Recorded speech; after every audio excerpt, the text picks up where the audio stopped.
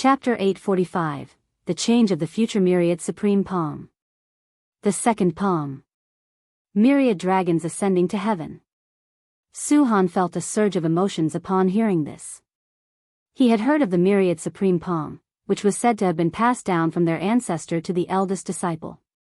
Nobody else within the Beginningless knew it, and it was said that the ancestor once said that mastering the Myriad Supreme Palm allows one to be invincible across all heavens. There were many such claims. The Beginningless had too many secret skills, so Suhan had never believed it before. But seeing it today, he believed and was even moved. He wanted to learn this skill. It wasn't just him, other disciples of Beginningless were also excitedly looking at the celestial vault. The silver light covering the sky robbed the world of color, while silver dragons continuously surged from the ocean before them, soaring upwards towards outer heaven. Myriad dragons ascending to heaven, the so-called dragons were dragon chi of the great Tao, constantly emerging and crashing into Emperor Xian, devouring his mana. The celestial Tao light layer of the celestial spirit great world was pierced through, with a silver light arc appearing from heaven to the depths of the universe, incredibly magnificent. That was the trace of the myriad dragon's sweep. Once the arc ceased to extend, Emperor Xian's aura weakened significantly. He flew out from the vast silver light, covered in blood, hair disheveled, in extreme disarray. The two golden crescents attached to his chest dimmed considerably. This scene was caught by countless great cultivators. After a brief silence, a commotion erupted among the great cultivators above the ocean. Such an overbearing divine skill. To solve Emperor Xian in just one move, what kind of cultivation level does this Nzazai possess? Could it be the mythical innate golden immortal realm? CTH novel, F. Iyer.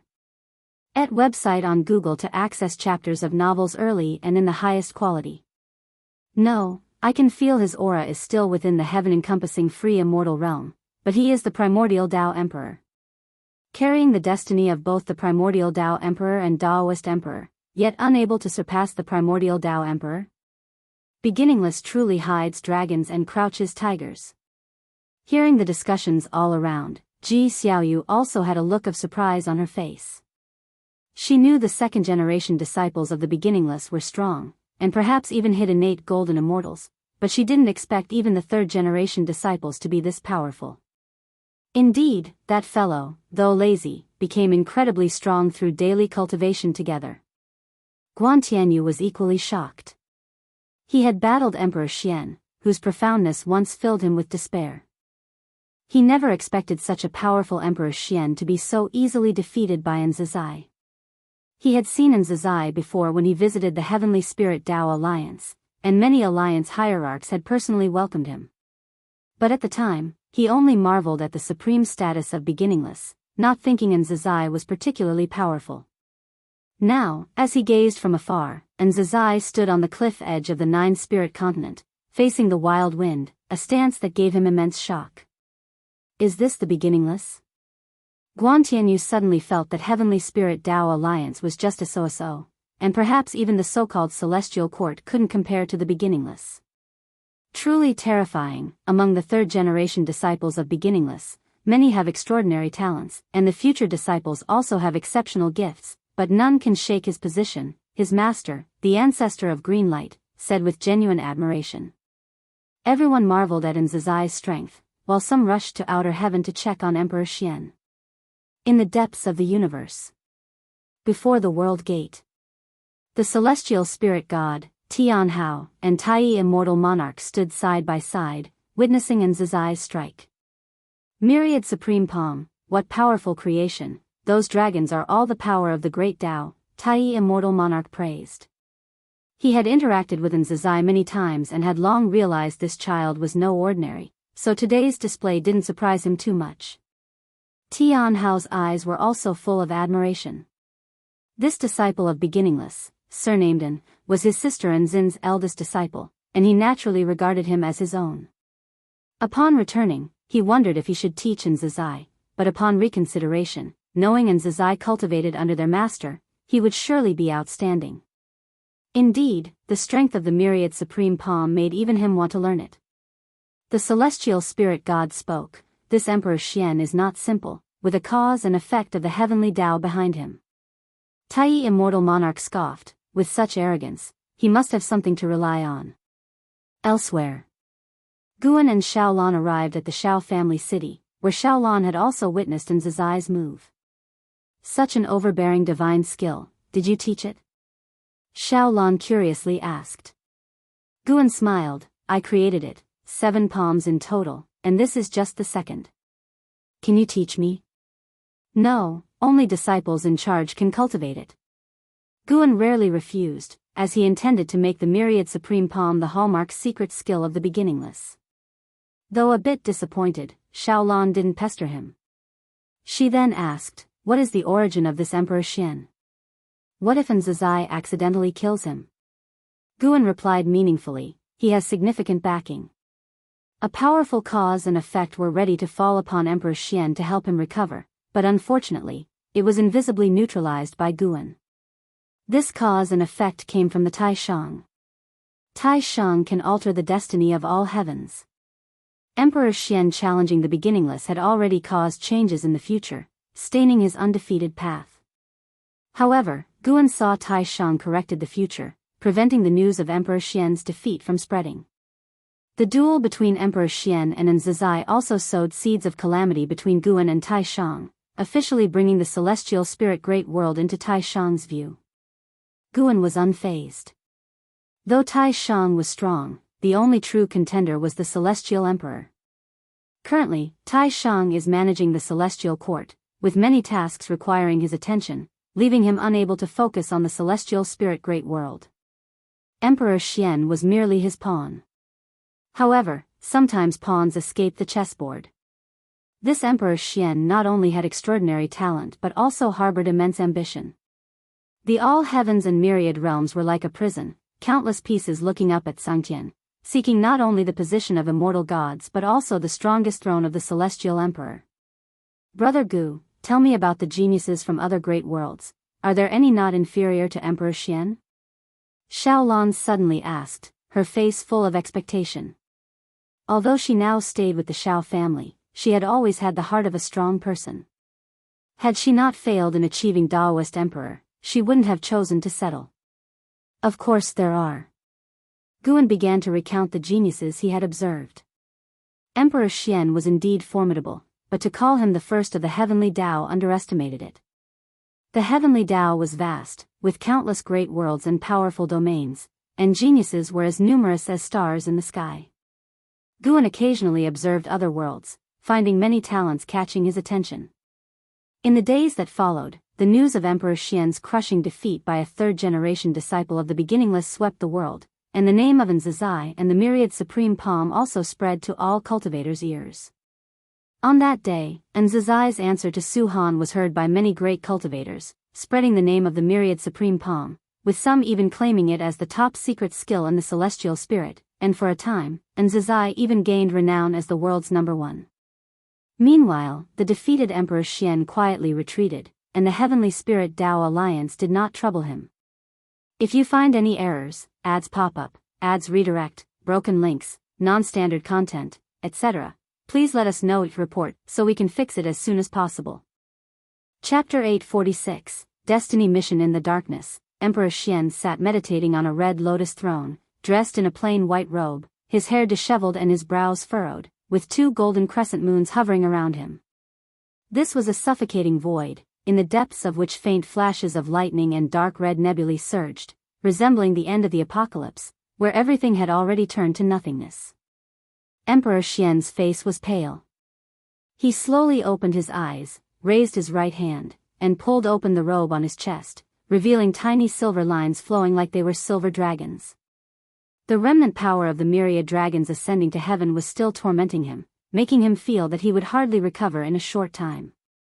Recalling the experience of facing the myriad dragons ascending to heaven, Emperor Xian's brows furrowed even tighter, his eyes full of unwillingness. Could it be that the primordial Tao Emperor is stronger than the Daoist Emperor? Emperor Xian muttered to himself, his tone filled with confusion. He could sense that Nzai was the primordial Tao Emperor, and as someone who cultivated both the Daoist Emperor and another, he was dividing his focus into 2 different destinies, whereas Zizai could channel all his energy into one great Tao destiny. In fact, earlier, he had sensed that the primordial Tao Emperor's destiny had suddenly become much stronger, but the Daoist Emperor's way of cultivating through combat was much to his liking. Now, he was wavering again, feeling that his dual cultivation of the Daoist Emperor might be an unwise move. Who says the primordial Tao Emperor is stronger than the Daoist Emperor? A cold and hoarse voice echoed, startling Emperor Xian, who turned his head to look, seeing a dark silhouette emerging from the depths of darkness, its form human-like but incredibly large, lightning flickering behind it, red clouds surging, making it appear even more terrifying. Emperor Xian squinted and asked, "Who are you?" "It doesn't matter who I am. What's important is that you need to know there is no great Tao destiny that can compare to the Daoist Emperor. Your failure is not due to the Daoist Emperor but because your killing intent is not strong enough." Upon hearing the words, Emperor Xian mocked, "Can the Daoist Emperor be compared to the celestial Tao immortal gods? The celestial Tao immortal gods rely on the power of the heavenly Tao. The heavenly Tao cannot grant them true power. Once the heavenly Tao takes back the power given to them, they will be reduced to their original form." This reply from the mysterious figure made Emperor Xian regard him with more respect, realizing he was not blindly arrogant. Emperor Xian was not of mortal origin, he had long understood the heavenly court immortals, and even knowing the truth didn't hinder his curiosity about the heavenly Tao. Although he did not deny the other's words, Emperor Xian remained vigilant towards the mysterious figure. More importantly, the other gave him an eerie feeling, one that he rarely experienced. The last existence that made him feel this way was an ancestor of an emperor clan. Their coming was certainly not to persuade him to believe the Daoist Emperor was the strongest. "Do you only respect the power of the Daoist Emperor alone?" Emperor Xian asked, simultaneously secretly employing his cultivation technique to restore himself as much as possible, ready to escape at any moment. Regardless of whether he was injured, even in peak condition, he was afraid he couldn't defeat this person. The mysterious figure stood in the depths of darkness, unmoving, with eyes seemingly piercing through time and space, watching Emperor Xian. "I came to find you because you are the most promising person on the Daoist Emperor's path. I am guided by the Daoist Emperor and will grant you greater power. However, you have just happened to be frustrated and waver in your Tao heart, which displeases me. Being defeated is not terrifying. What's terrifying is that you don't reflect on yourself but instead crave your enemy's power." The words from the mysterious figure made Emperor Xian's brows tighten, rendering him unable to refute. He believed the Daoist Emperor was inferior to the primordial Tao Emperor, simply because he felt Zizai's primordial Tao Emperor was stronger. The Daoist Emperor and primordial Tao Emperor will eventually clash, as these two great Tao destinies fundamentally conflict. You'd better abandon the primordial Tao Emperor. Upon hearing this, Emperor Xian was immediately displeased. He coldly snorted, "What right do you have to interfere with my choice? I choose the Daoist Emperor, not to become a puppet of the Daoist Emperor. From your words, it seems the Daoist Emperor is no different from the celestial Tao immortal gods, only not as mighty as the heavenly Tao. I won't interfere with your choice, just advise you. When the Daoist Emperor and primordial Tao Emperor wage war, destinies will devour each other. Having two destinies will cause backlash upon you, leading to your downfall. Whether choosing the Daoist Emperor or the primordial Tao Emperor, you need to plan early." The mysterious figure's reply made Emperor Xian calm down again. After a moment of silence, Emperor Xian asked, "Who exactly are you?" "CTH Nelfer. Net website on Google to access chapters of novels early and in the highest quality." The mysterious figure suddenly raised a hand, and a terrifying blood wind rushed towards him, causing his eyes to widen, plunging him into a trance. Emperor Xian's pupils reflected a series of battle scenes, rapidly shifting, as blood-red Tao patterns gradually emerged on his forehead, like blades clashing. Not knowing how long had passed, Emperor Xian gradually came to his senses, his vision clear, as if waking from a dream, taking deep breaths while clenching his right hand over his chest. He looked down, discovering the residual strength from the myriad supreme palm had dissipated, his state had unexpectedly returned to its peak. Emperor Xian's gaze became complex. The recent memory truly let him understand what the Daoist emperor was and why the Daoist emperor was born. Since the Daoist emperor has such origins, what about the primordial Dao emperor? Emperor Xian gazed at the distant mysterious figure and asked in a deep tone. The primordial Dao emperor was merely created by a cultivator without any mission. He hoped to strengthen himself with this destiny, and one day the Daoist emperor will find the creator, but to annihilate all primordial Dao emperors will require every Daoist emperor's action, including mine. I have traveled the furthest on the Daoist emperor's path, but you have the hope to surpass me. I don't want you to hesitate or even take the wrong path. The mysterious figure's words enlightened Emperor Xian. No wonder he suddenly felt the primordial Dao emperor had grown stronger. Upon reflection, it was because the creator had made a breakthrough. Thinking that the primordial Dao emperor was backed by a cultivator made him feel awkward, just like he couldn't imagine the heavenly Dao was some entity's will.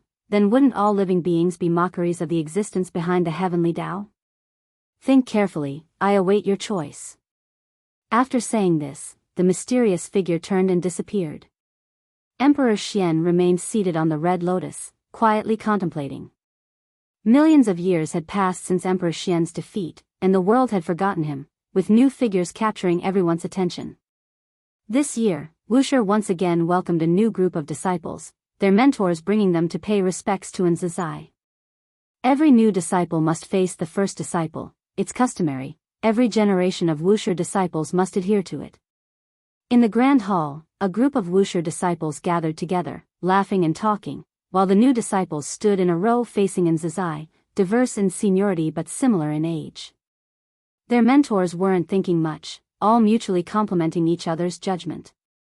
Zizai surveyed these new disciples, his gaze suddenly resting on a black-clad youth among them. He narrowed his eyes, feeling inexplicably uneasy. If you find any errors, ads pop up, ads redirect, broken links, non-standard content, etc., please let us know each report so we can fix it as soon as possible. Chapter 847. Wuxia. The young man in black looked only about 12 or 13 years old, with a delicate appearance and an unremarkable build, but his eyes were very spirited. When he saw Zizai squint, he was so frightened that he quickly lowered his head, thinking he had offended the ancestor. Soon, the Wuxia disciples in the hall also noticed Zizai's gaze and stopped talking, looking surprised at the young man in black. The other new disciples also became tense, sensing the subtle atmosphere, which made their hearts beat apprehensively. Could they be expelled even after stepping into Wuxia? What is your name, and why do you want to join Wuxia? Zizai spoke, his tone indifferent, making all disciples feel tremendous pressure. Everyone's eyes fell on the young man in black, including the new disciples, increasing the pressure on him. Cautiously, he raised his head, faced with Zizai's gaze, and quickly lowered it again, trembling as he answered, "My name is Wuxia, born in Yang City. I've grown up listening to the legends of Wuxia, and I want to become a Wuxia disciple, someone like ancestor Master Wuxia." Yang City is a city on the Nine-Spirit continent, not particularly prosperous but known nevertheless. Zizai could naturally deduce Wuxia's background, but he wanted to hear what Wuxia had to say. From his origins, Wuxia appeared without any suspicious points, as if he naturally belonged to Wuxia. To this day, Wuxia recruits disciples from the Nine-Spirit continent, which is now filled with spiritual energy, producing beings with greater talent than the celestial spirit great world, similar to the past immortal dynasty. Beings on the Nine-Spirit continent aspire to become Wuxia disciples. Entering Wuxia's sect is the highest honor. Even though the Nine-Spirit continent is harmonious, there are also conflicts in secret. If an aristocratic family produces a Wuxia disciple, the family's status will rise significantly. Wuxia is born into such a family, and both he and his family hope that he can become a Wuxia disciple. Fearful of possibly being rejected, Wuxia felt anxious and wished he could slap himself. Why did he stare at the ancestor just now? Meanwhile, he harbored a slight grievance, thinking he wasn't deliberately disrespectful, just overly excited. Zizai's gaze was complex. Rationally, he knew Wuxia had no problems, yet Wuxia made him feel uncomfortable, an unease he couldn't explain. His thoughts inexplicably turned to words spoken by the ancestor many years ago, that Wuxia would give birth to a great calamity. Because of the ancestors' words, he set stricter standards for recruiting disciples, meeting each new disciple personally. And Zizai took a deep breath, aware that everyone was watching him, knowing he must remain composed. Henceforth, you are all Wuxia disciples. Remember, Wuxia disciples must not intervene in worldly affairs unless the world faces trouble. Brothers must not damage each other. If discovered, their cultivation level will be abolished and they will be cast into reincarnation. And Zizai said expressionlessly, shifting his gaze from Wuxia to all new disciples. Upon hearing this, a Wuxia disciple quickly said, "Hurry and kneel to thank the ancestor." SAR the Novel Fire, any *T website on Google to access chapters of novels early and in the highest quality. The new disciples were overjoyed, kneeling to thank Zizai. And Zizai waved his sleeve, signaling for them to withdraw. The Wuxia disciples left with their apprentices, and soon only Zizai and a fourth-generation disciple remained in the hall. This fourth-generation disciple, named Hai Yuan, was Zizai's most capable junior, assisting him in managing Wuxia. Hai Yuan wore a blue Daoist robe, his hair black and white, and carried an elegant scholarly aura. He frowned at Zizai and asked, "Uncle, what problem does the disciple called Wuxia have?" It was the first time he had seen Zizai show such an attitude towards a new disciple. "Hai Yuan, remember when I spoke of the Wuxia calamity? I have an intuition that the disciple called Wuxia is that calamity. However, he currently hasn't committed any offense, so I can't punish him or expel him," Zizai said with a complex tone. Hai Yuan had heard of this, originating from the ancestors' words, and believed it firmly. Hearing Zizai's judgment, he did not hesitate but seriously said, "Uncle, if it's difficult for you to handle, I can do it. I'll expel him." Zizai glanced at him, unable to resist shaking his head and smiling. The nephew was very similar to Xian, except Xian only believed in justice, whereas Hai Yuan only believed in him. "Forget it, let's keep observing. If it's destined for Wuxia to have a calamity, driving him away will only lead to another appearing. Better we nurture him earnestly and see if we can overcome the celestial mandate spoken by the ancestor." Zizai smiled, dispelling the earlier gloom, even showing a hint of anticipation. He had observed Wuxia's unparalleled talent, seemingly having a powerful physique as Dao Intent approached him, a gift unmatched by other new disciples. A disciple like him, if continuously monitored and well-trained, might become the foremost of the new generation in Wuxia. Hai Yuan heard this but did not agree. He felt the uncle underestimated human nature, but he couldn't say it outright. Hai Yuan secretly decided to closely monitor Wuxia, and if he displayed any inappropriate behavior, he would persuade the uncle to expel him from Wuxia. On the other hand, Wuxia had emerged from tense emotions, following his master and listening to his introductions about the peaks along the way, his eyes filled with longing. He had finally become a Wuxia disciple. He must not bring disgrace to his family and aims to become the greatest in Wuxia, even making the legendary ancestor Master Wuxia proud of him. Little did he know, the ancestor master he dreamed of was just hundreds of miles away. Guan sat by the lake fishing.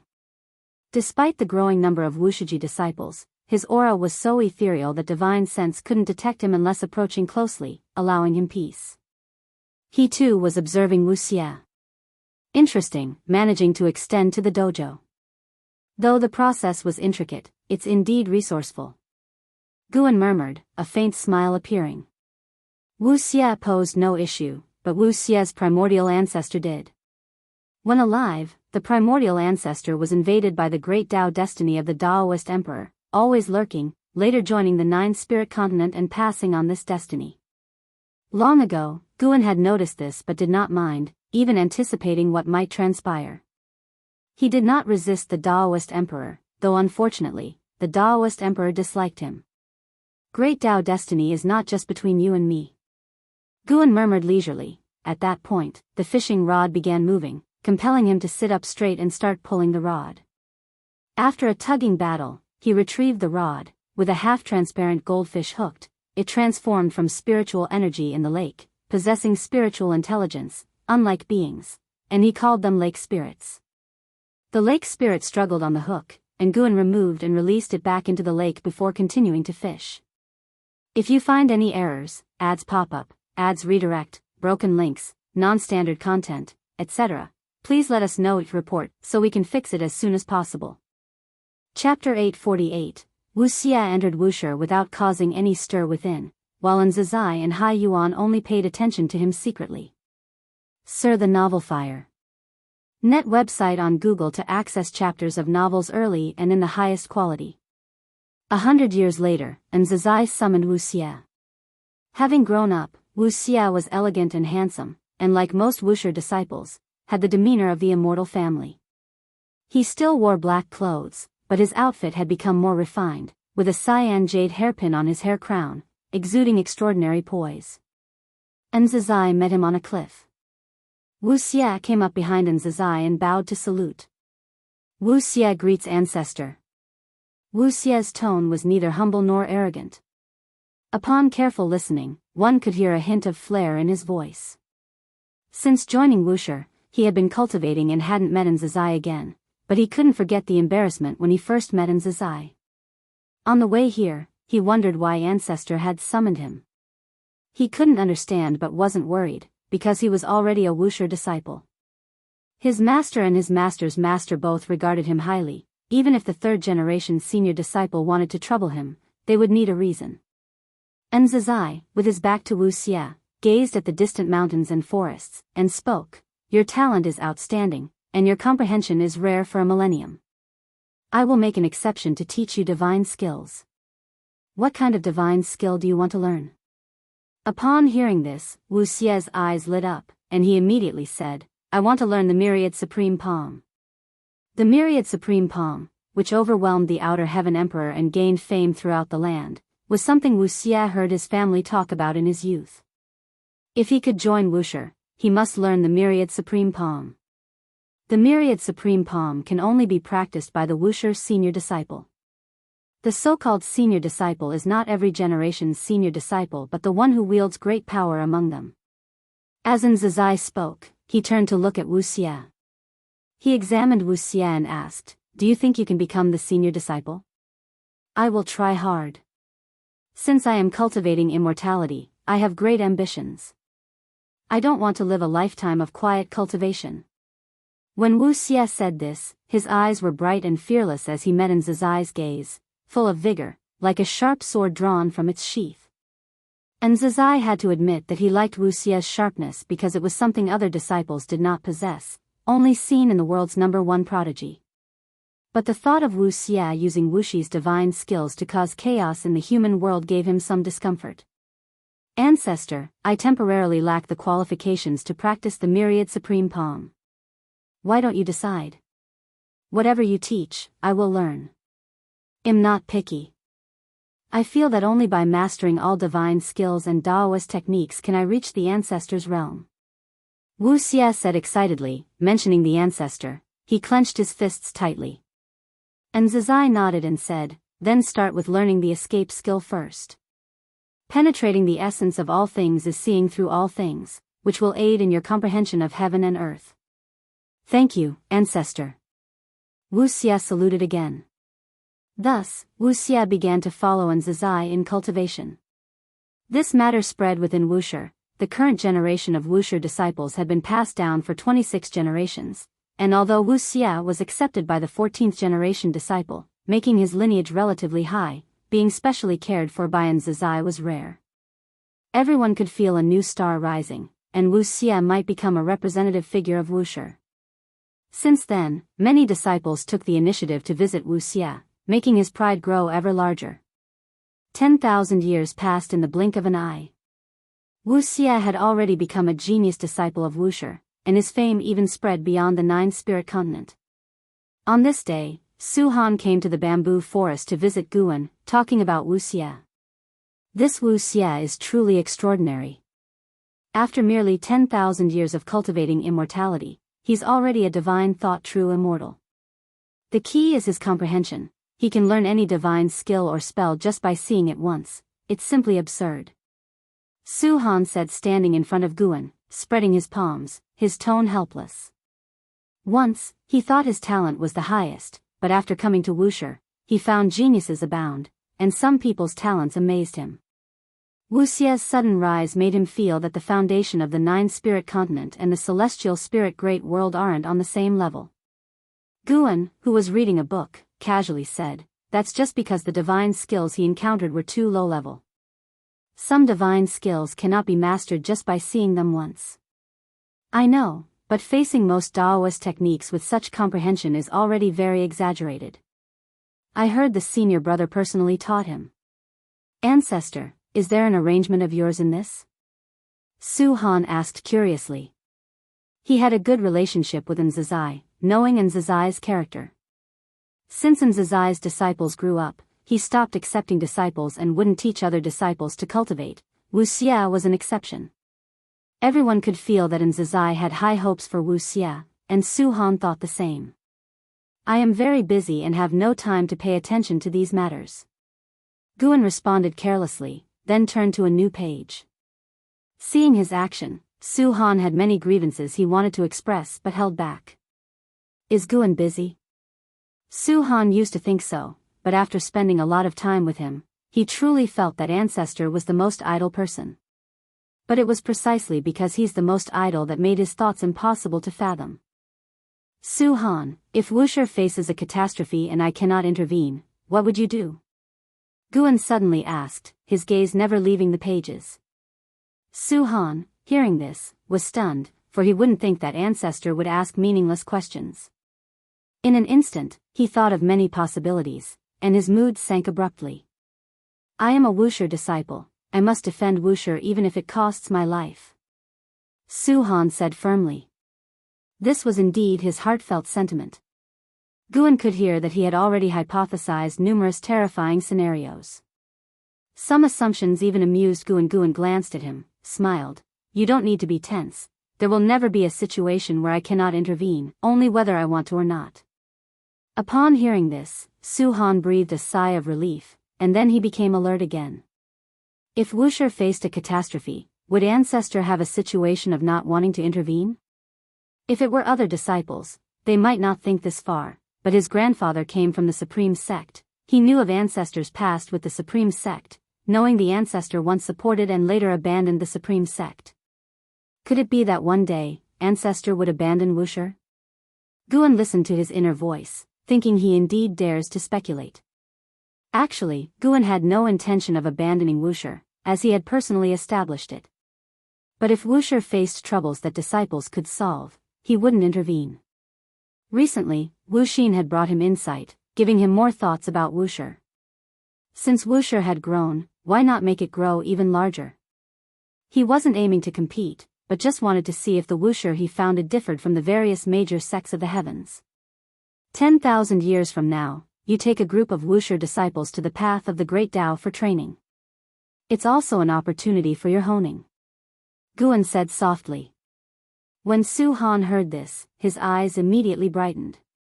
He had long wanted to venture onto the path of the Great Tao.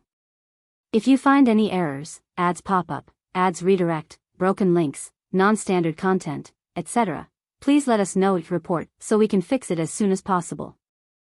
Chapter 849. The Patriarch's approval. Guan arranged for Su Han to lead the disciples to the path of the Great Tao, not with any special intention, but simply because many disciples wanted to go, so he decided to fulfill their wish. He couldn't let all the disciples stay within the beginningless forever. A cultivation lacking freedom has no meaning. Of course, Guan's change in mindset was still due to his own cultivation level's improvement, and his concerns were becoming less. Over the years, although his cultivation level hasn't changed significantly, his understanding of the Supreme Emperor of Ultimate Merging Tao has deepened, and he is even pursuing the Saint Realm. The closer he gets to the Saint Realm, the deeper his insights become. These insights also include thoughts on how to conduct oneself. Deliberately not doing something actually lacks authenticity. Acting with spontaneity is the true self. The peaceful life continues, even though the affairs of the world are constantly changing. They don't affect Guan. Millions of years later, Su Han, together with over 100 Wuxia disciples, stepped into the 10,000 Realms Gate, heading towards the path of the Great Tao, including Wuxia. And this year, the unbeaten Emperor Ancestor sent a descendant to cultivate within the beginningless. This child was also his chosen candidate for ascension to immortality. He not only wanted this child to become an immortal god but also hoped this child would possess the identity of a Wuxia disciple. Guan did not refuse. The unbeaten emperor ancestor has branches in the celestial spirit great world. Although they do not stir the winds and clouds of the world, once their foundation unfolds, it will surely be astonishing. Guan agreed because this emperor clan behaved very discreetly, which satisfied him. For Guan, this matter was merely a minor incident, not disturbing his life pace. He let Jianghu teach that emperor clan descendant. 8 million years later. Sia the Novel Fire. Enter website on Google to access chapters of novels early and in the highest quality. Su Han returned with that group of disciples. No one had fallen, and Wuxia once again became the focus. He was like the Emperor Xian, possessing the destiny of both the Great Dao Emperor and the Primordial Dao Emperor. The day after he returned, Wuxia went to visit Nzizai.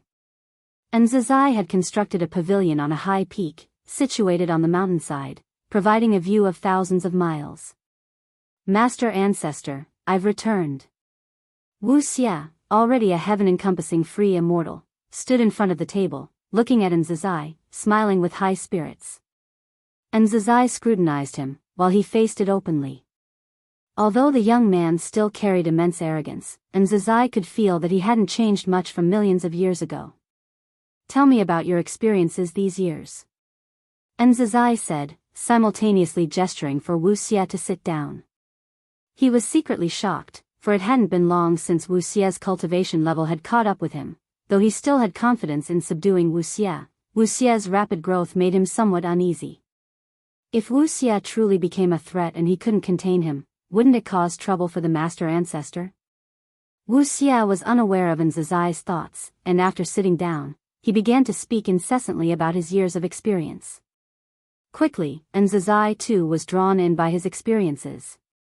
To become a great Dao Emperor, one must engage in battles on the Emperor Road, competing with Dao seekers of the same realm. The great Dao destiny would guide him to find opponents, and amidst battles, he would reflect upon the myriad heavens, cultivating the path of the primordial Dao Emperor. In the 8 million years, he and other Wuxia disciples experienced many things together, including grudges and emotions. He even recounted a portion of his marriage. The woman from the Tai Great World indeed moved my heart, but I won't forget my original intention, so I chose to defeat her, not only ending her Emperor Road but also severing my bond with her. I don't want to go to the Tai Great World, I belong to the beginningless, all my accomplishments should be rewarded to the beginningless, not taken away by others on the road. When saying this, Wuxia's face was full of determination, as if trying hard to convince himself. Nzizai had no comment on this matter because he too once severed this type of emotion. He had already surpassed the mortal spirit, not driven by instinctive desires, ordinary emotions seldom moved him. Wuxia looked up at Nzizai and smiled, saying, actually, I was able to achieve the great Dao Emperor thanks to the fellow disciples. If it weren't for them desperately protecting me every time I got injured, I would have died long ago. Truly, the so-called Emperor Road seems like a battle of heaven's chosen ones, but it's actually a contest of forces. Other heaven's chosen ones also have their own forces supporting them. But I've observed so many forces and feel that our beginningless is still the best, pure and simple, without so many entangled interests, without jealousy among disciples, only genuine happiness for fellow disciples. Nzizai finally showed a smile and asked, do you truly think so? Initially, when Wuxia wanted to go to the path of the great Dao, he was very troubled. However, many came to persuade him, all saying that Wuxia's talent shouldn't be wasted, that he should go out and venture. He didn't have enough reasons to refuse, so in the end, he agreed. Throughout the 8 million years, he often worried that Wuxia might turn bad, but it seemed that wasn't the case. He suddenly wondered if he had judged incorrectly. The threat is not Wuxia, maybe it's due to Wuxia, like his disciples or descendants. Of course, Master Ancestor, I plan to preach my insights to other disciples. What do you think? Would it violate any rules? Wuxia responded without hesitation. Nzizai naturally had no objections. In his view, the great Dao Emperor and primordial Dao Emperor weren't vastly different, just different paths of cultivation. If Wuxia disciples could have more choices, that would be even better. He was very pleased with Wuxia's broad-mindedness, so he decided to personally help Wuxia establish a dojo for disciples to come and listen to teachings. In the days that followed, Wuxia smoothly preached, his teachings benefiting many disciples, greatly enhancing his status and prestige, and his deeds on the path of the great Tao became widely known. One evening, when Guan returned to the mountaintop courtyard, he overheard celestial demon child, Shenzhen, and Shengguan discussing Wuxia, feeling that Wuxia was outstanding, more brilliant than past disciples, even more exceptional than Tianhao. Tianhao had displayed his talent the moment he left the beginningless, but Wuxia, despite having already become a heaven-encompassing free immortal, remained steadfast in the beginningless. Moreover, Wuxia's cultivation speed indeed surpassed all Wushiji disciples. Celestial demon child asked Guan for his thoughts on Wuxia, and he simply gave a brief compliment. Once he returned inside, the three women remarked that it's true he doesn't care about his junior's accomplishments. Indeed, after all, he is too strong. Thus, Wuxia became the most outstanding existence among Wushiji disciples, and afterward, whenever Nzazai went out, he would take him along. Wuxia would also spar with heaven's chosen ones and great powers from various great heaven and earth sects, both showcasing the foundation of the beginningless and deterring the ambition of those sections. The beginningless wouldn't engage in conquest, but if anyone attempted to disrupt the heavens and earth, the beginningless wouldn't stand by idly. Competition among forces can proceed, but there mustn't be any evil demon methods sacrificing all living beings and slaughtering innocent spirits. For Wuxia, life became glorious, yet he always felt regretful inside. He hadn't had a real conversation with the ancestor, they only occasionally passed by each other. Without the ancestor's recognition, he always felt he wasn't strong enough and couldn't be considered a true genius. If you find any errors, ads pop up, ads redirect, broken links, non-standard content, etc., please let us know each report so we can fix it as soon as possible. Chapter 850, A Moment's Difference Rumble. In the dim cosmic void, the sound of thunder echoed, overwhelmingly oppressive. Xu and Zhang Buku, clad in golden battle armor, soared through the clouds. Their gaze was fixed on the depths of the void, where red clouds surged, seemingly like a massive and terrifying demon bearing its claws and fangs. This realm is at the edge of the heavenly Tao, and the destiny here is weak. Occasionally, chaos evil demons invade. We must be extremely cautious this time. Once we find the life-heart mysterious iron, well, withdraw immediately. Suyu turned his head to Zhang Buku and earnestly said. Zhang Buku rolled his eyes and snapped, "Whenever have you not been the more reckless one between us?" Suyu laughed and said, "I'm just worried you might become conceited after your breakthrough." As they bantered, they flew onward, their divine sense sweeping across the void, scanning one meteor after another. After a long while, the two arrived at a dark red void, dotted with red spots and intertwined lightning. There were not only meteors here but also pieces of broken continents and even remnants of ancient, colossal buildings floating. Zhang Buku suddenly felt uneasy, as if a terrifying power was secretly watching them, making him even more vigilant. Suyu raised his right hand and wiped his forehead, where a vertical eye opened, bursting with golden light, creating multiple golden eye shadows. The two continued forward in silence. "The life-heart mysterious iron is over there." Suyu suddenly spoke. His figure flashed, appearing out of thin air on a meteor, which seemed small from afar but felt like a vast and desolate land upon his landing. Before him lay a massive iron stone reflecting cold light, like the blade of a giant sword piercing the ground, towering 1,000 feet high. Zhang Buku joined Suyu by his side, his face showing delight upon seeing the life-heart mysterious iron. Suyu wasted no time and raised his hand, attempting to extract the life-heart mysterious iron, but his expression changed the next second. The life-heart mysterious iron trembled but remained firmly on the ground. Frowning, Zhang Buku also raised his hand, using his mana to assist Suyu. Yet, even combined efforts could not pull the iron from the ground, as if a formidable hand was dragging it below. "No, we must abandon this piece," Zhang Buku said solemnly, feeling certain that continuing would lead to disaster. Suyu replied seriously, "There is certainly danger further ahead." The best outcome is taking this piece. Persist a little longer, and if unsuccessful, then abandon. The golden eye on Su Yu's forehead opened wide, and a beam of golden light shone on the life-heart mysterious iron, a golden stream flowing down its surface and penetrating the soil. Rumble, the ground began to quake.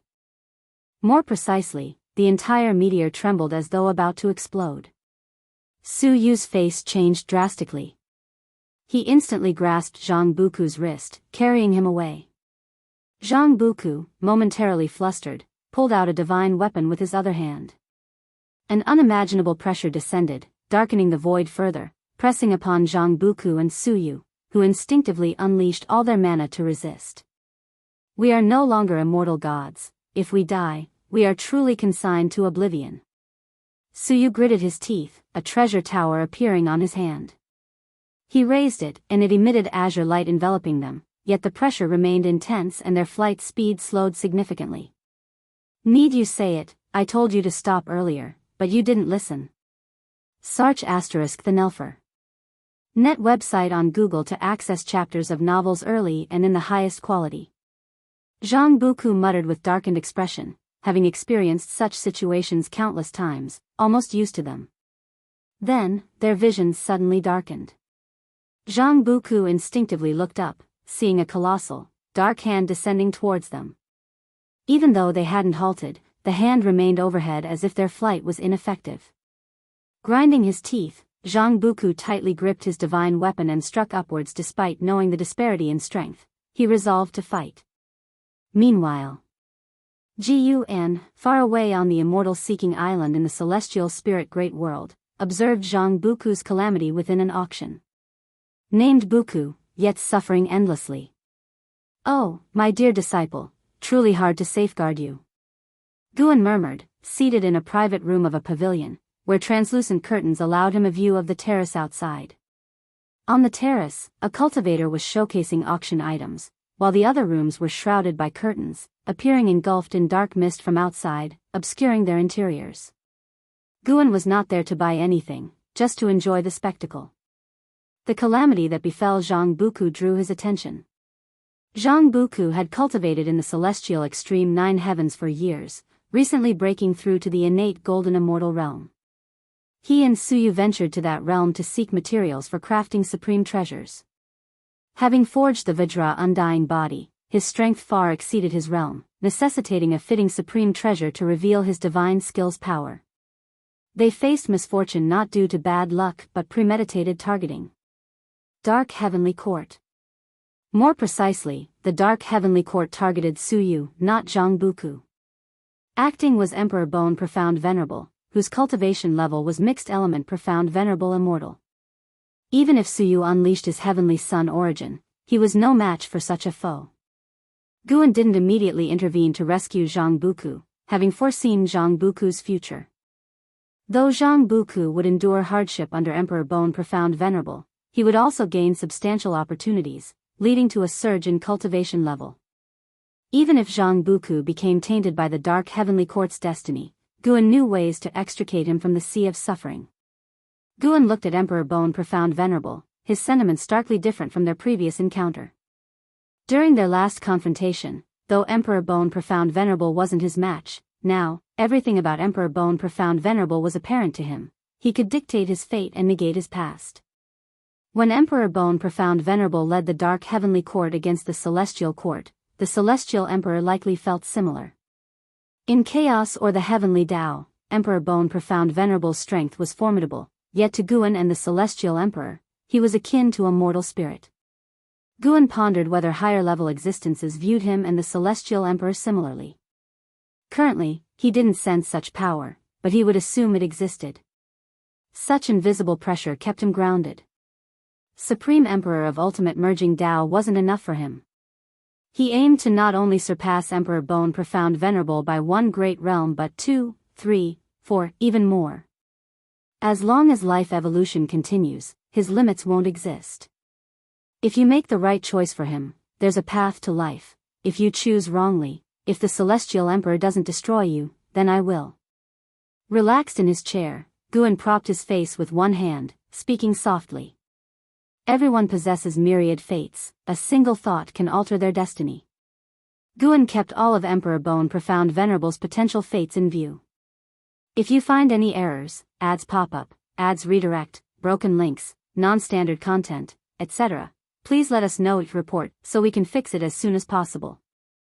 Chapter 851, Surpassing the Son of Heaven. Zhang Buku felt like he was having a long and indistinct dream, in which he was very tired, not knowing what he was doing, as if some terrifying presence was continuously chasing him. Finally, his consciousness detached from that heavy dream and began to awaken. He opened his eyes, and what came into his view was the endlessly high gray sky, clouds layered circle upon circle, making the sky appear so distant. He widened his eyes, suddenly sat up, and discovered he was sitting on the water's surface, with a sense of grounded stability beneath him, as if it were solid ground. He focused his gaze and saw at the end of the water surface a vast fog, while in front of the fog, Suyu stood, facing away from him. He stood up and asked, "Suyu, are you okay?" Suyu did not answer him, nor did he turn around, which made Zhang Buku frown. His divine sense had already dispersed, but he could not touch that fog. He did not know what was hidden within it. The divine sense swept in other directions, finding no signs of life for the time being, which made him suspect even more that an unknown and terrifying existence was hidden in the fog. Seeing that Suyu was still not turning around, Zhang Buku hesitated for a moment before stepping forward. His divine sense could perceive Suyu's expression. Suyu was not lost in a trance but was frowning, his eyes fixed on the front, seemingly observing something. Zhang Buku came beside Suyu and asked softly, "What are you looking at? Why are you not answering me?" Suyu gazed ahead and said in a deep voice, "Standing here, do you think it will be bad? The real trouble is about to start, and we have nowhere to escape." Upon hearing this, Zhang Buku looked ahead. As he watched, he found the murky fog had become clear. Deep within the fog seemed to be a small mountain, atop which sat a mysterious figure, with a languid posture but exuding an overwhelming arrogance. Looking at this figure, Zhang Buku suddenly felt a strong urge to kneel and worship. He struggled to control this emotion, which made his whole body stiff. He stared at that figure, falling into a trance, becoming as unresponsive as Suyu. Through the fog, that mysterious figure sitting on the small mountain was none other than the Emperor Bone Profound Venerable. Emperor Bone Profound Venerable still maintained his form of white bone, wearing a dragon head golden crown, with beads gently swaying in the wind, and a dark golden long spear standing behind him, leaning against his back. At this moment, Emperor Bone Profound Venerable was scrutinizing Zhang Buku. He initially came for Suyu, but he discovered Zhang Buku was not ordinary. This child's destiny had clearly been altered multiple times, and furthermore, he was brewing a special kind of fortune. Compared to Suyu, Zhang Buku unexpectedly held greater potential. Born of mortal spirit, yet able to surpass the Son of Heaven. Emperor Bone Profound Venerable felt it would be a pity to kill this child directly. Perhaps he could be nurtured. Though the creatures of the dark heavenly court could also reproduce, in terms of talent, the geniuses of the heavenly Tao were still superior. To truly overthrow the heavenly court, greater strength must be accumulated. Emperor Bone Profound Venerable recalled the previous battle. The celestial emperor did not even appear, yet he was defeated by a celestial Tao Venerable. Moreover, before this, he was defeated by a mysterious being. As a primordial Profound Venerable immortal, he had suffered 2 defeats in a row. He could not accept this fact. After ending the war with the heavenly court, he temporarily left the dark heavenly court to seek his own chances. He had his eyes on the Son of Heaven's root bones, aiming to explore the power of the celestial emperor through him. Unexpectedly, capturing the Son of Heaven led to an unexpected joy. Emperor Bone Profound Venerable pondered while increasing his own pressure of cause and effect, intending to test Zhang Buku and Suyu. On the other side, Guan had already returned to Wuxia, and after confirming that Zhang Buku would not encounter any trouble in the short term, he no longer paid attention. That plane had already detached from the heavenly Tao. The world contained rules that isolated the probing of cause and effect, making it difficult even for a Tao extreme Daoist immortal to find it, but for Guan, he could step right in. Moreover, Guan could transcend time. Even if Emperor Bone Profound Venerable killed Zhang Buku, Guan could cross to the time before Zhang Buku's death. This is the power of the Supreme Emperor of Ultimate Merging Dao.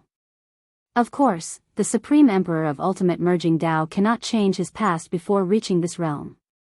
When Guan reached the level of Supreme Emperor of Ultimate Merging Dao, everything in the past became illusory, belonging to his past, but others cannot probe into this past, nor traverse to the past to kill him. Returning to the courtyard, Guan saw Zhenqin coming over, chatting with Shenzhen. Upon seeing Guan return, Zhenqin quickly stood up and bowed to Guan. "I've told you countless times, no need for formalities between us," Guan said with a smile, one that was kindly, instantly relaxing Zhenqin quite a bit. She smiled sheepishly and followed with, "Master, I came to find you because I wish to enter the 10,000 Realms Gate, to travel and explore a bit. What do you think?" The 10,000 Realms Gate is the most magnificent structure on the 9-spirit continent, leading to all heavens and myriad realms, more transformative than the World Gate deep in the universe. However, the 10,000 Realms Gate only allows exit, but no entry. Once you leave through it, you'll have to find another way to return. Guan casually replied, "If you want to go, go ahead. I won't stop you." Nowadays, Wuxia disciples are spread across the 3,000 great worlds and various domains. Some perish, some take root and establish their own sections. Guan will not interfere as long as they make their choice.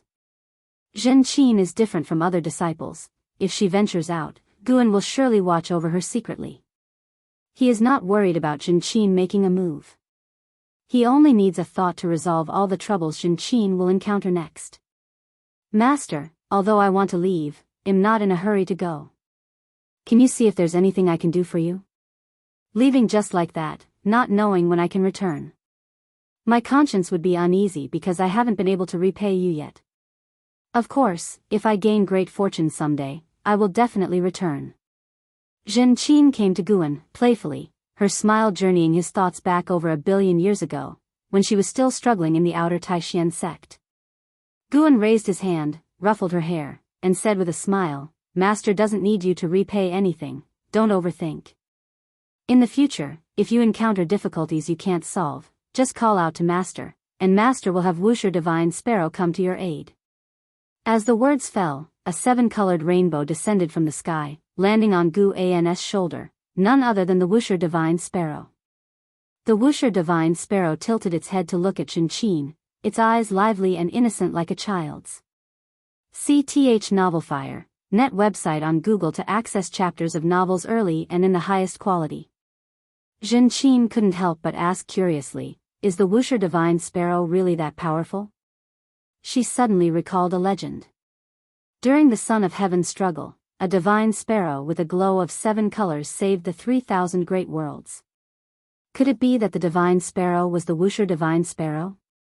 Yet, looking at the Wuxia Divine Sparrow on Master's shoulder, she found it hard to imagine this little creature possessing such powerful strength. Guan laughed. "Naturally, the divine beings I raise are surely powerful. Moreover, you will meet your elder Liya later. If he gets injured, you can tell him. If he can't hold on, just come to Wuxia. Wuxia can satisfy his ambition to become stronger. If you find any errors, ads pop up, ads redirect, broken links, non-standard content, etc., please let us know each report so we can fix it as soon as possible." Chapter 852, The Calamity returns. Even though she received Guan's promise of protection, Zhenqin did not let down her guard. Before entering the 10,000 Realms Gate, she chose to enter a lengthy seclusion. Time continued to pass. Following an Exion, another innate golden immortal emerged within the beginningless, none other than the Blood Prison Great Saint. The breakthrough of the Blood Prison Great Saint caused quite a stir, sparking a pursuit of becoming innate golden immortals within the beginningless. Now in the Daoist field of the beginningless, the number of heaven-encompassing free immortals surpassed 50. Excluding second-generation disciples, everyone else is among the most outstanding talents of each generation, not inferior even compared to past figures like Tian Hao, Zhao Rushan, Emperor Tianhong, and Yuan Luo. In the midst of this trend, Zhenqin quietly entered the 10,000 Realms Gate, which Su Han only found out about afterward, leaving him very concerned for Zhenqin. 20 million years later, someone achieved the innate golden immortal realm, shaking the entire dojo. It was none other than the 15th generation disciple, Wuxia. He was the youngest innate golden immortal within the beginningless, making any genius pale in comparison. Even second-generation disciples came out of seclusion to witness him. Wuxia crossed the tribulation within the dojo with an earth-shattering commotion. Upon successfully crossing it, he continued to consolidate his cultivation, attracting many disciples to observe. In the courtyard, Guan was sitting on a chair in front of the artifact refining cauldron, one hand holding a book and the other controlling the Taiqing True Fire underneath the cauldron. SAR the Novel Fire. Enter website on Google to access chapters of novels early and in the highest quality. A group of disciples entered the yard, still talking about Wuxia. The fact that a 15th generation disciple surpassed many second generation disciples to achieve the innate golden immortal first truly surprised them. They had always paid attention to Wuxia and believed he had unparalleled talent, yet when Wuxia surpassed them, they felt it was unreal. Such a cultivation speed was truly exaggerated. And Zizai also came. He had not yet achieved the innate golden immortal realm but was still genuinely happy for Wuxia. He once worried that Wuxia would become a scourge for the beginningless, but after tens of millions of years together, he believed Wuxia would not be that scourge. And Zizai quickly approached Guan, bowed, and excitedly said, "Ancestor, Wuxia really achieved the innate golden immortal." Guan did not look at him, only responding with a hum. And Zizai noticed spiritual energy surging within the artifact refining cauldron. Bravely, he asked, "Ancestor, Wuxia hasn't done any great deeds, but he's now a genius representative among the disciples of the beginningless. Do you think you could grant him a Dao treasure?" The Dao treasures Guan gave them were exceptionally powerful. Outside, they had never encountered treasures stronger than Dao treasures. Dao treasures could not only facilitate combat but also help them cultivate and guide them in understanding the great Dao. Dao treasures had become the highest award within the beginningless. And Zizai had always known of Wuxia's desire for the ancestor's approval. He secretly wondered why the ancestor gave special care to Su Han and Duanli but never showed interest in a talent like Wuxia. Achieving the innate golden immortal is indeed impressive, and the Dao treasure within this cauldron was crafted for him. Guan replied. He neither particularly favored nor disliked Wuxia and naturally wouldn't suppress him. Wuxia's achievement of the innate golden immortal indeed invigorated the beginningless disciples, deserving of a reward. Upon hearing this, Zizai was taken aback, asking, "Ancestor, you opened the cauldron millions of years ago. Could it be that you foresaw he would successfully break through?" Guan glanced at him and said brusquely, "I've long told you, all your futures are in my eyes. I also know you're about to achieve the innate golden immortal too." And Zizai scratched his head, offering an awkward smile. Although he admired the ancestor, when the ancestor displayed abilities beyond his comprehension, it continued to astound him. Other second-generation disciples heard that Zizai was close to reaching the innate golden immortal and gathered around him. "Well done, you rascal." And Xingtian, who shared the same surname, punched Zizai. Being a descendant of Hao, he had followed Guan in cultivation for over 100 million years, yet hadn't found a chance to break through to the innate golden immortal, and he couldn't help but admire this junior. Celestial Cyan, Tian Bai, Jianghu, Blood Prison Great Saint, and others also praised Zizai, making him feel embarrassed. In front of his juniors, he was the stern senior brother and ancestor, but in front of his seniors, he was always uneasy. Guan did not interrupt their discussion. Blood Prison Great Saint even asked him for his opinion on Wuxia. What is there to evaluate? He's the greatest genius in the history of the beginningless. Is there anyone who doubts it? Guan replied casually, leaving everyone speechless. Months later, Wuxia had finished consolidating his cultivation, and on his way back to the cave mansion, he heard other disciples mention Guan's words. The greatest genius in all of history. Wuxia felt both elated and terrified. He had never had a one-on-one encounter with the ancestor and was unclear about what kind of person the ancestor was. All along, he behaved conspicuously just to attract the ancestor's attention, but he had never succeeded. Now, having truly received the ancestor's praise, he instead felt a bit flustered. Afraid it was a jest, he asked many people, and even Nzazai confirmed that the ancestor indeed said so, leaving him in immense satisfaction. He really wanted to meet the ancestor, but didn't dare to visit proactively. In the following days, he would deliberately or inadvertently stroll around the mountain path Guan usually passed by. When he encountered Guan, all he received was a slight nod, making him hesitant to approach. During each encounter, Wuxia could only watch Guan leave, inwardly annoyed at his lack of courage. Guan didn't intentionally cold-shoulder Wuxia. After all, he did nod at him. He could hear Wuxia's inner thoughts but couldn't possibly go out of his way to chat with him. He genuinely wasn't interested in Wuxia as a person, just not sharing common interests. Wuxia was entirely a cultivation fanatic, neither reading books, drawing, nor fishing. He was simply uninteresting. A century later, Wuxia completely gave up on the idea of seeking out the ancestor. He decided to dedicate himself once more, continuing to enter closed-door cultivation. Achieving the innate golden immortal was not enough. He would continue to break through. He wanted the ancestor to personally summon him, to hear the ancestor praise him with his own ears. This goal invigorated Wuxia greatly, making him train even more diligently than before his breakthrough into the innate golden immortal realm. On this day, towards the end of spring, Nzazai came to the lakeside to meet Guan. This time, Guan had actively summoned him. This was something Wuxia dreamed of, but for Nzazai, it was a source of pressure. Guan rarely sought him out in this manner, so being called alone this time, something major must have happened. Sure enough. Just after he finished bowing, he heard the first sentence from the ancestor which made his expression change hugely. The calamity of the 3,000 great worlds is here again. This time, it will affect the beginningless, unlike before. Hearing these words, Nzazai wasn't surprised because the peaceful times had lasted too long, so any disturbance was understandable. Where does this calamity come from, and why will it affect the beginningless? Nzazai hurriedly asked.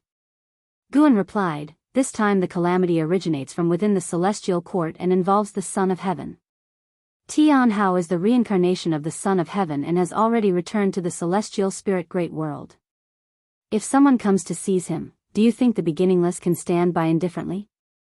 If you find any errors, ads pop up, ads redirect, broken links, non-standard content, etc., please let us know your report so we can fix it as soon as possible.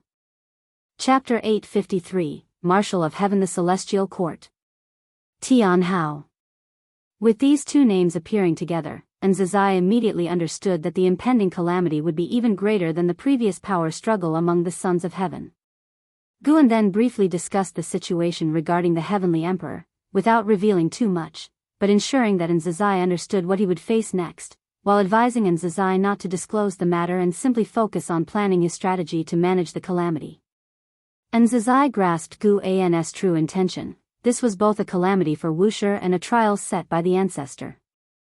He felt no pressure but was instead filled with determination. The ancestor would never test him without reason.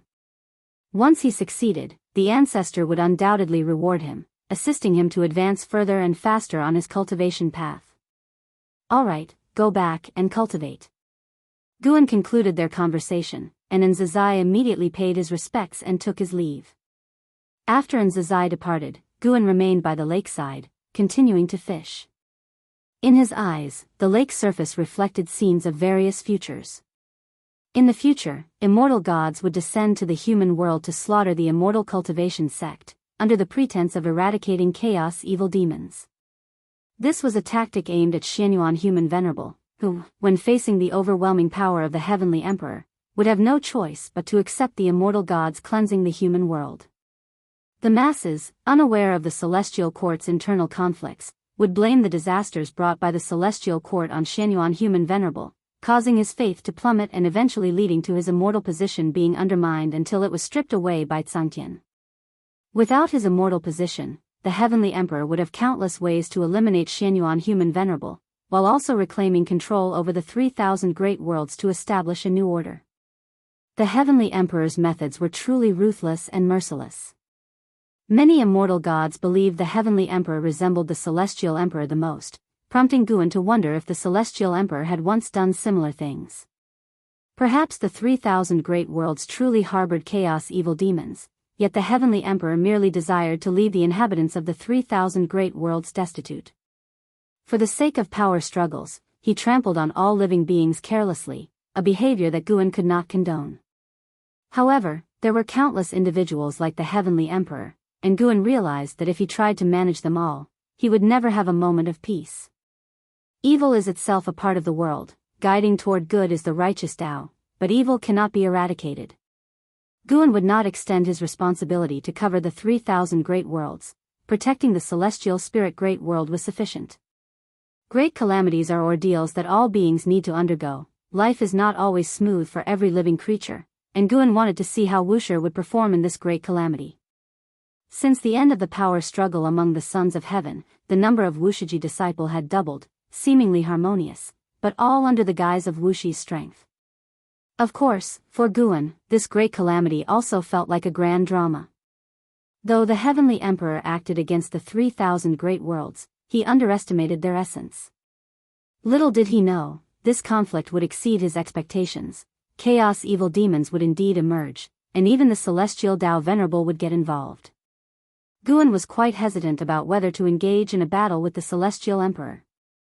Once he appeared openly with his grandeur, the celestial emperor would surely appear. According to his nature, he would definitely not engage in a battle unless he felt assured, and it wouldn't be stable unless he was a layer higher in the great realm above his enemy.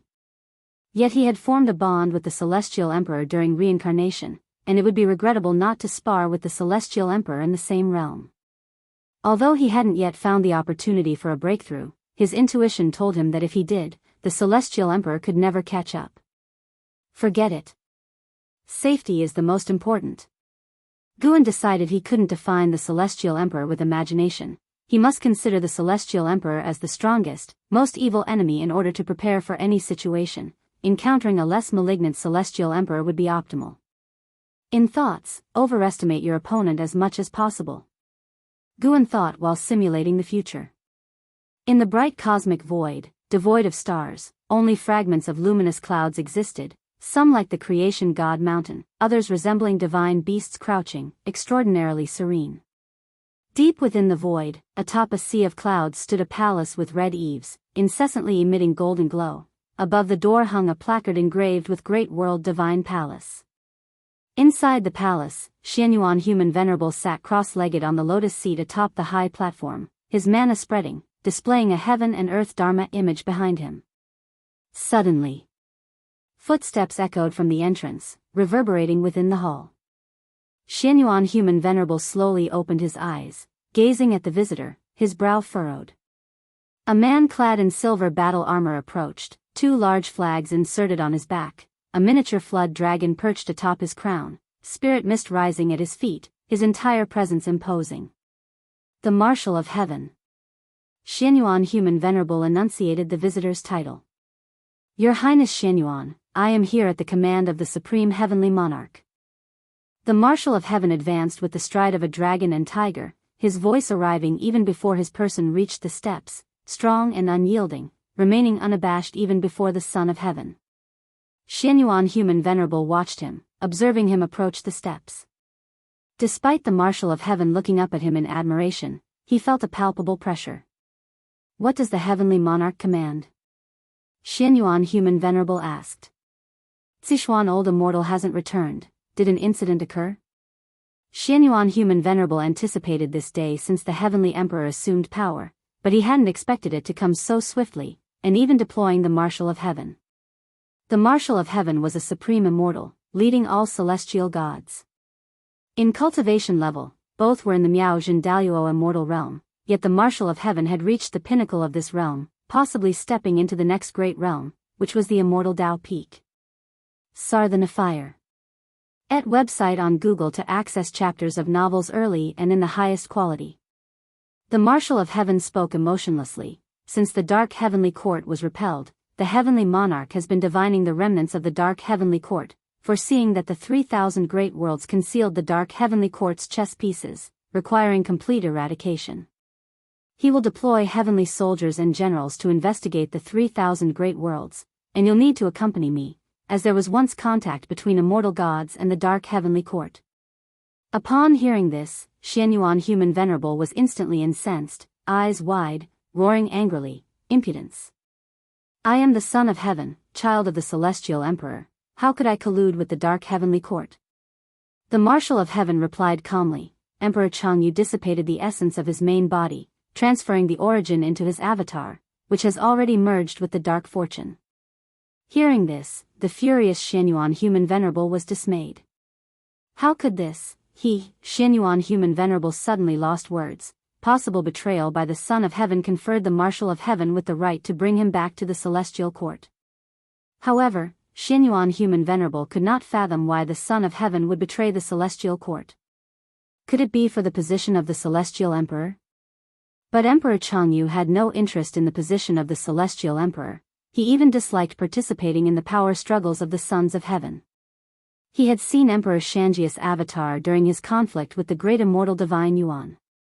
Immediately after gaining power, such betrayal from a Son of Heaven surprised Xianyuan Human Venerable, feeling something was amiss. If you find any errors, ads pop up, ads redirect, broken links, non-standard content, etc., please let us know. Report so we can fix it as soon as possible. Chapter 854, Battle of the Human God. Xuanyuan Human Venerable's face was fluctuating between light and shade, and the Marshal of Heaven did not urge him, patiently waiting for his decision.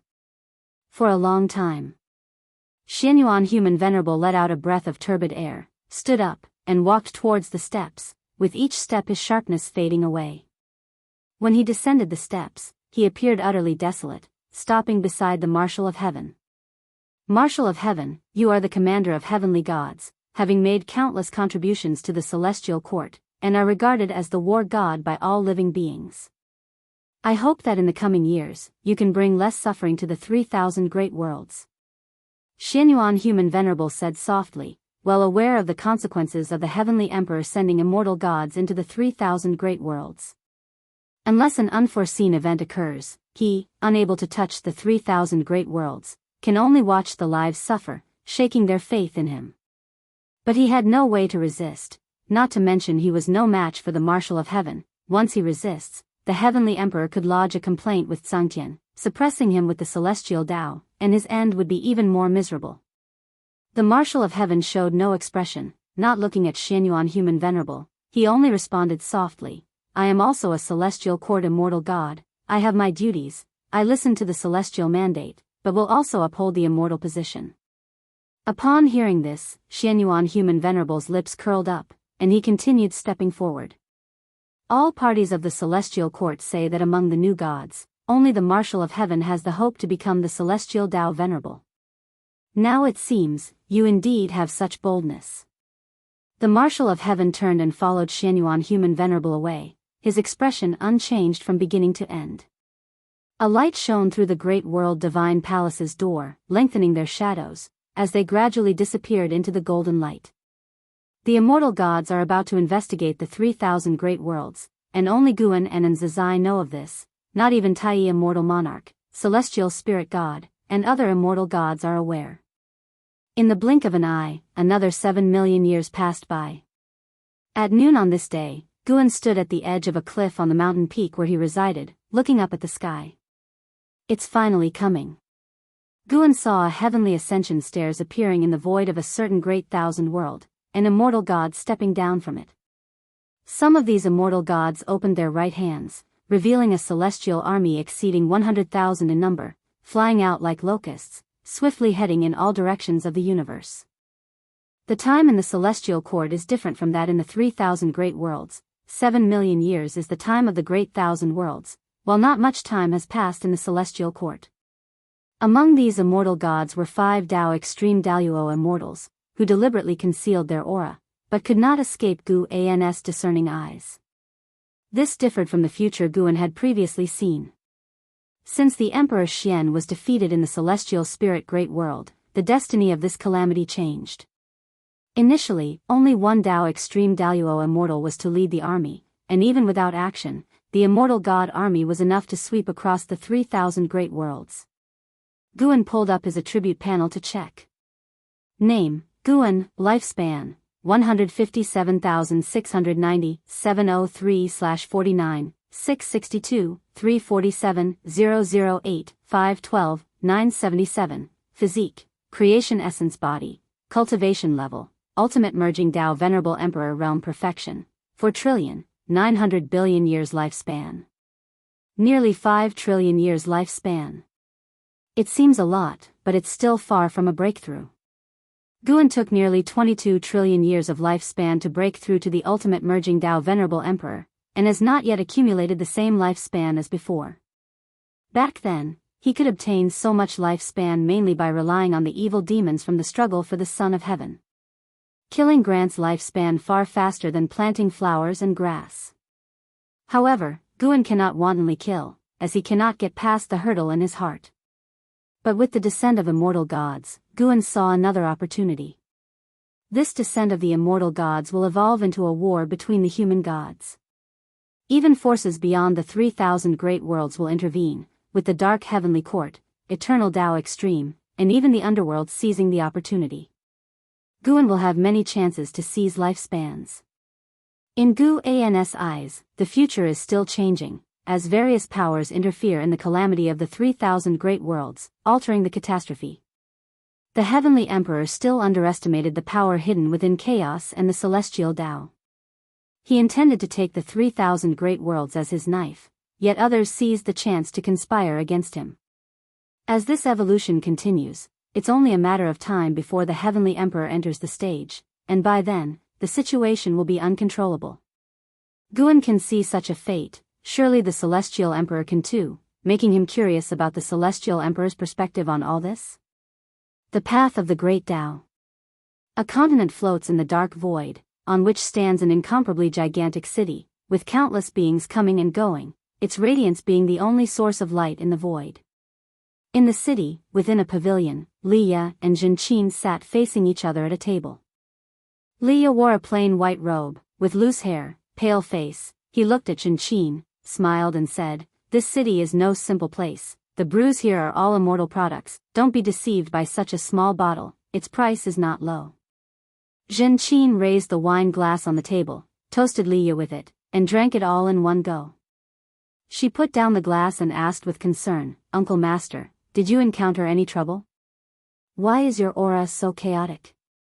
Now, Liya had already become a heaven-encompassing free immortal, with a cultivation higher than Zhenqin's, yet Zhenqin could feel his unstable aura, showing his injuries were not light. Liya shook his head with a smile. "It's nothing serious. On the path of the Great Tao there are countless opportunities. Conflict is inevitable. Sometimes encountering Daoist emperors or primordial Tao emperors is bad luck. Don't worry, such injuries are nothing to me."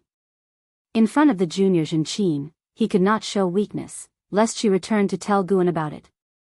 To dispel Zhenqin's skepticism, Liya proactively narrated his recent grudges. Of course, the conclusion of the matters naturally ended in a grand manner. "Dare to provoke me, even though I come from the mortal realm, I will not tolerate them." Liya boasted enthusiastically, spreading his arms, supporting them on the table edges, showcasing his demeanor as a great power. Zhenqin was silent for a moment, then said, "Uncle Master, if you can't endure it, you can return to Wuxia. My master said that there are opportunities for you to grow stronger in Wuxia. There's no need to struggle so hard." At this, Liya's smile froze. He paused, coughed awkwardly. "Why would I struggle? Such carefree and freewheeling life is exactly what I desire." "Don't overthink it. When you return, tell your master I am fine, he need not worry, and tell him to be cautious. Who knows, next time we meet, I might have surpassed him in cultivation." After hearing this, Zhenqin couldn't help but ask, "Uncle Master, what is your current cultivation level?" Liya replied proudly, "I have already attained heaven-encompassing free immortal." CTH Novel, F. Iyer. Net website on Google to access chapters of novels early and in the highest quality. Before he left the celestial spirit great world, the heaven-encompassing free immortal was the most powerful realm. After hearing this, Zhenqin mourned for Liya in her heart. The blood prison great saint, that ox, had already attained innate golden immortal. "Uncle Master, why do you trouble yourself so?" She wanted to spread this matter, yet felt it inappropriate, as the blood prison great saint had previously mentioned wanting to teach Liya a lesson because Liya did not respect him when he was an ox. If you find any errors, ads pop up, ads redirect, broken links, non-standard content, etc., please let us know each report so we can fix it as soon as possible. Chapter 855. Before the great change until the moment they parted, Zhenqin couldn't reveal the true situation of Wuxia, because Liya wasn't part of Wuxia yet. Naturally, she couldn't disclose all the details of Wuxia, she only needed to convey her master's intention. The fortuitous encounter with Liya made Zhenqin admire her master's ability to deduce events even more, while also leaving a deep impression on her heart. In all heavens and myriad realms, there are countless opportunities, but the true great opportunity is still her master. Cultivating beside her master is the fastest path of cultivation. Although Zhenqin thought this way, she didn't regret coming out. Only by broadening her horizons could she truly appreciate how precious what she had before was. Besides, she would return sooner or later, and she would earnestly reflect on everything she encountered along the way, transforming it into insights to bring back to Wuxia disciples. Walking through the streets of the city, Zhenqin's intense emotions grew even stronger. She suddenly thought of Shenzhen and Shangguan Xianer who loved to write, and then of the special works of book Saint Xianxia. If she could record the majestic sights she saw in a magic artifact and bring it back, would it be more effective? However, some scenes can only be truly felt through personal experience to sense their vast Tao intent. While Zhenqin was pondering, a large number of cultivators suddenly flew over from above, each with an imposing aura, interrupting her thoughts. She looked up, raising her eyebrows. The unusual situation in the sky attracted the attention of the living beings on the streets, and they began to discuss. "It's people from Xiandao Mansion, something significant must be happening. Don't you know? Remnants of the dark heavenly court have appeared in the 3,000 great worlds. The celestial court has dispatched immortal gods to investigate. This disturbance is even greater than the previous struggle for the Son of Heaven. Isn't the 3,000 great worlds already under Xianyuan Human Venerable's control? Is he the one investigating?" Not so, it's said that stronger forces are involved, and Xianyuan Human Venerable might face difficulties. How do you know so much? My fellow Daoist participated in the struggle for the Son of Heaven millions of years ago. He sent me a message back then, saying that the 3,000 great worlds would undergo major changes.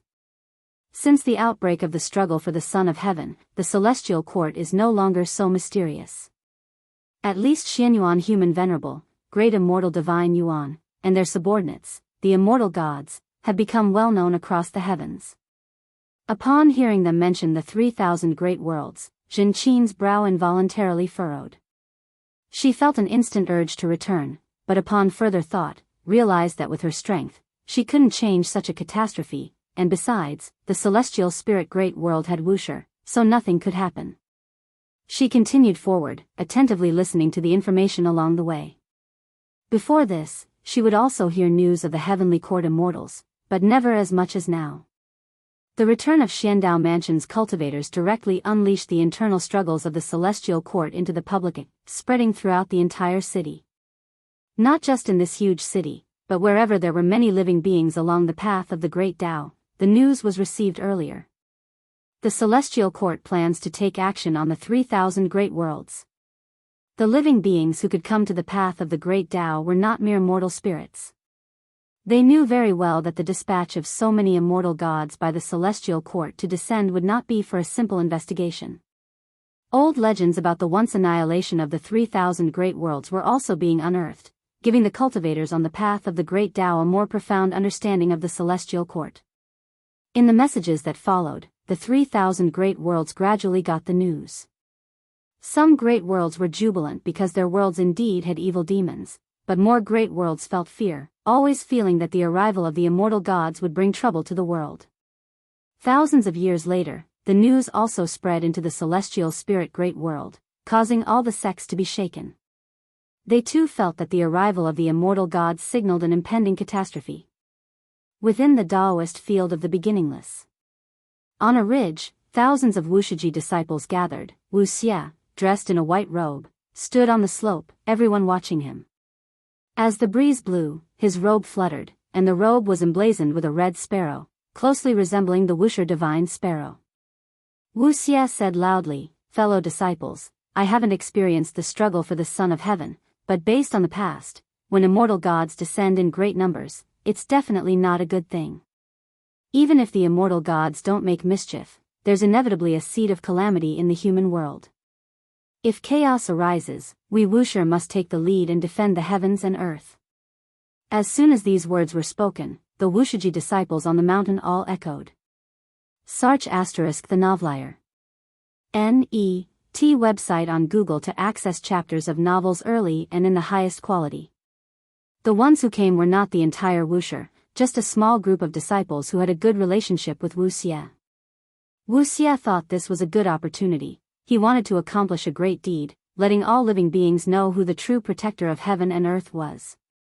And Zizai stood on a distant mountaintop, watching this scene, with a face full of gratification. The fourth-generation disciple Hai Yuan sighed, thinking back to when he first joined Wuxia. "I never would have imagined he could grow to his current height.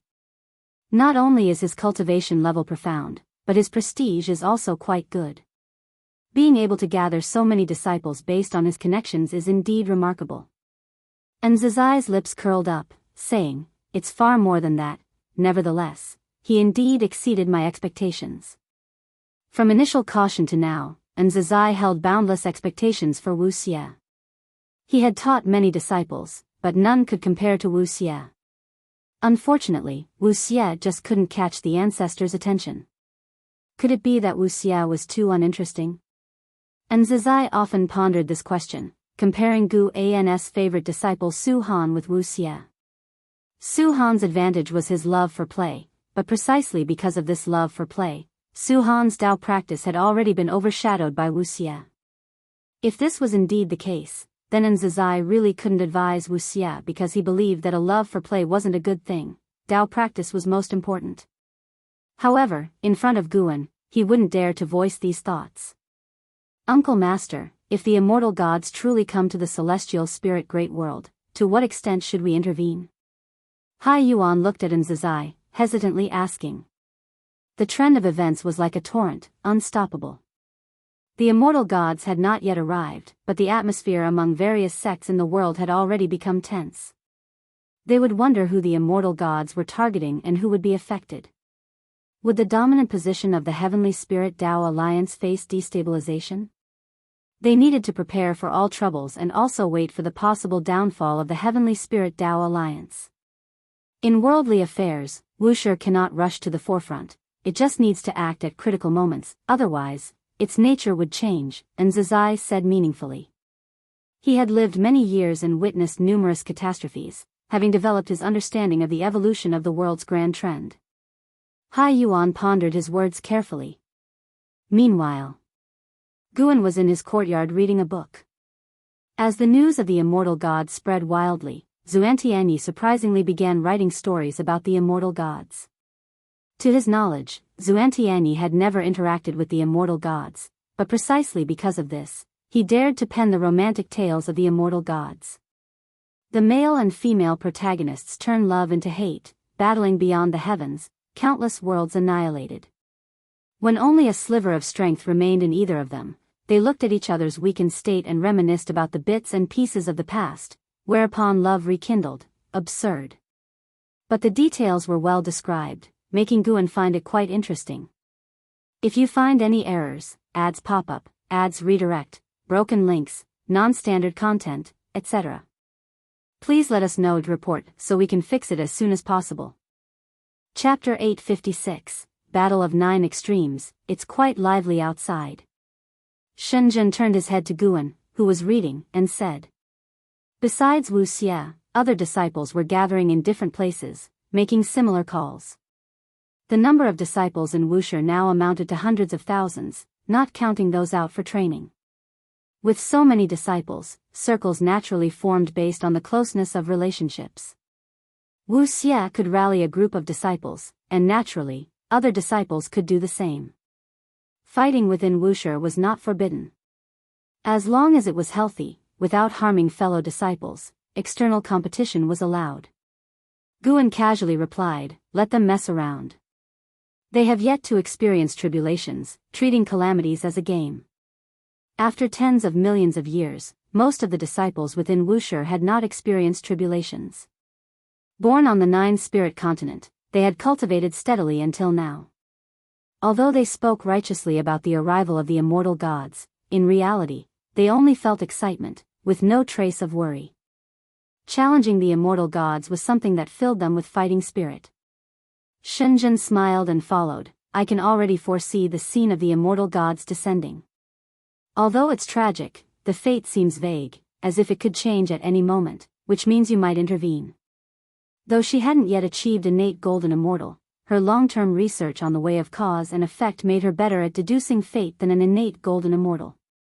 Her achievements were due to not only Guan's Dao intense assistance but also the power of the great cause and effect steal from the Emperor of Eternal Life. We can't just let someone destroy our home, can we? Guan replied softly. His answer surprised Shenzhen a bit. She felt Guan had changed. In the past, even if he had plans in mind, he wouldn't directly speak out like this. Now he was more assertive.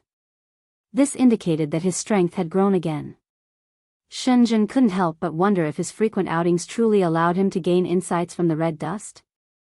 Just then, Guan put down his book, looking towards the celestial vault. What's wrong? Shenzhen asked curiously. Guan replied, a great world has started rebelling against the immortal gods, and it's intense.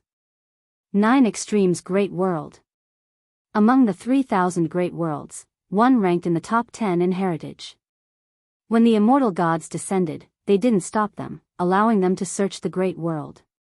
But as more and more living beings were exterminated, they couldn't sit still, thus initiating the first battle between human and gods. Before this, in the great worlds where the immortal gods had been, even if there was resistance, it was minor and couldn't form a scale. But the 9 Extremes Great World was the first where all beings united in resistance. It must be said, the 9 Extremes Great World was indeed powerful, with over 100 innate golden immortals, and even a hidden ancient Miao Zhen Daluo immortal. Before this, the celestial gods dared not act recklessly, maintaining good relations with the various forces of the 9 Extremes Great World, but now they had become complete enemies. Guan saw that the head of the heavenly gods, Marshal of Heaven, made a move. Though this supreme immortal was also a Miao Zhen Daluo immortal, his strength was formidable, completely overwhelming the Miao Zhen Daluo immortal from the other side, and each strike hit the morale of the 9 Extremes Great World. This battle doomed the 9 Extremes Great World to failure, and its former glory would be no more. But with other beings from the 3,000 great worlds within, they would spread the word of this battle, encouraging other great worlds to unite against the immortal gods sooner. Hearing Guan's words, Shenzhen immediately tried to deduce the situation, but unfortunately, her abilities weren't enough to calculate it. Can you let me see? Shenzhen asked curiously.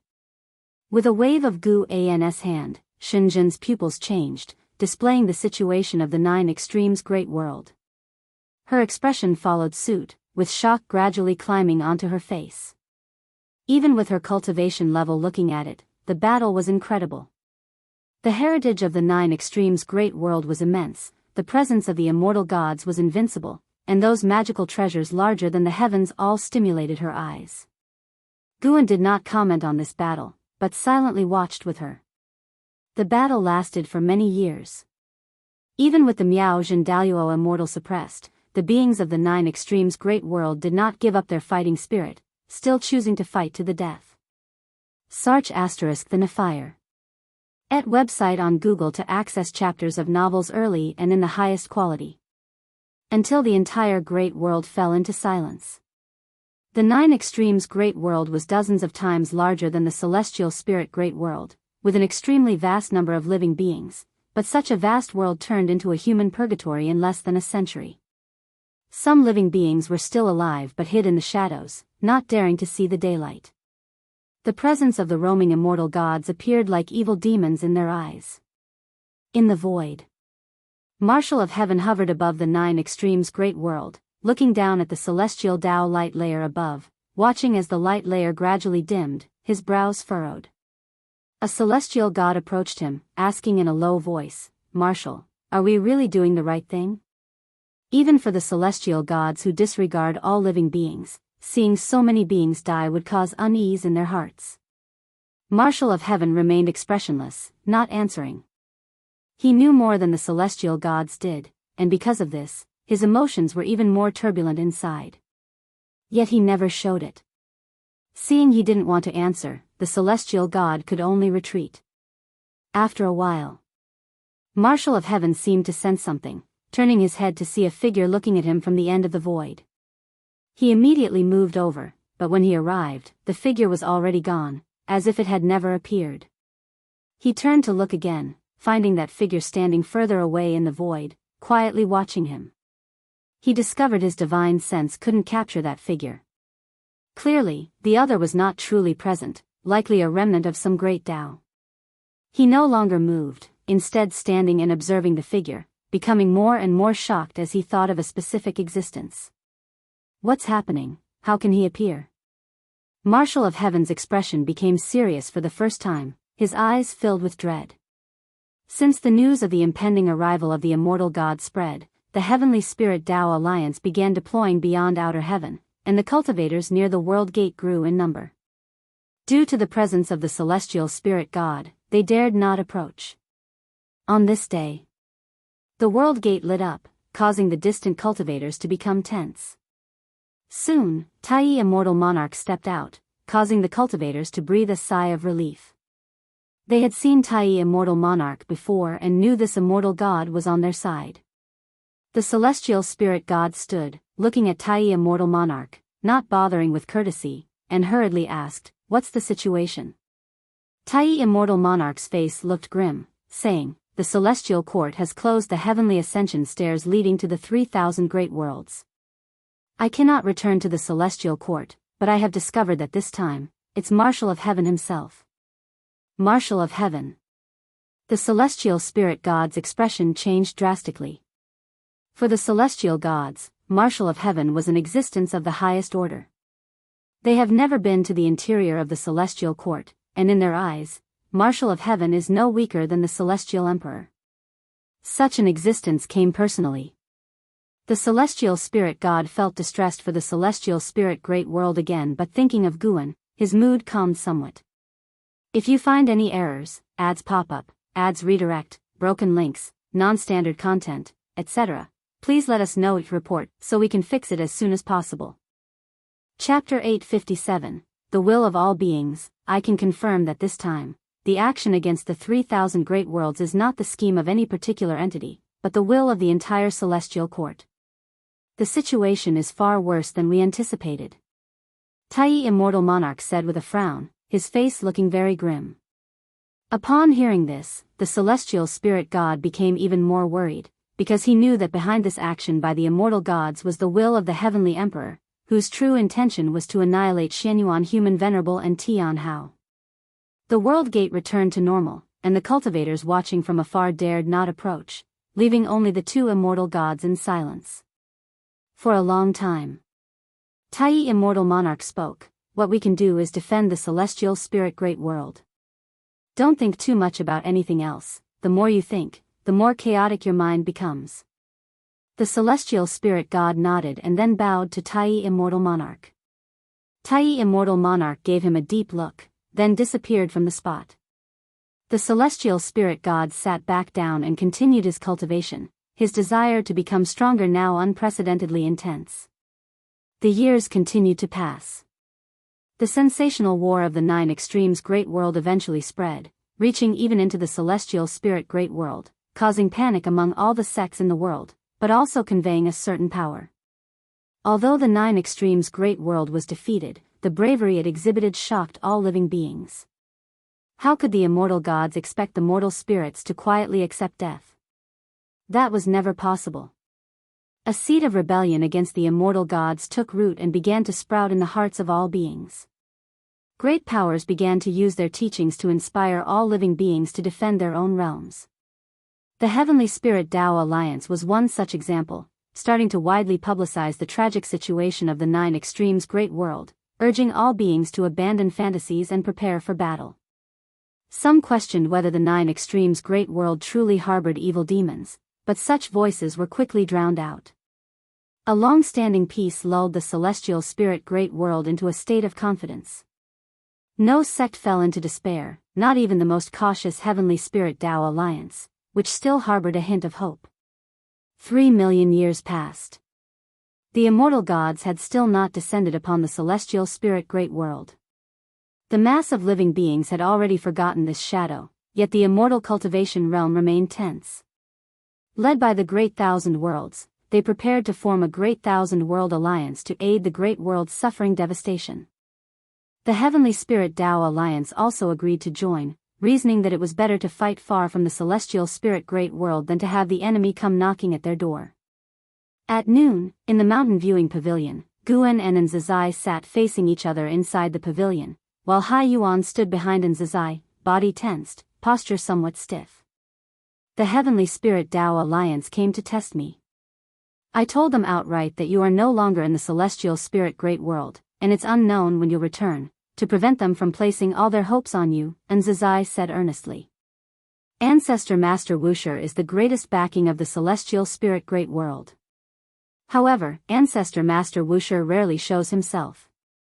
The sects of the world can't fathom Ancestor Master Wuxia's thoughts, so they dare not hope for his intervention. They had no choice but to visit Nzazai, hoping to get a definite answer from his mouth. Upon hearing that Ancestor Master Wuxia had already left, the sects began preparing for war in earnest. Guan was unaffected. He would act if he wished to act.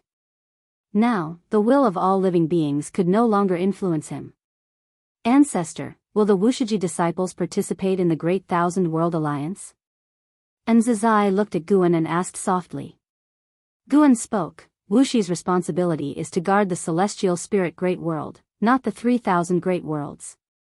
Otherwise, this responsibility will grow ever larger, potentially leading to opposition with the celestial court. The more disciples there are, the more chaotic people's hearts become. Wuxia is too vast, sometimes you too will find yourself dragged along by circumstances. Nzazai nodded in deep agreement. In the past, he was not fond of Wuxia but had to cultivate him as too many disciples petitioned for Wuxia. Guan glanced at Hai Yuan, standing behind Nzazai, and smiled, why don't you sit? Why are you standing? As a fourth-generation disciple, Guan naturally remembered Hai Yuan, serving as Nzazai's right-hand man. His flaw was being too inflexible, treating people and matters the same, even maintaining conventional etiquette in front of him. Ancestor, I'm fine standing, Hai Yuan answered awkwardly, his expression becoming embarrassed, not daring to meet Guan's gaze. Guan chuckled and didn't persuade him further. Then, Nzazai talked about the situation of the sects worldwide, worrying that some sects might take advantage of this calamity to strike at the Heavenly Spirit Dao Alliance, causing more disasters. Guan gave no response, avoiding revealing any destiny. Thereafter, he only listened, without speaking. Nzazai also tried to gauge his ancestor's attitude, but he couldn't discern any information from his ancestor's expression or gaze. An hour later, Nzazai stood up and left, with Hai Yuan following closely. Only when the two were far away did Hai Yuan finally relax. Guan did not leave the mountain viewing pavilion immediately. He beckoned with a hand, and the Wuxia divine sparrow flew over, landing on the table. At this moment, another person appeared, second-generation disciple LV Xian. S.E.A. the novel, F. Iyer. Et website on Google to access chapters of novels early and in the highest quality. Not long ago, LV Xian had just achieved the rank of innate golden immortal, consolidating his reputation as a genius. Recently, his fame in the dojo had surged. Master, I want to venture out, what do you think? LV Xian sat down boldly at the table and asked excitedly. He had been in seclusion previously, but after hearing about the fights in the Nine Extremes great world, his entire fighting spirit was ignited, and he wanted to challenge the immortal gods. Guan looked at him and said, this is not a child's play. If you die out there, I will not save you. The sharpness of the celestial court is something I must avoid unless it is unavoidable. LV Xian laughed, don't worry, I won't act recklessly. I will visit those ruined great thousand worlds, challenge the guardian heavenly gods, and rescue the suffering living beings. If you've thought it through, then go ahead. Guan replied casually. LV Xian was overjoyed, quickly thanked him, and then got up to leave. LV Xian had barely left when Xingtian and Jianghu arrived. They also wanted to leave the celestial spirit great world to explore, and their reasons were much like LV Xian's. After a word of caution, Guan allowed them to go. Faced with the catastrophe brought about by the immortal gods, although most beings felt uneasy, those self-proclaimed outstanding cultivators saw it as an opportunity. Guan once again looked to the future and found that the schemes targeting Wuxia were increasing. Those great thousand worlds ravaged by the immortal gods were being invaded by another force, the Dark Heavenly Court.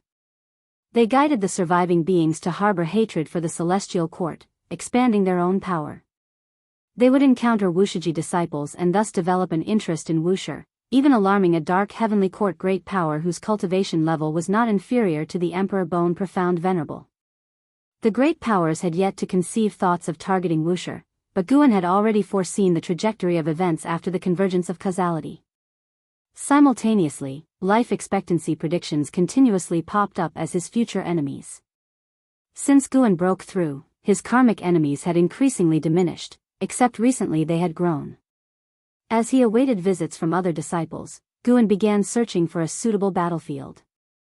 He was preparing to harvest lifespans. The immortal gods, being immortal, couldn't grant him lifespans, but there were quite a few beings who, out of fear, pledged themselves to the immortal gods.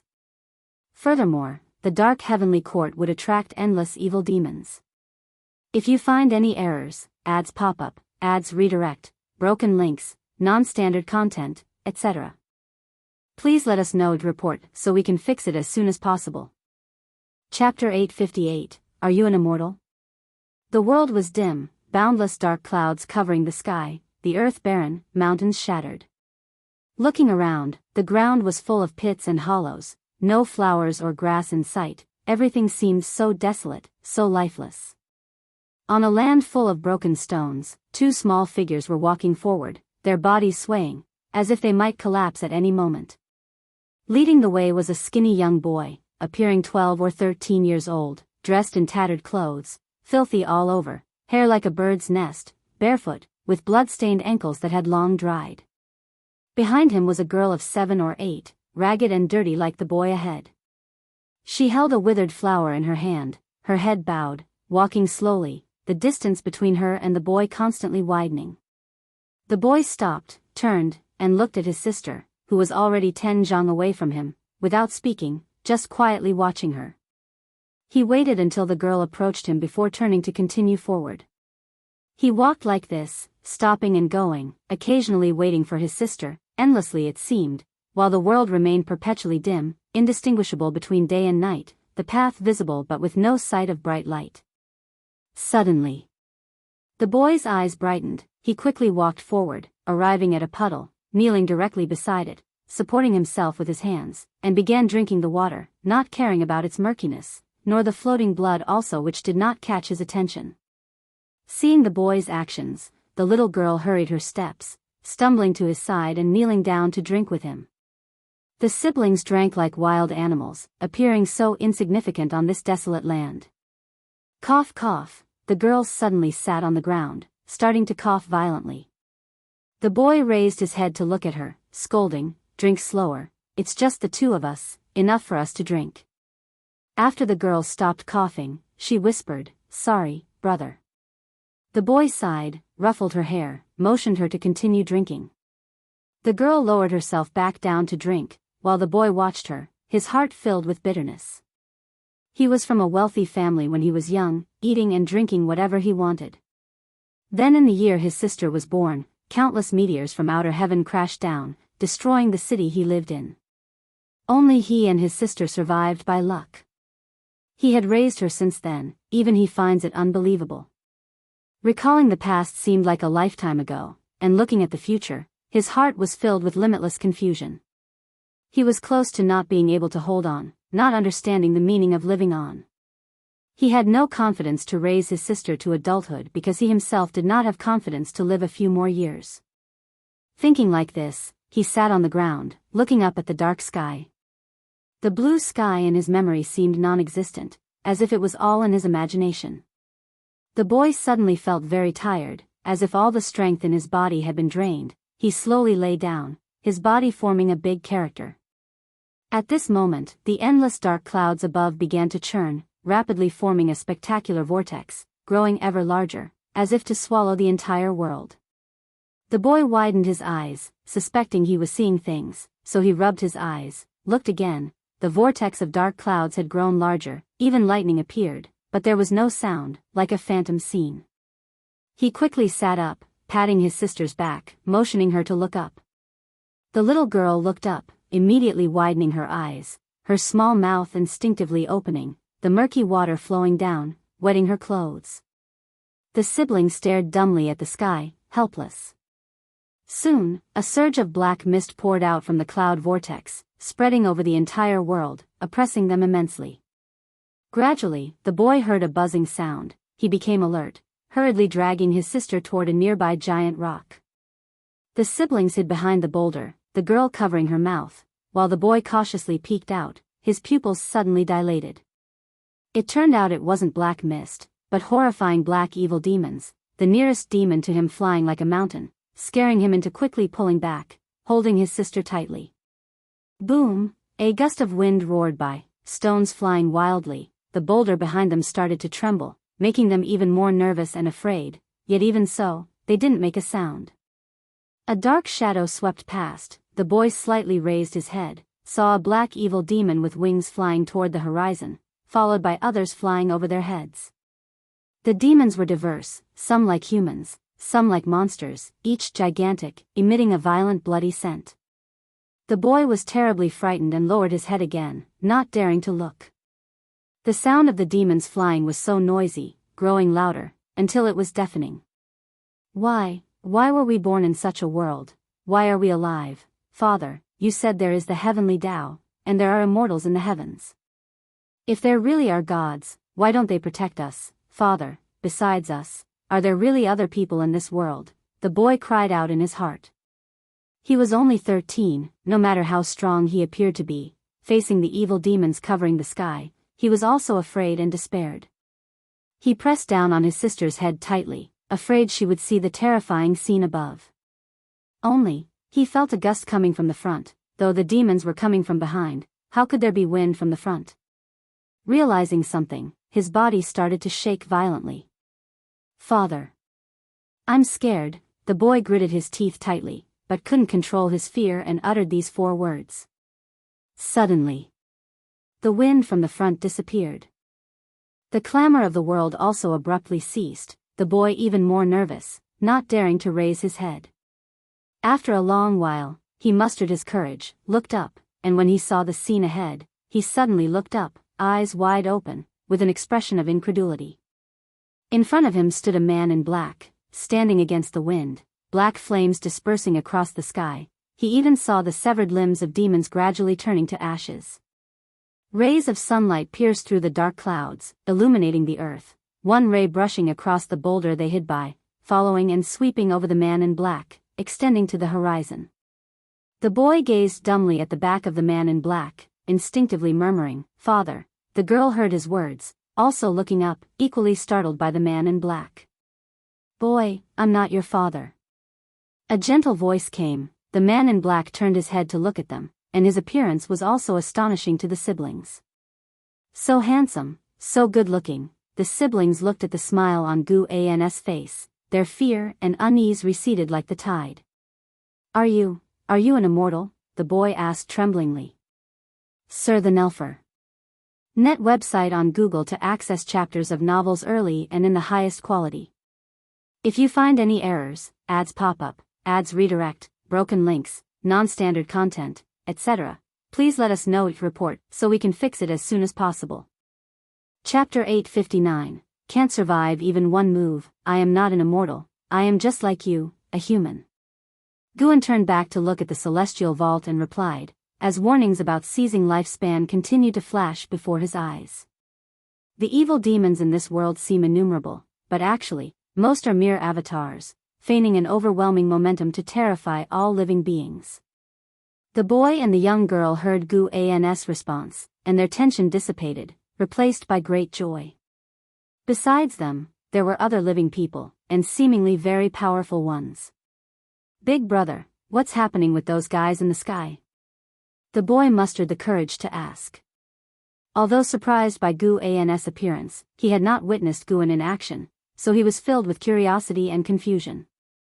Guan turned to look at them.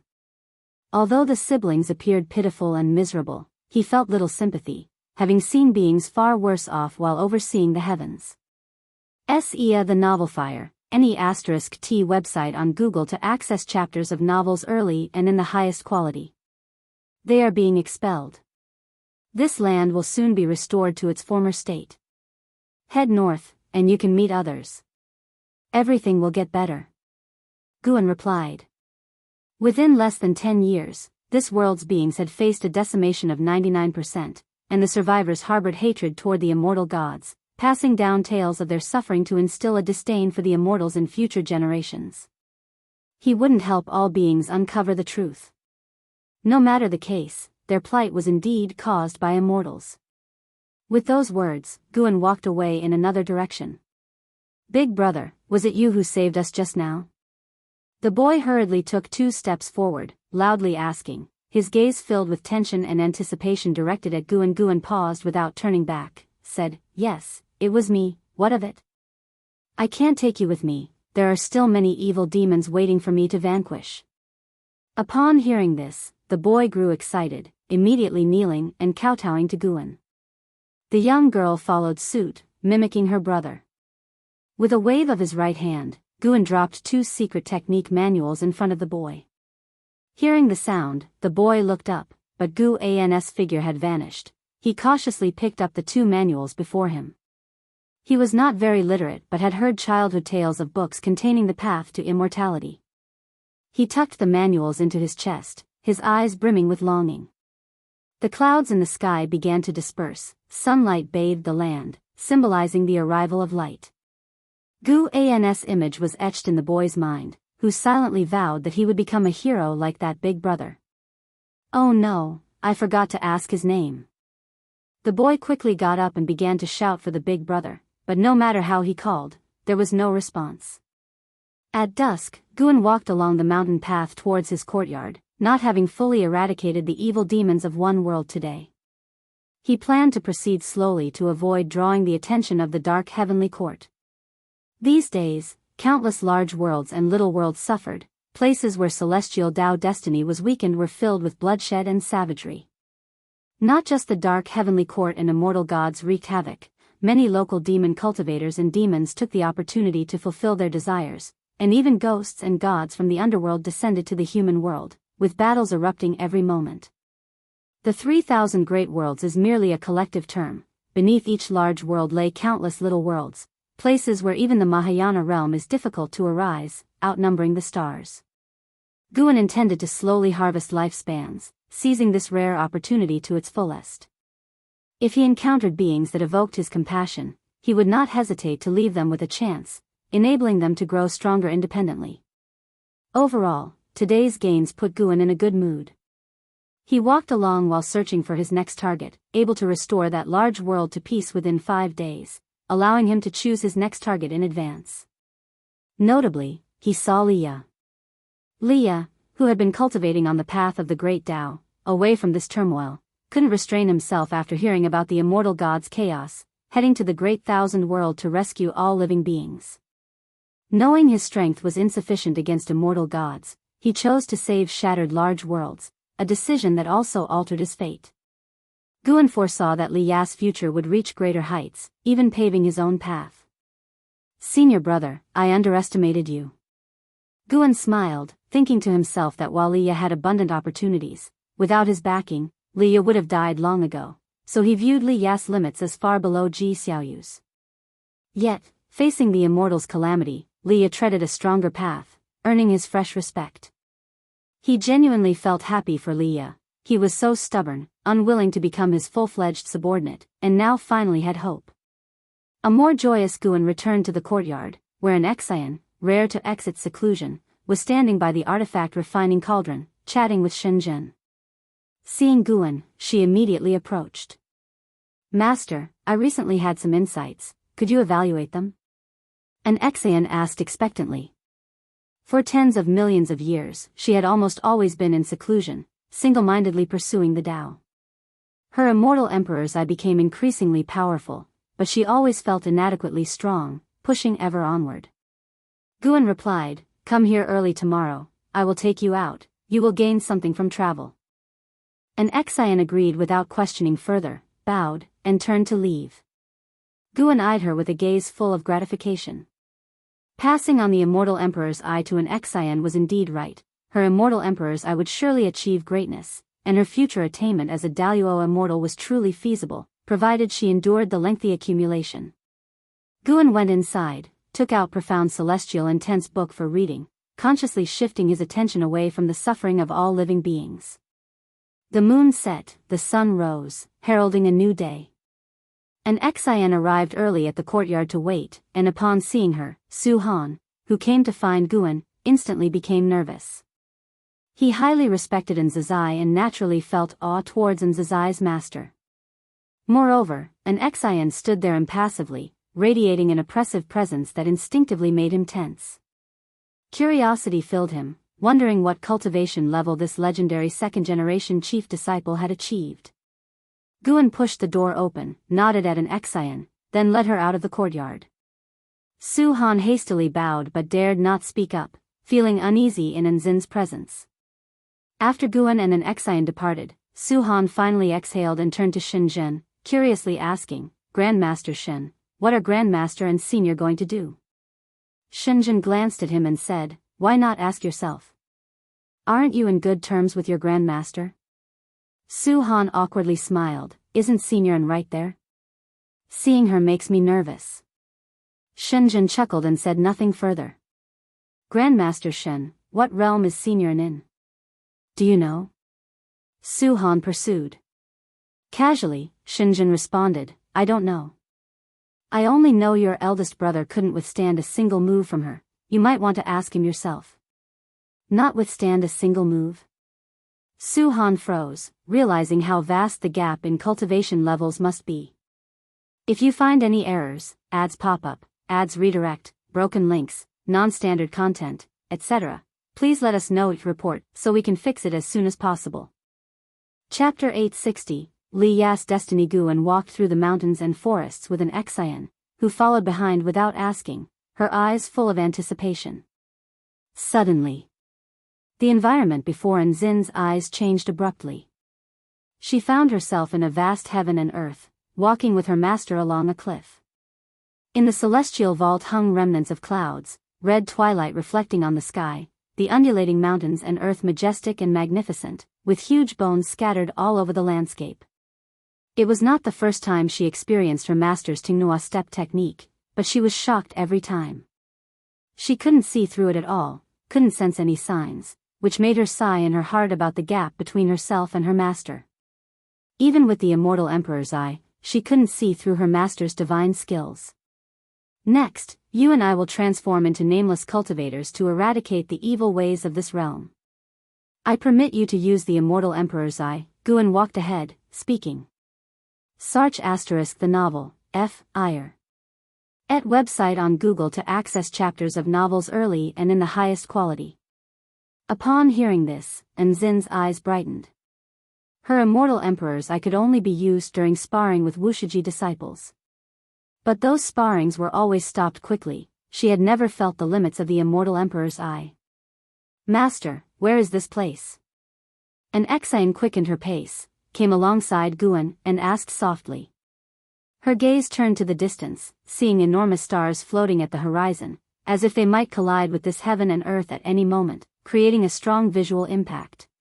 This is a great thousand world once ravaged by immortal gods. I came yesterday, but haven't completely cleared the evil demons of this realm yet, Guan replied, then put forth a few requirements, forbidding an Xian from using the Tao treasure, preferably only using the immortal emperor's eye to solve enemies.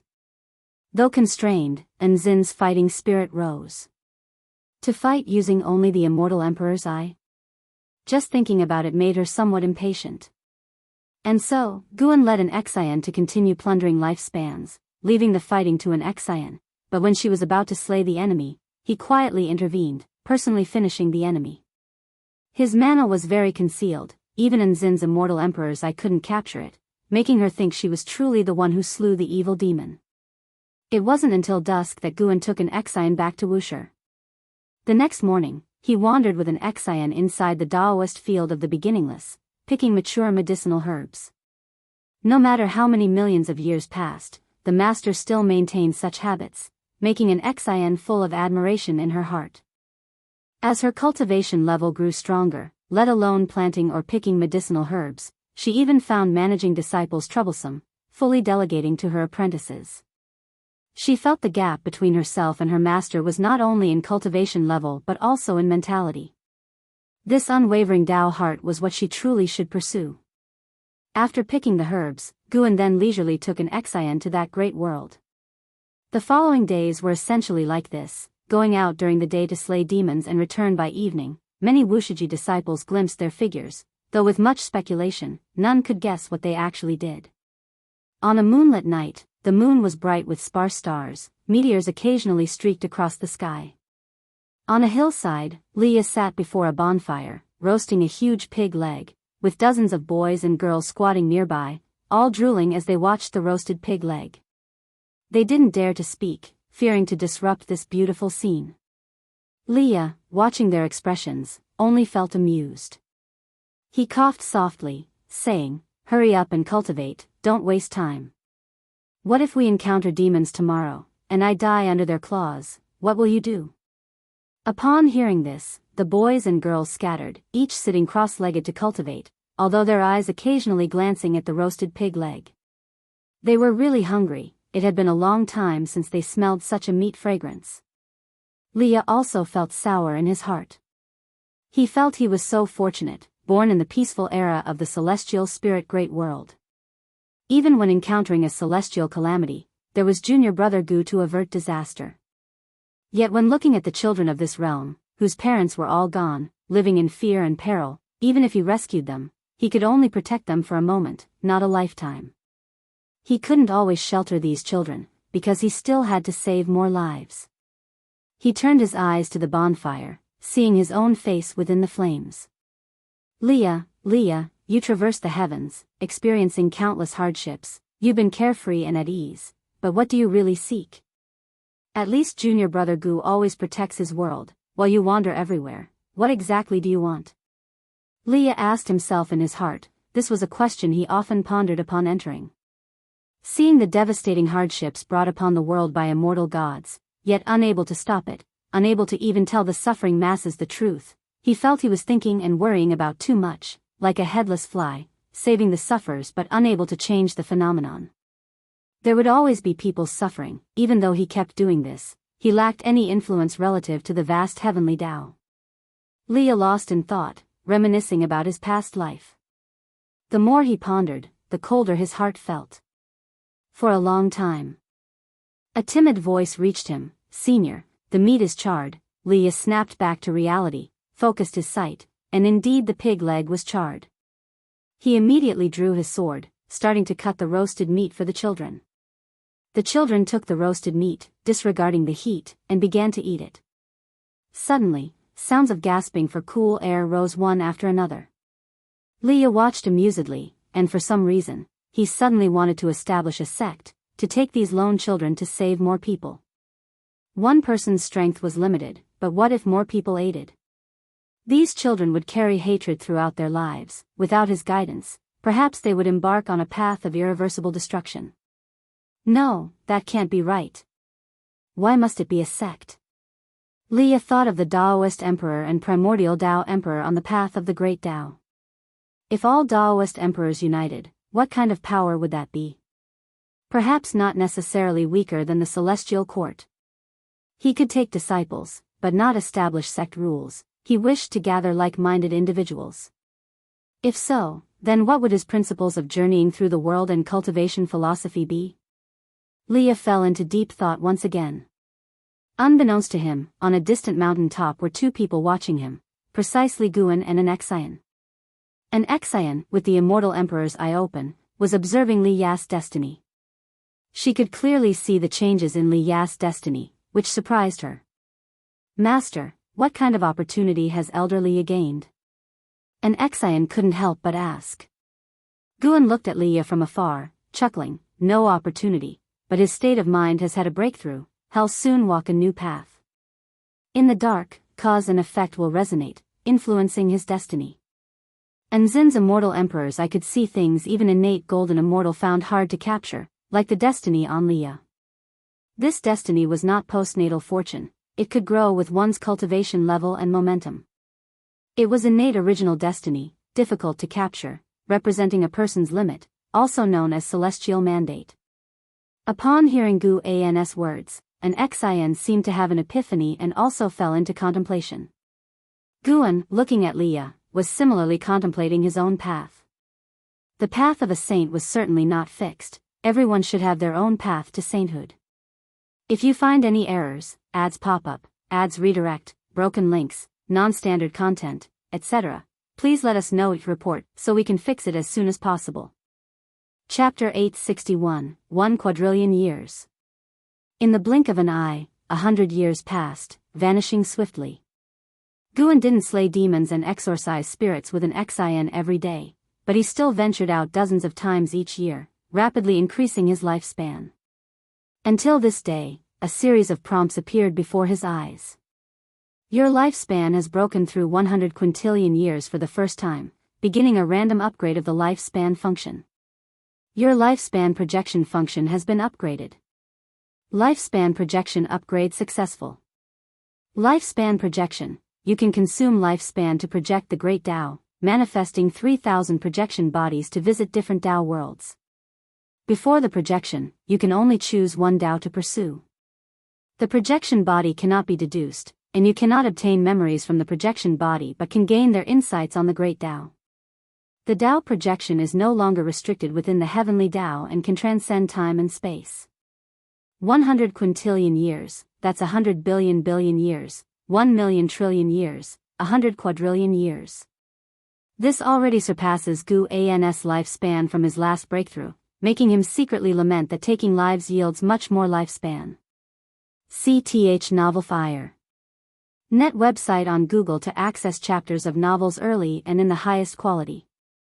It's still not enough. He feels the lifespan should increase by another digit to have hope of a breakthrough, for he already feels nearly invincible, a strength beyond the Supreme Emperor of Ultimate Merging Tao, a realm he cannot yet imagine.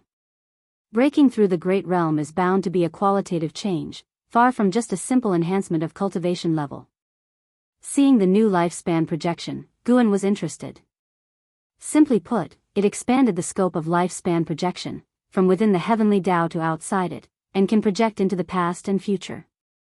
The specific scope is not yet known. Guan decided to try the lifespan projection after returning. He stopped thinking about the lifespan projection and turned his gaze toward the end of the world, where an unparalleled battle was taking place, with an Xian as one of the combatants. The celestial dome revealed a pair of giant purple eyes, overlooking the world, causing this space to fall into some sort of restriction, within which the battle did not affect the heavens and earth. Fighting against an Xian was an innate golden immortal, frantically attacking.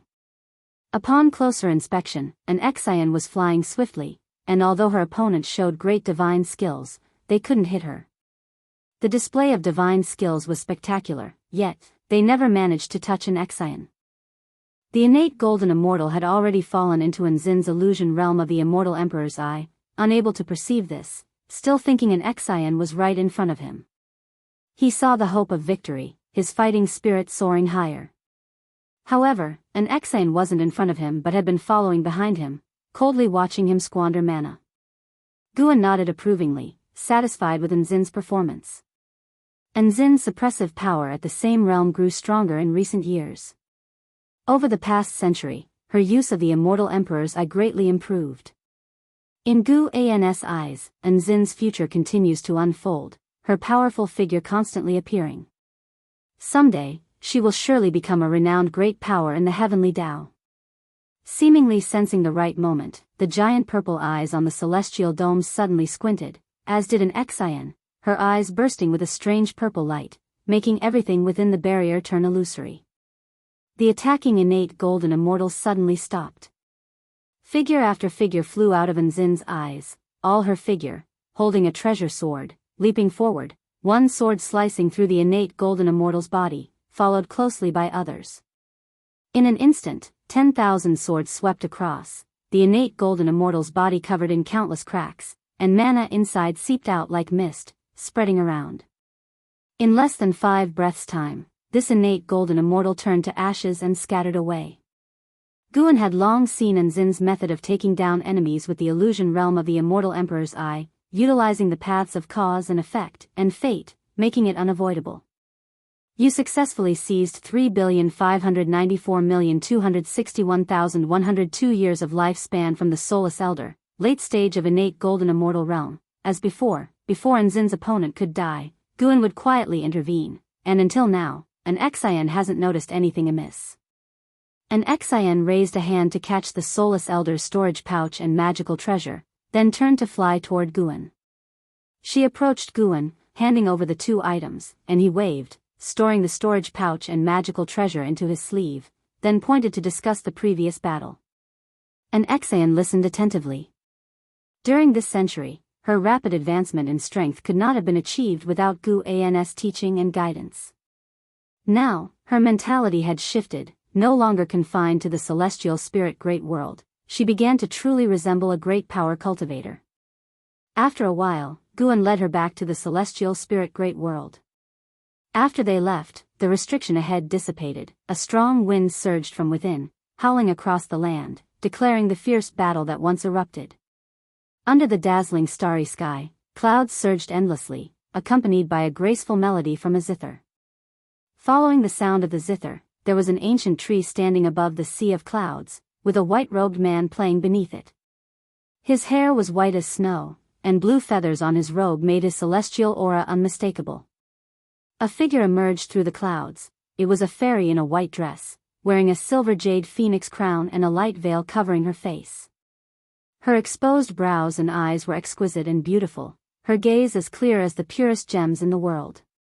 Taisheng, after so many years, why have you returned to this tree again? Have you started to feel uneasy about your actions? The fairy in white skirt approached the tree and asked softly. This zither-playing white-robed man was the Heavenly Emperor. Facing her inquiry, the Heavenly Emperor did not get angry. He raised his eyes to look at her, smiling, and said, "And you, 9 Heavens Immortal Emperor, why have you come here to find me? Are you worried about the future of the celestial extreme 9 Heavens?" The 9 Heavens Immortal Emperor's expression remained unchanged as she replied, "Indeed, I'm uneasy. I don't understand why you sealed the celestial extreme 9 Heavens. Have you really changed?" The Heavenly Emperor paused his actions, looked at the 9 Heavens Immortal Emperor, and replied, "Sister, you and I are no longer the Daoist children we were back then.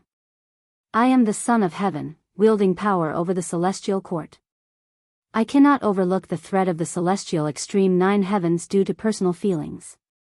After you accepted Emperor Jianghu, he ventured into the dark heavenly court. Over these years, the dark heavenly court has swiftly infiltrated the heavenly Daoist domain. I can sense their presence within it, so I must investigate thoroughly.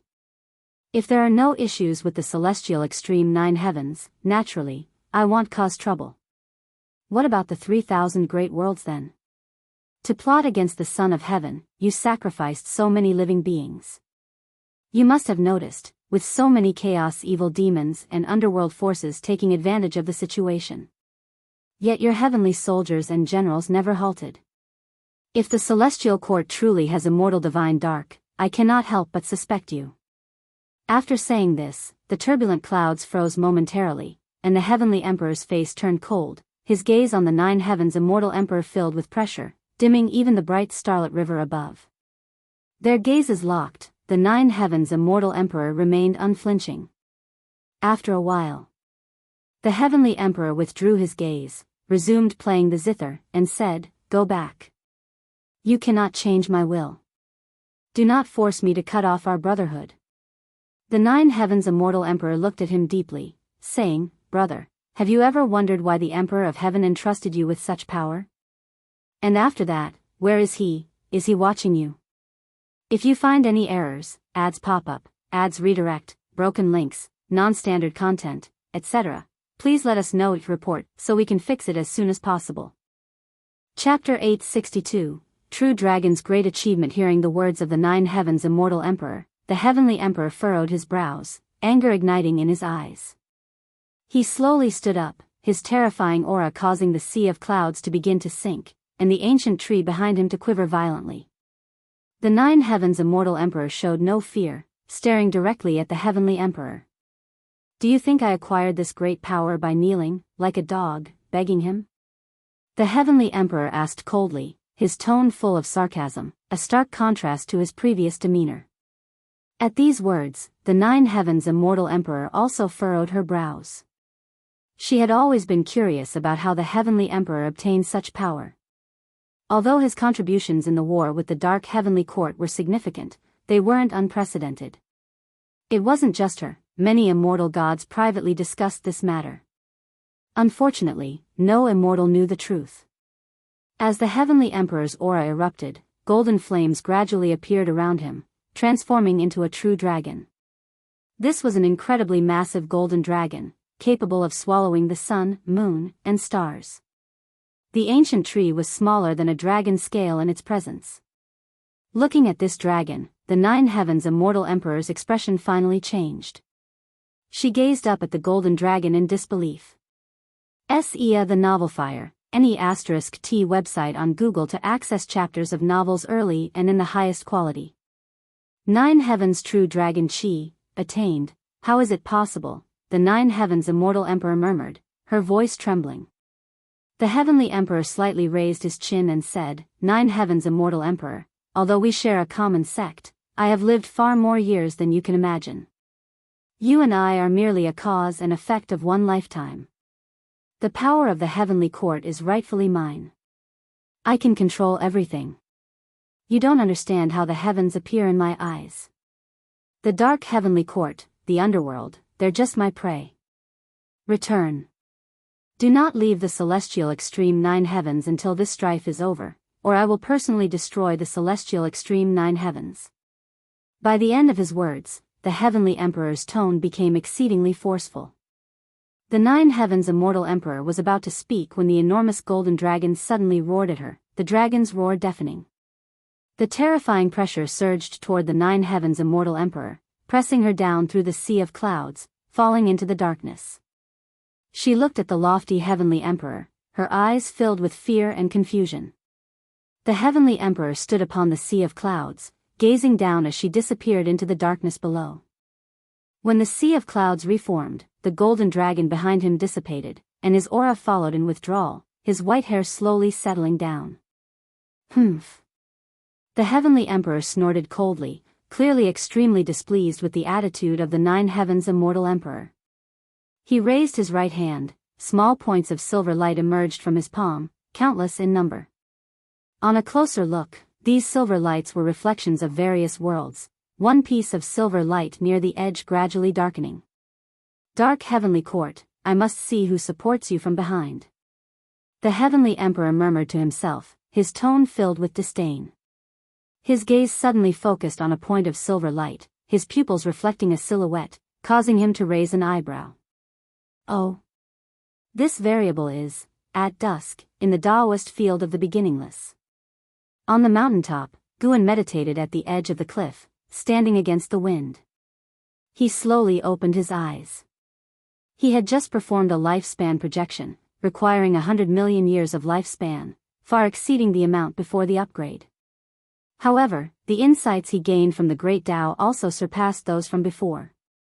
He didn't know the experiences of the projected self, but the insights gained benefited him greatly.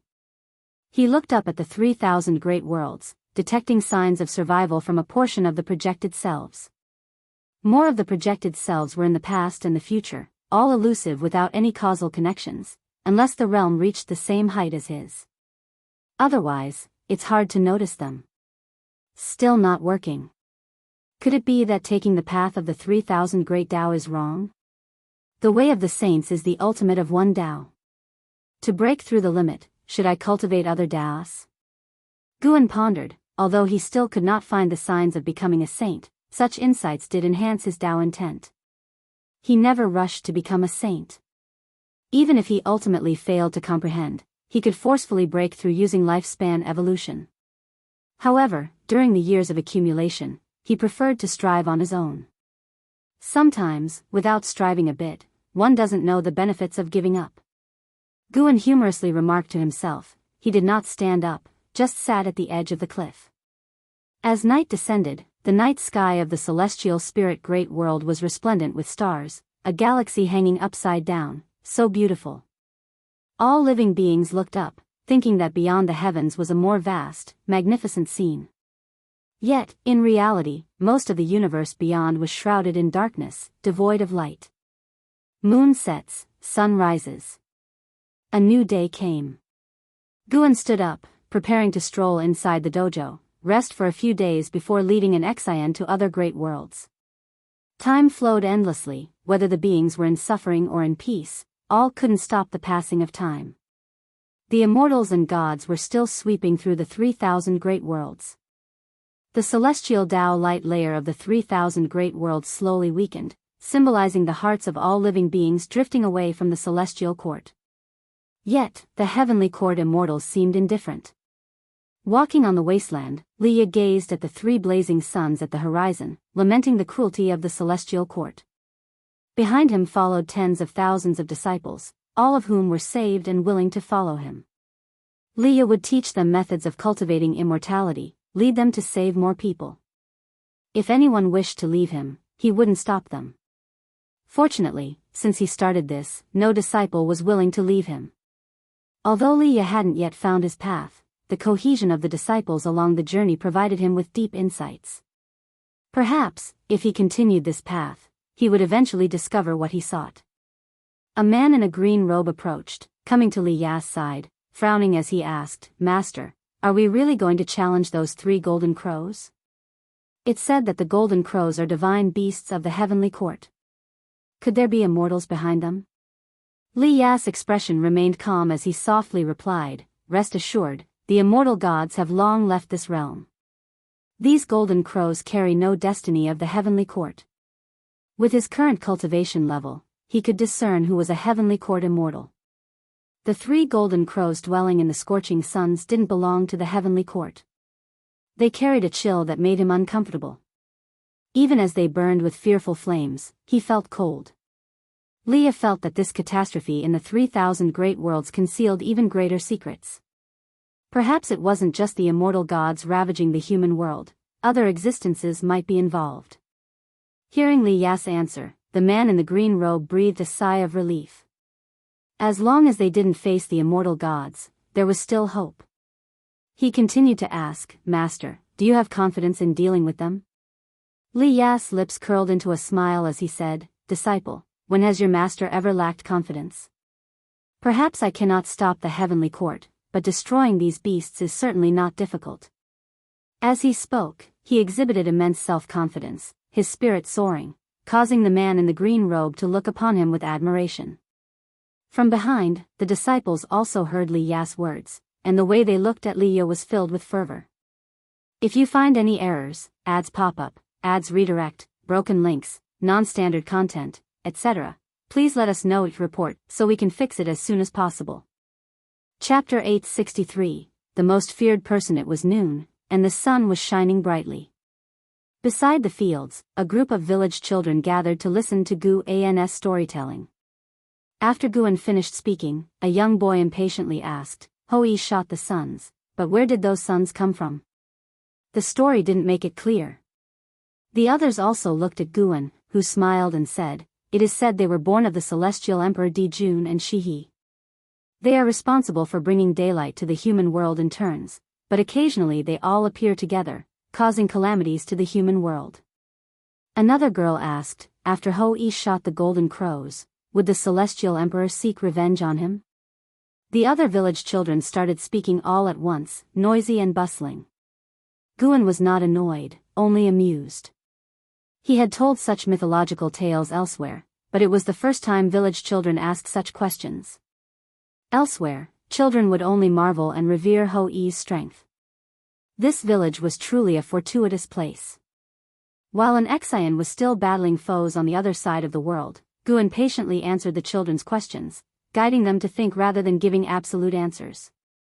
Millions of years later, these children would become the dominant power holders of this great thousand world. They transformed the heavens and earth and mastered destiny, at least within this great thousand world. Even if Guan and an Xian had not come, they could still break through the darkness and chaos to bring light to the human world. Guan did not intend to form any ties with them, he was just somewhat bored and came to pass the time.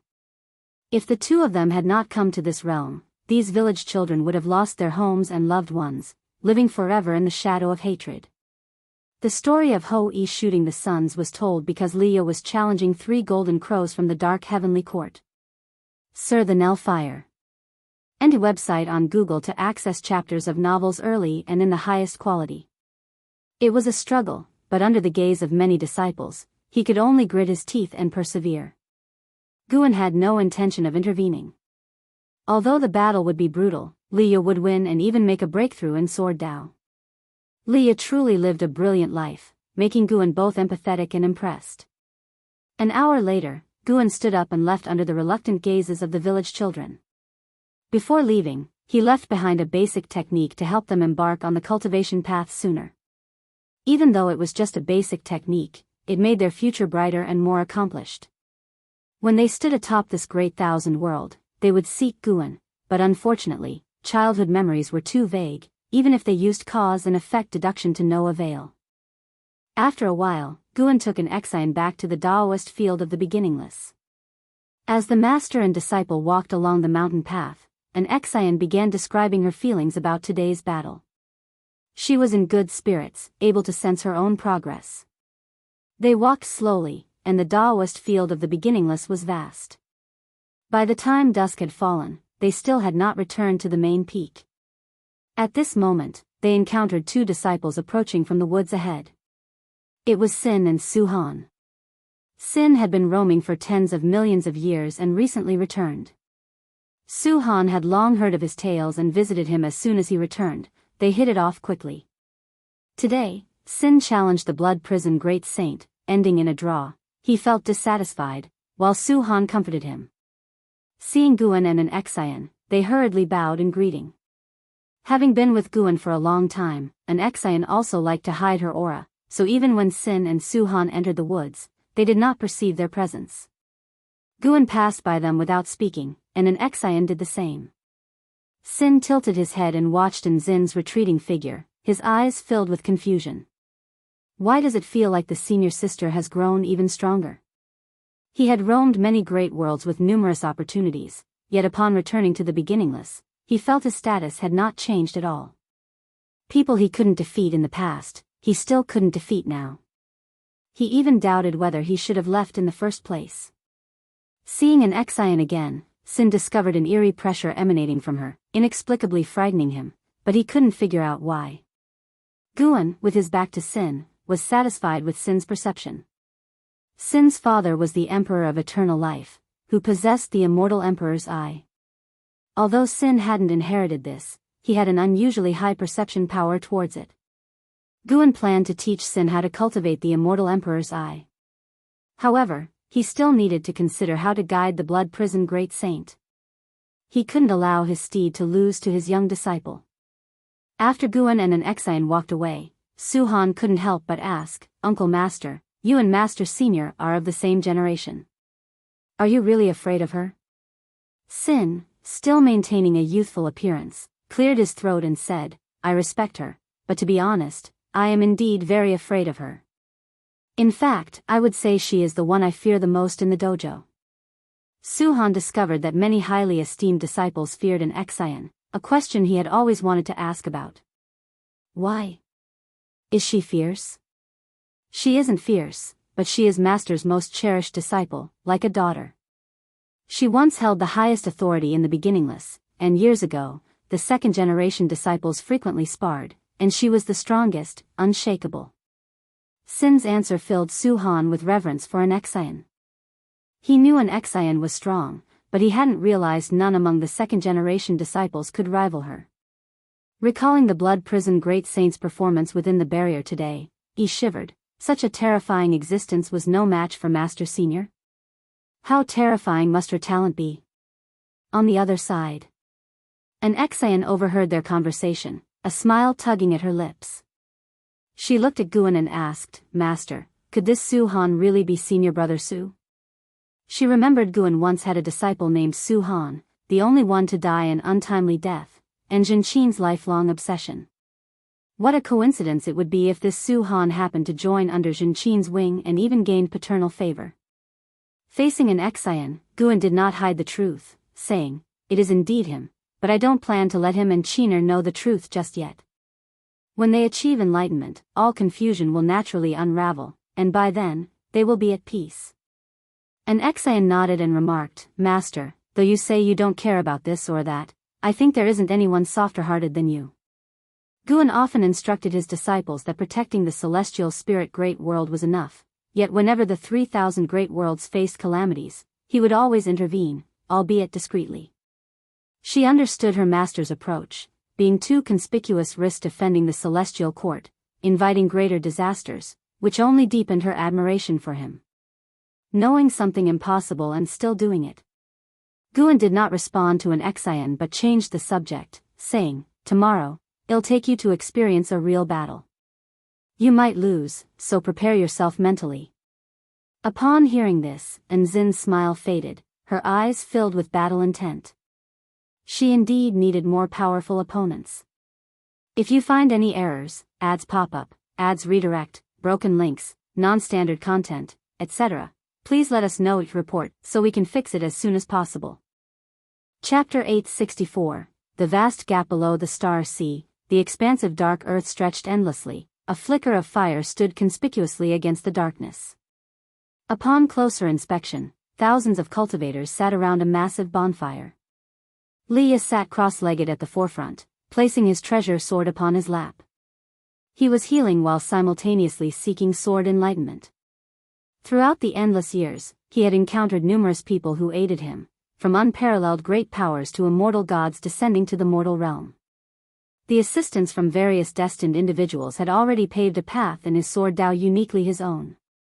Regardless of their motives for helping him, he remained true to himself, and everything he had experienced forged his current sword Dao.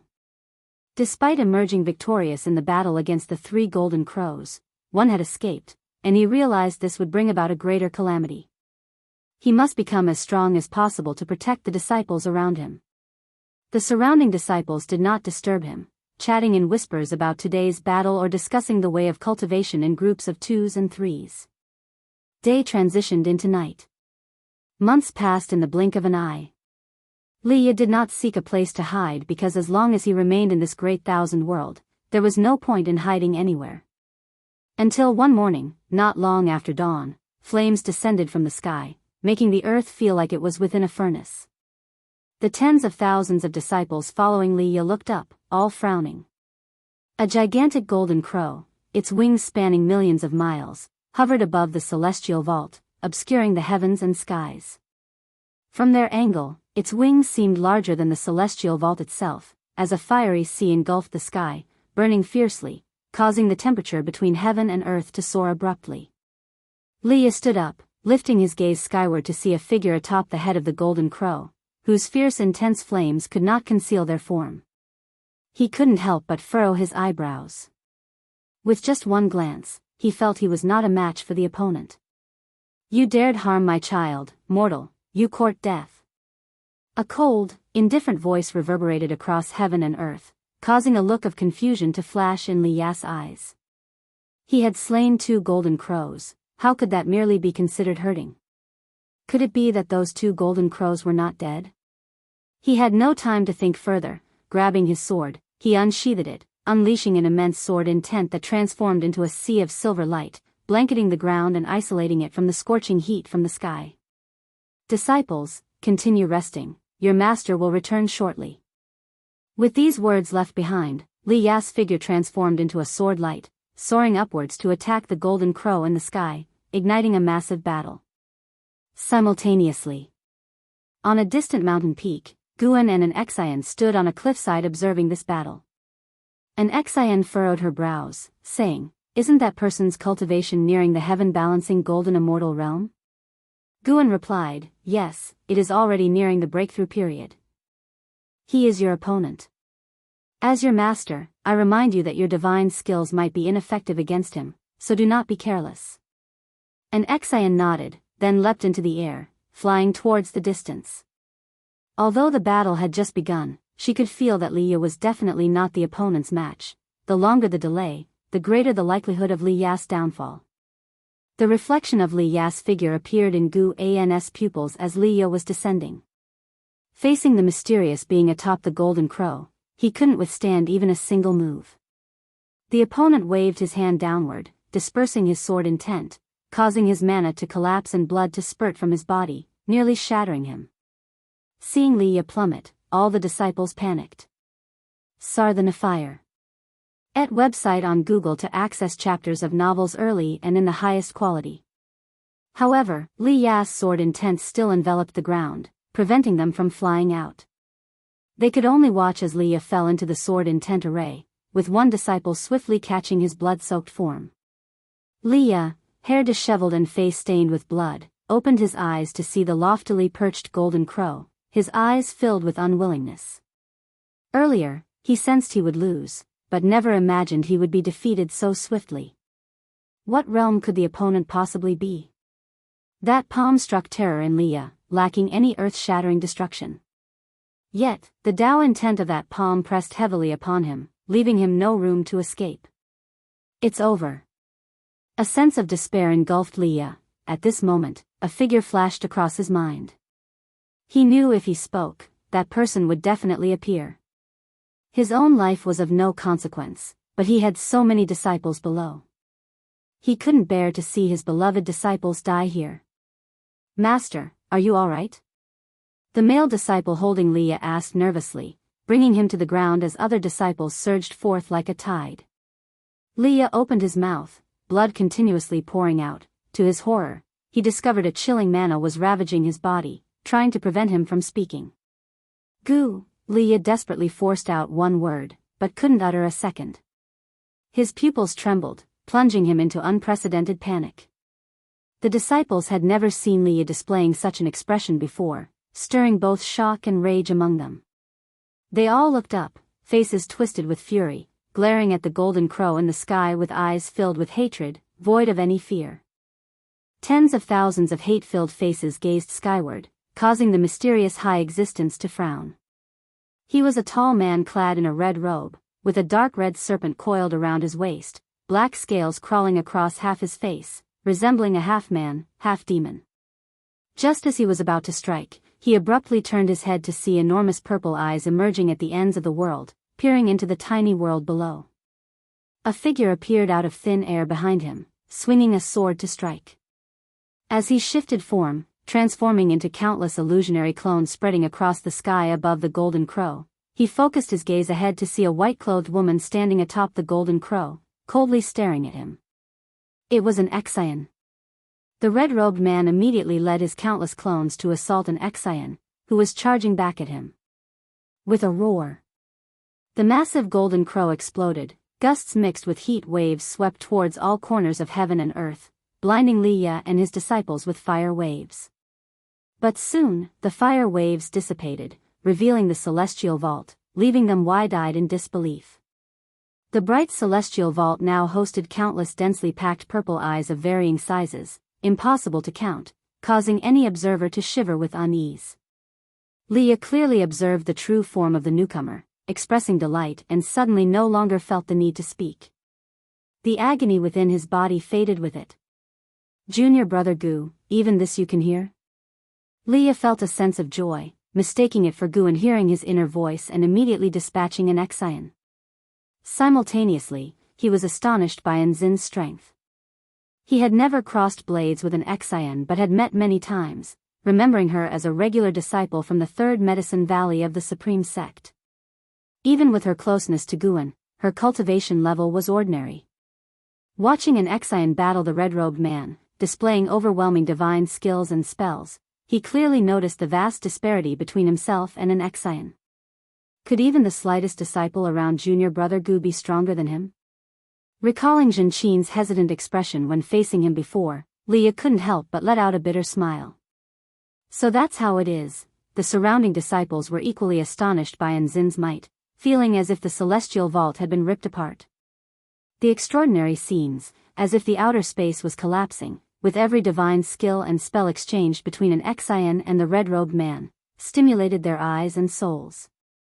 If you find any errors, ads pop up, ads redirect, broken links, non-standard content, etc., please let us know it report so we can fix it as soon as possible. Chapter 865, Sudden Enlightenment. Guan stood on the cliff, quietly watching the battle. The man in the red robe was unparalleled across countless eras, undefeated in the same realm, making him a perfect whetstone for an Xian. Although he already foresaw the outcome, he was still eager to see how the ensuing events would unfold. Helping Leah was one reason, but he was also very interested in the existence backing the man in the red robe. It might lead to a huge explosion of lifespan. Guan felt no burden in exterminating such malevolent powers. Powers like these, capable of incidentally annihilating the heavens and earth, were a result of the vast disparity in strength. However, the red-robed man allowed his offspring to torment all living beings, collecting grievances, which was truly evil.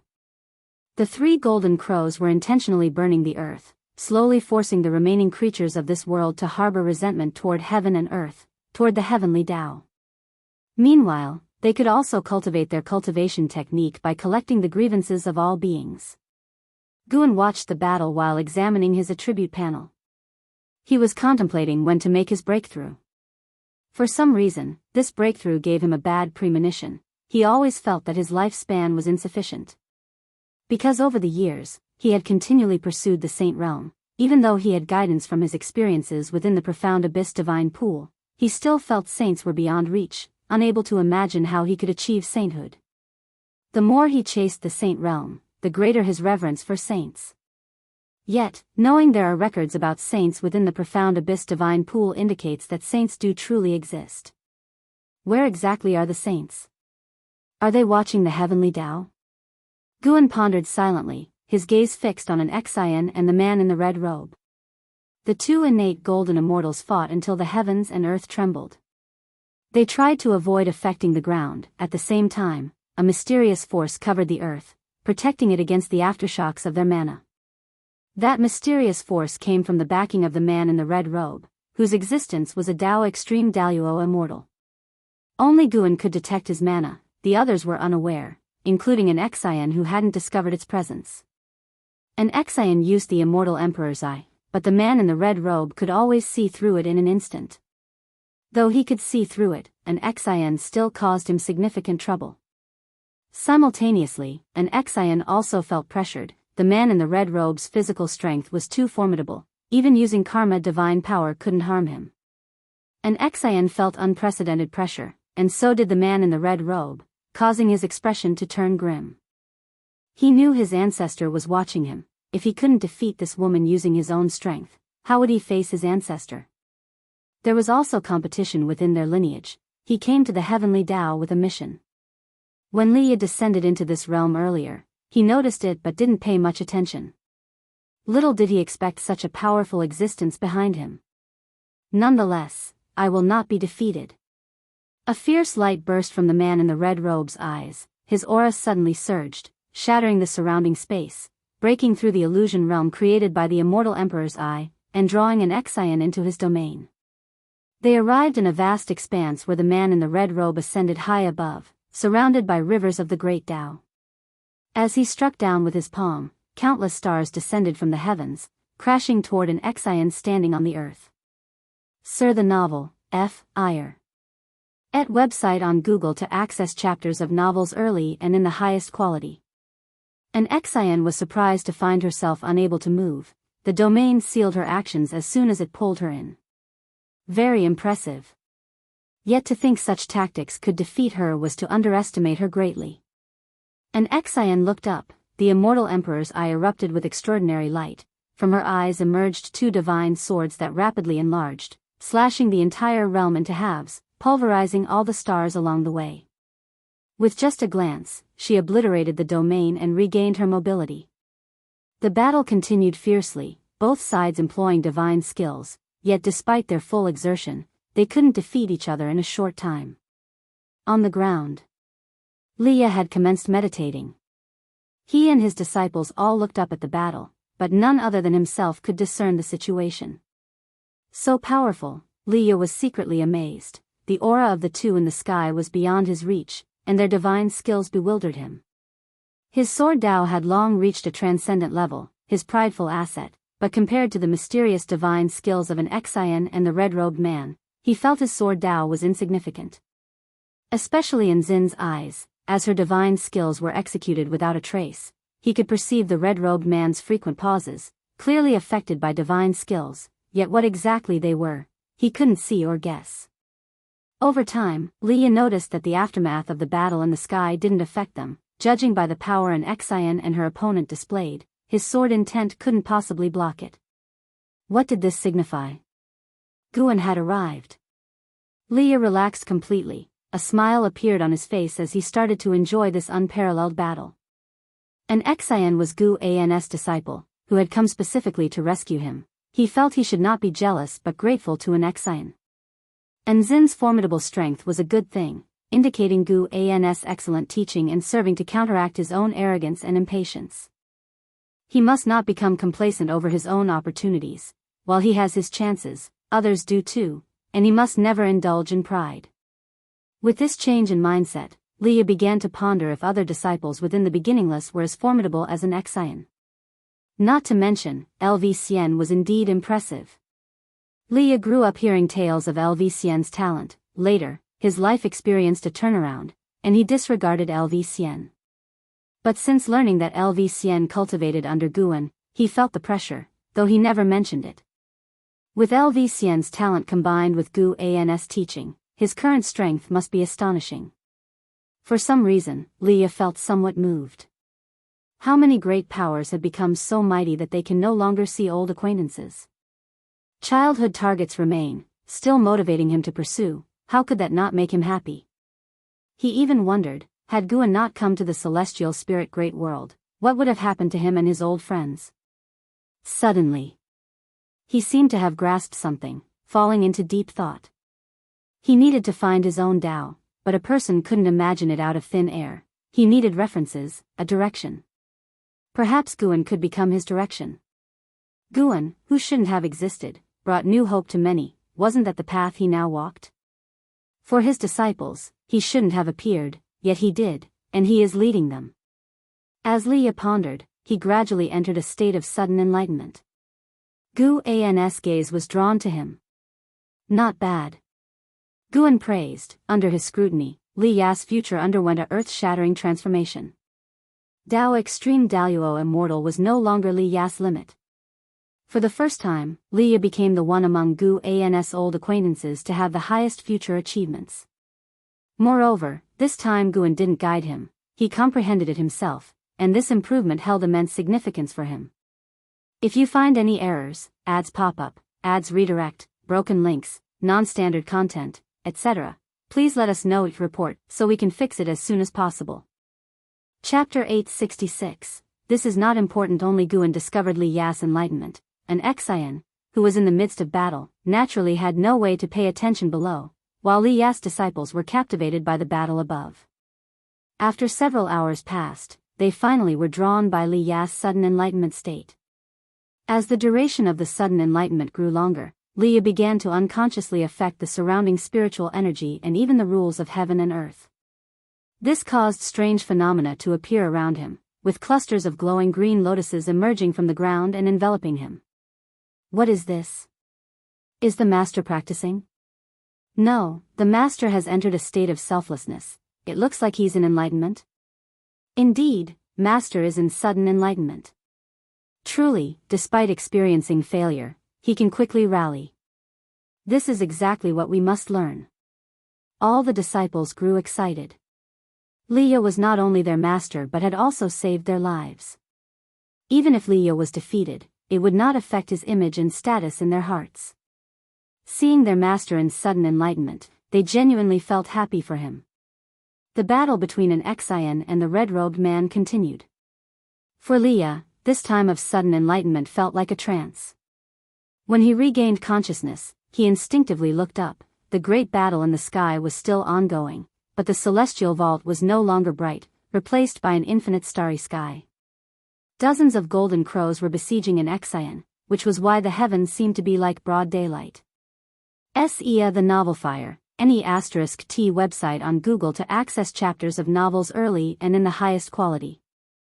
In the depths of the starry sky, countless purple eyes appeared, densely packed like a myriad of stars. Leah snapped back to reality and asked, "How long has this battle been going on?" The process of his sudden enlightenment was blurry in his memory, but he could keenly feel that a certain amount of time had passed. "Master, it has been 7 days."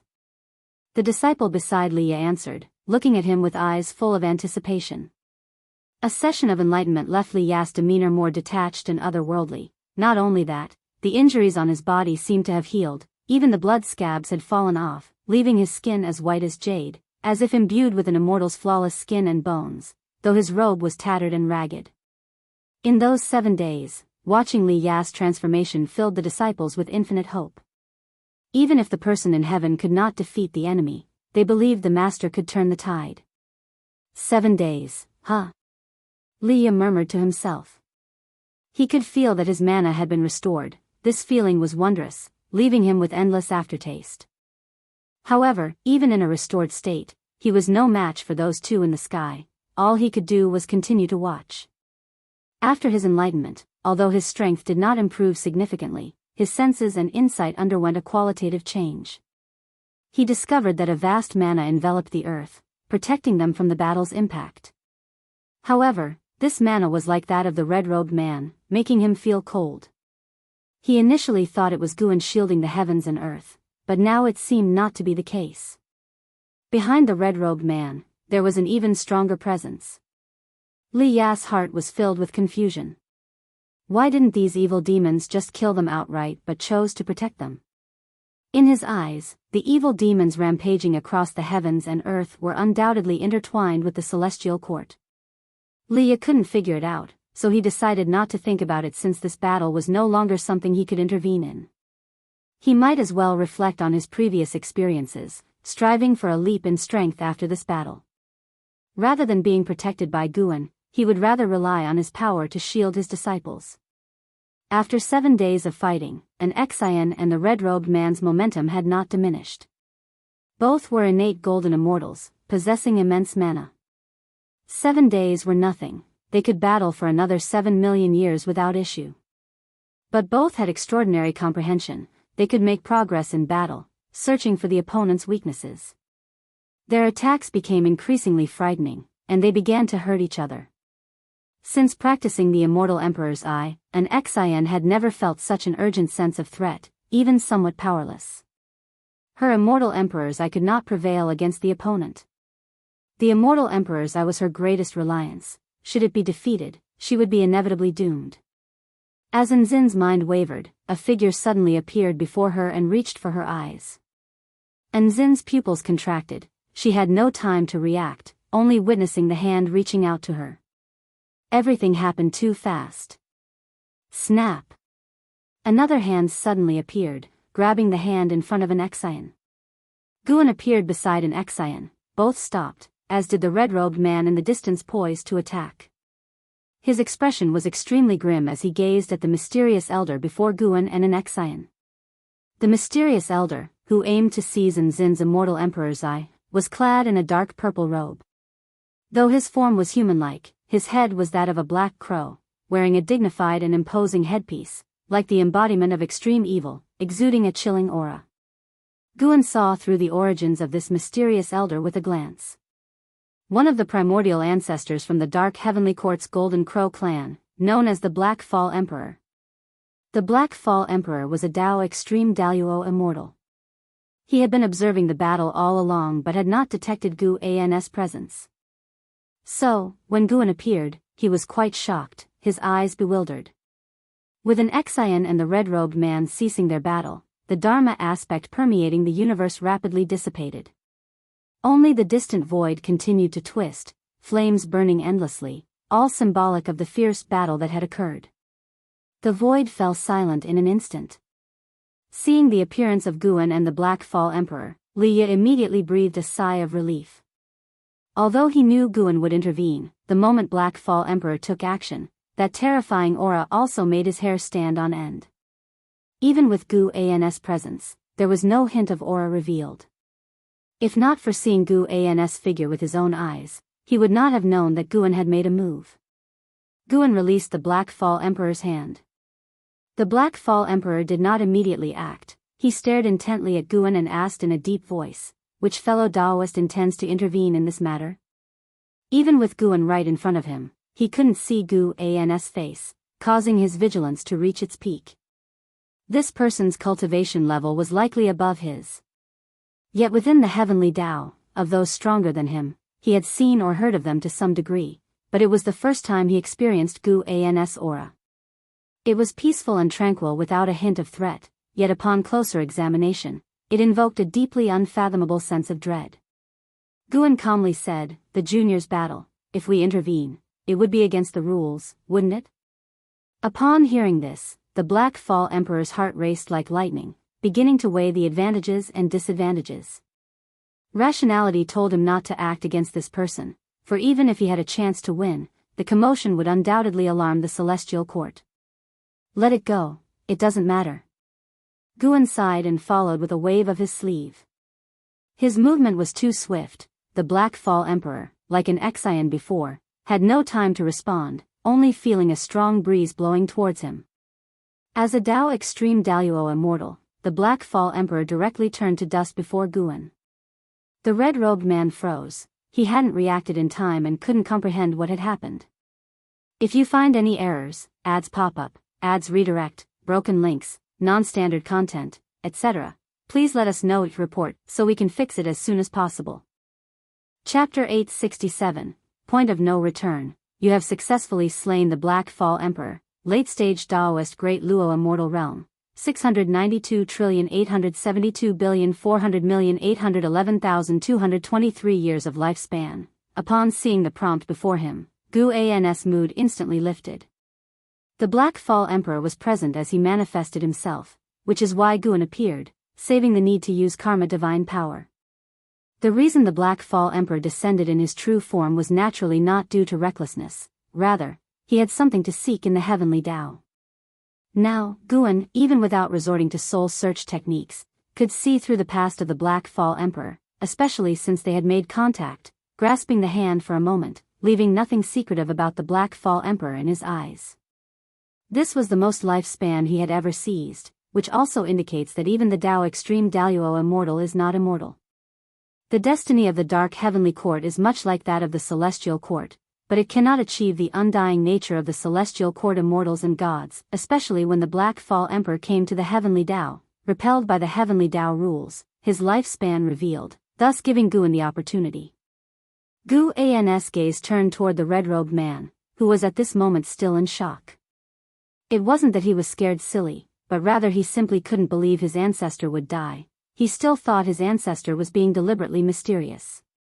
However, the longer he waited, the more uneasy he became. As Gu An's gaze fell upon him, although he couldn't see Gu An's true visage, he could feel a chilling sense of horror as if he were pierced by thorns. The red-robed man disappeared in an instant, the void silent, as he swiftly maneuvered out of this great thousand world. An Xian frowned, but she did not speak. She trusted her master's judgment and choice.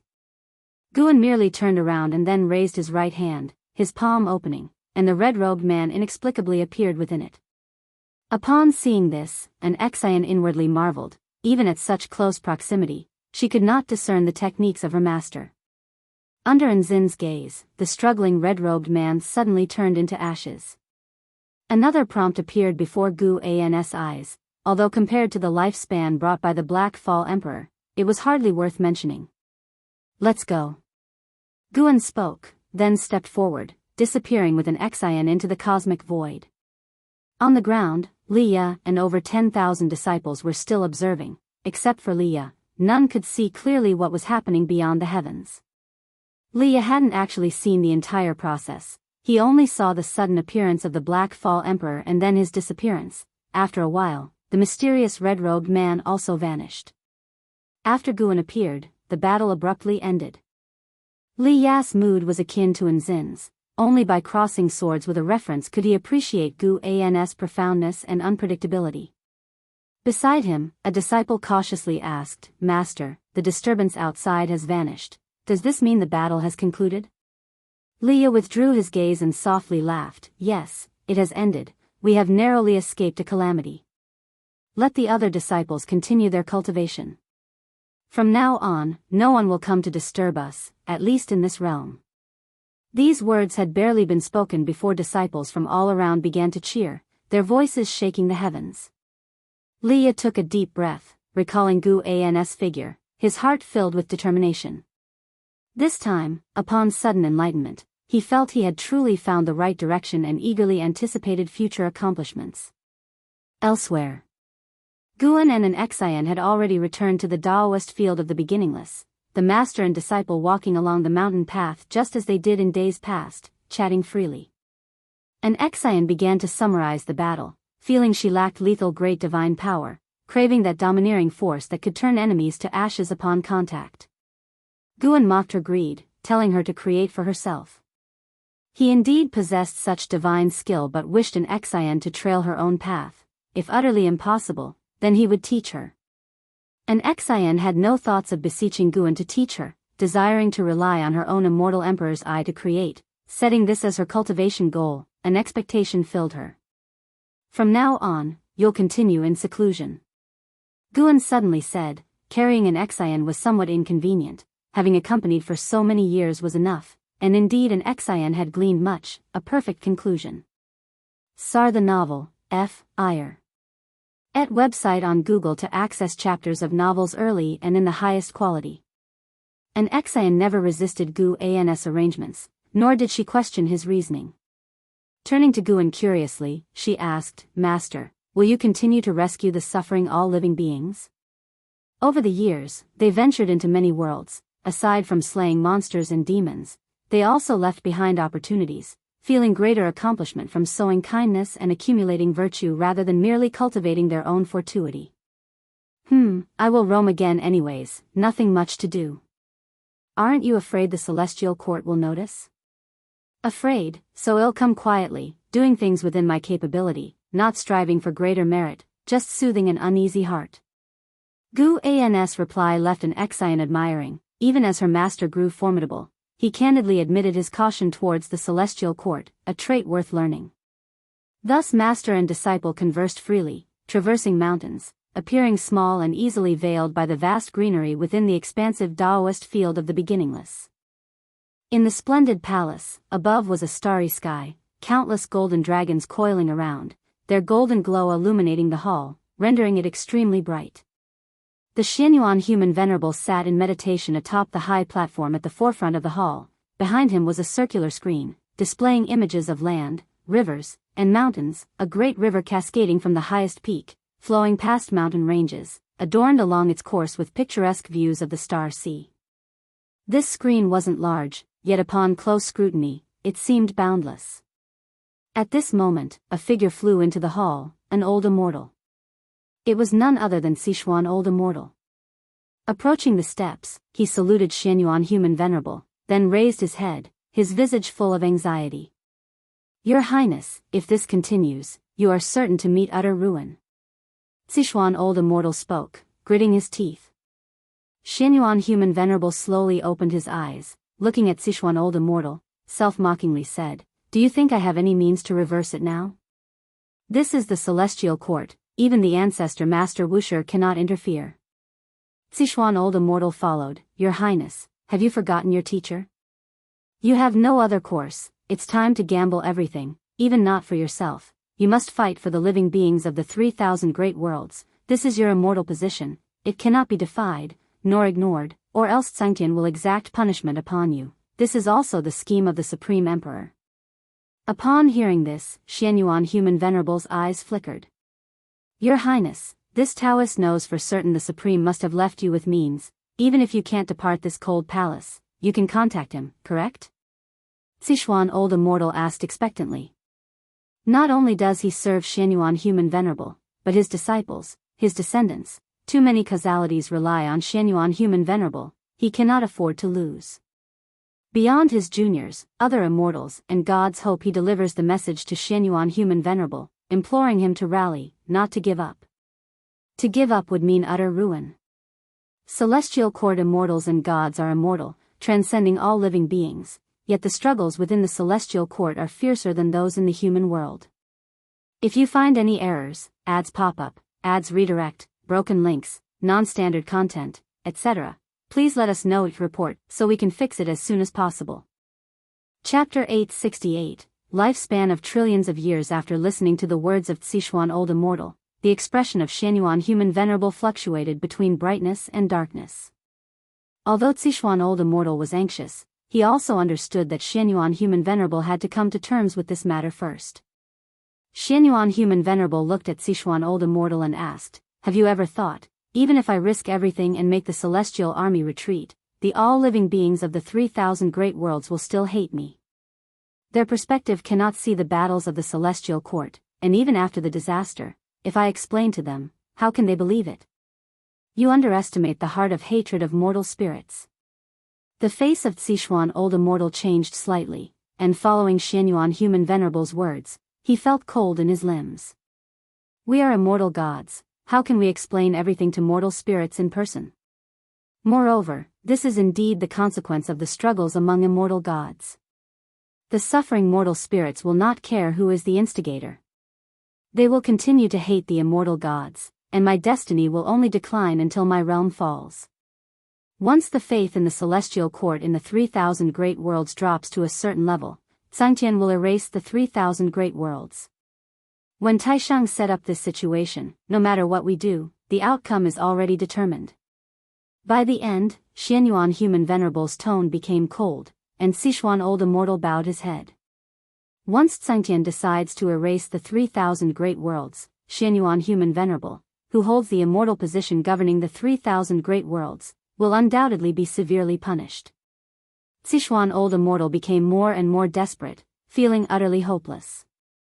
For a moment, the hall fell into silence.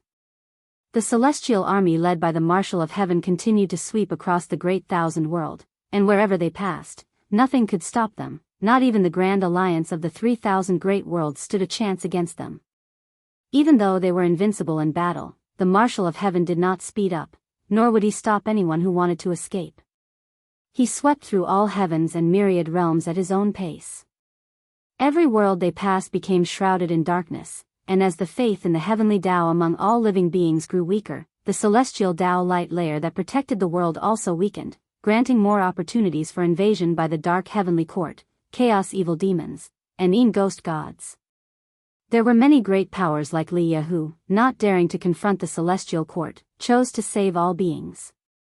They began to fight against the dark heavenly court and chaos evil demons, and thus the news of the dark powers' invasion spread in the 3,000 great worlds, leading to more speculation among the various forces. This catastrophe was not just the celestial court targeting the 3,000 great worlds, there might be a greater conspiracy hidden behind it. Guan, who had long seen through everything, did not think too much about it. He continued to wander across different worlds, saving suffering souls and plundering the lifespan of evil demons. The world is cruel, and all beings are miserable. Guan only saves those within his sight. 1,000 years quickly passed.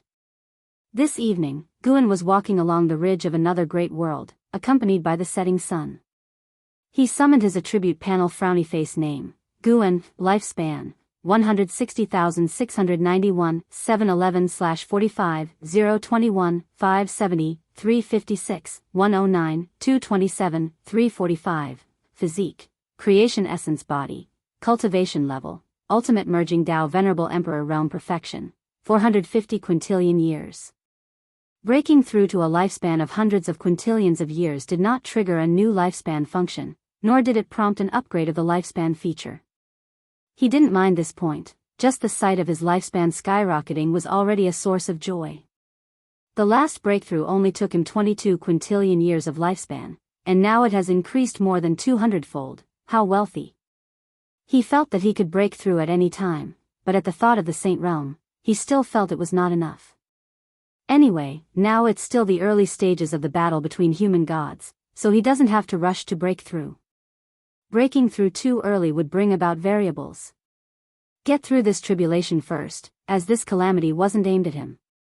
Guan turned his head to look at the distant setting sun, above which the celestial vault was dark blue, and below the setting sun, the land seemed to be under flames, like a line dividing two worlds. The evil demons in this world were more numerous than in the previous great world, but since there were many outer heaven cultivators coming to aid and save, he was not in a hurry. This world had good opportunities and would give birth to an immortal god who passed the heavenly Tao assessment, just like Li Xuanmiao. Unfortunately, as the involvement of cause and effect in the 3,000 great worlds increased, his future became fragile, and he was likely to be destroyed along with the 3,000 great worlds, with a destiny to ascend to immortality shattered like a mirage. Through his cause and effect, Guan sensed the changes in destiny. The endless cause and effect made the branches of destiny extend infinitely. The path of destiny was more complex than people usually imagined. Those who spied on destiny thought they could see through it. However, as their realms improved, the destinies they saw would keep advancing, indicating that there always existed destiny lines that their current realm couldn't see. Guan wondered if there might be destiny lines even the Supreme Emperor of Ultimate Merging Tao couldn't see. In his eyes, the fate of the 3,000 great worlds being wiped out by Xianxia was becoming increasingly clear, signifying that the 3,000 great worlds were on the path to destruction. Xianxia will not only destroy the 3,000 great worlds but also wipe out the dark creatures roaming within them. Even if one escapes the 3,000 great worlds, as long as they possess the cause and effect of the heavenly Tao, it's difficult to escape. Guan wanted to protect the celestial spirit great world, so he must stop Xianxia.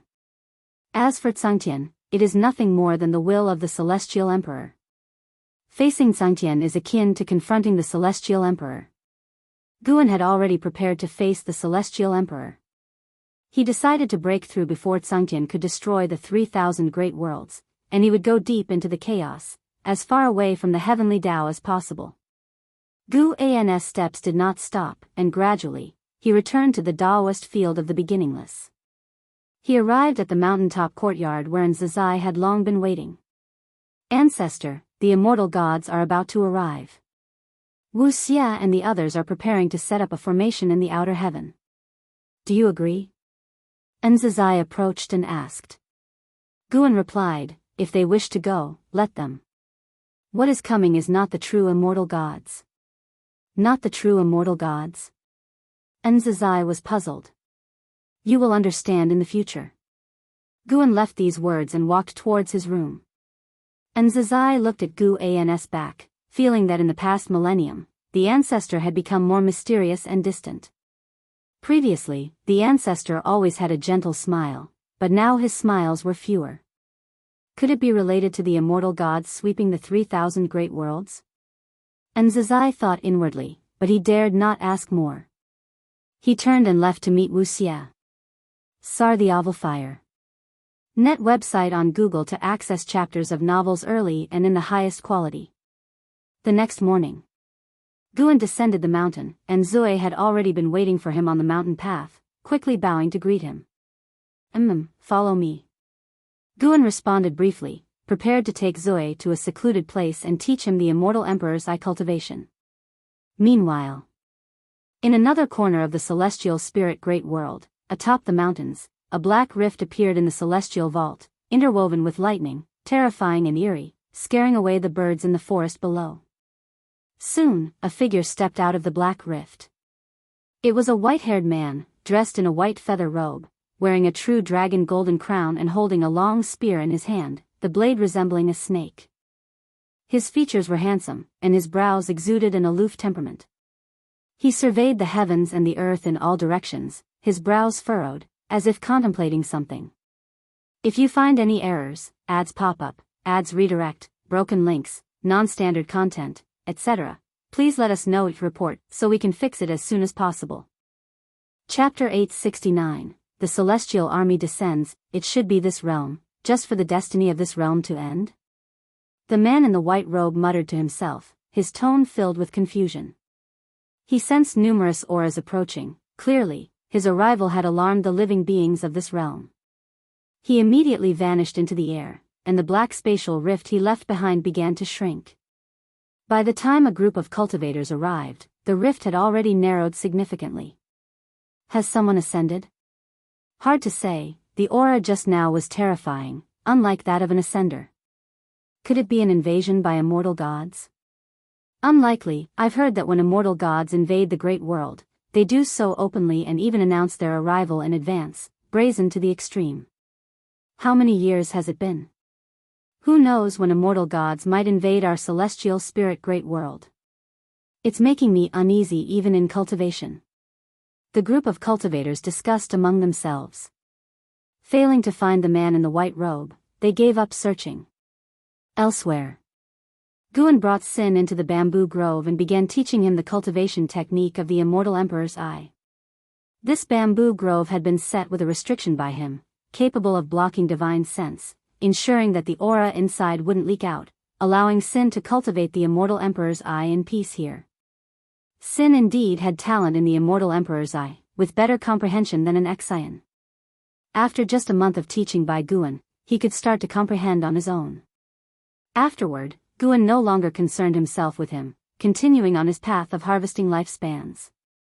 The celestial army rampaged unchecked, world after world within the great 1,000 worlds fell. The alliance formed by the 3,000 great worlds stood no chance against the immortal gods. Cultivators from the celestial spirit great world who went to battle fled back, bringing with them numerous reports. They spread the terror of the immortal gods, severely dampening the morale of all living beings. Those dreadful battles made the masses give up hope in resisting the immortal gods, replacing it with unease and fear. The celestial army was getting ever closer to the celestial spirit great world. Year after year passed. The fearsome legends about the immortal gods grew, making everyone feel as if the immortal gods were closing in. Under the weight of this terrifying pressure, more talents arose in the human world, as sects from all sides created momentum, portraying the geniuses they focused on cultivating as unparalleled talents born in response to the calamity. A millennium passed, and the immortal gods were not far from the celestial spirit great world. A great power proclaimed that at the latest, in 300 years, the immortal gods would descend upon the celestial spirit great world. Against this backdrop, more outer heaven visitors entered the world gate, some coming to support the celestial spirit great world, others to watch the battle and gather information. Guan paid no mind to the turbulent currents in the human world, instead quietly harvesting lifespans, leaving hope amidst the lands bathed in blood. The cultivation techniques he left behind were all basic qi absorption techniques, which wouldn't be tainted by his cause and effect. As all living beings awaited anxiously, the immortal god army once again bathed a region of the great 1,000 worlds in blood. On the rolling thunderclouds above, the Marshal of Heaven stood atop the clouds, hands behind his back, coldly overlooking the scorched earth below, watching mountains collapse with an unchanged expression. The Novel Fire. And a website on Google to access chapters of novels early and in the highest quality. A celestial god appeared beside him out of thin air and spoke, "Marshal, the living beings of this realm are less than 1 in 10. Should we proceed to the next great world?" "Yes." The Marshal of Heaven responded. The celestial god immediately took out a scroll, unfolded it to reveal the cosmic starry scenery, full of dazzling nebulas swirling, their number beyond estimation, constantly shifting, drawing close at times, then drifting away, dizzying to behold. The celestial god placed the scroll before the Marshal of Heaven, awaiting his selection. The Marshal of Heaven surveyed the landscape within the scroll, asking, "Has Emperor Xianxia been born in the celestial spirit great world?" The nebulae within the scroll symbolized the great 1,000 worlds, and the Marshal of Heaven only needed to focus on a great world to insight into this realm's general cause and effect through celestial Tao destiny. "There are indeed such rumors," the celestial god replied respectfully. The Marshal of Heaven waved his sleeve, storing the scroll back with the celestial god, saying, "This realm originates from the contest of the Son of Heaven, so let's go to the world where the Son of Heaven was born and give other innocent worlds more time to breathe."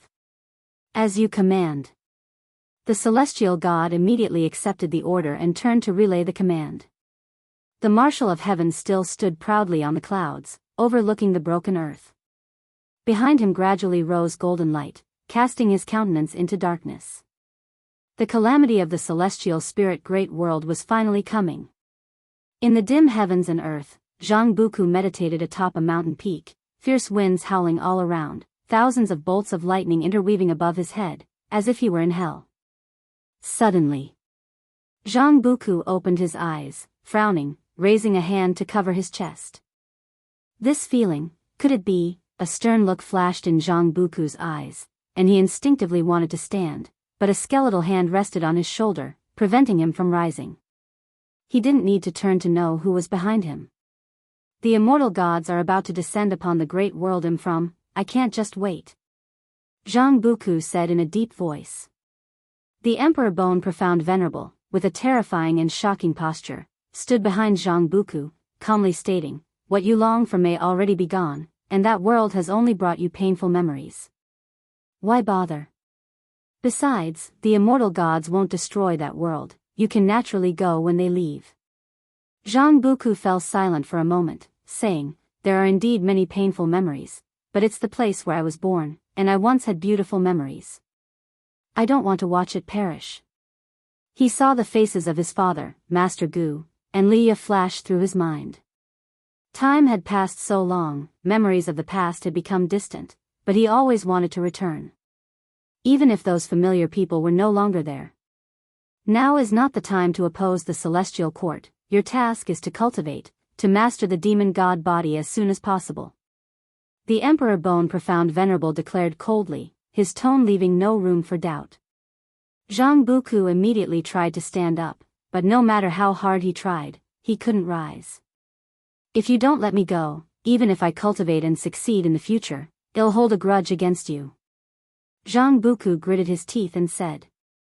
The Emperor Bone Profound Venerable passed on cultivation techniques to him, clearly intending to nurture him, but Jianghu could never accept the Emperor Bone Profound Venerable, because the Emperor Bone Profound Venerable sought to destroy the heavenly Tao. Your grudge is your own, I don't care. Blame yourself for not being strong enough now to break free of my restraint, the Emperor Bone Profound Venerable mocked.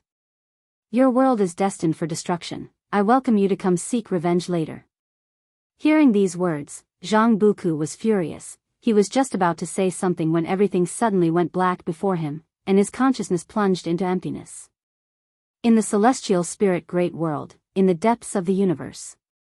In front of the world gate, the celestial spirit god was meditating and cultivating. A golden light suddenly descended, shining upon him, startling him to open his eyes. He saw at the top of the universe above, rolling thunderclouds, from which a beam of golden light pierced through, descending straight to the world gate. The celestial spirit god sensed a familiar heat. This was the celestial Tao golden light.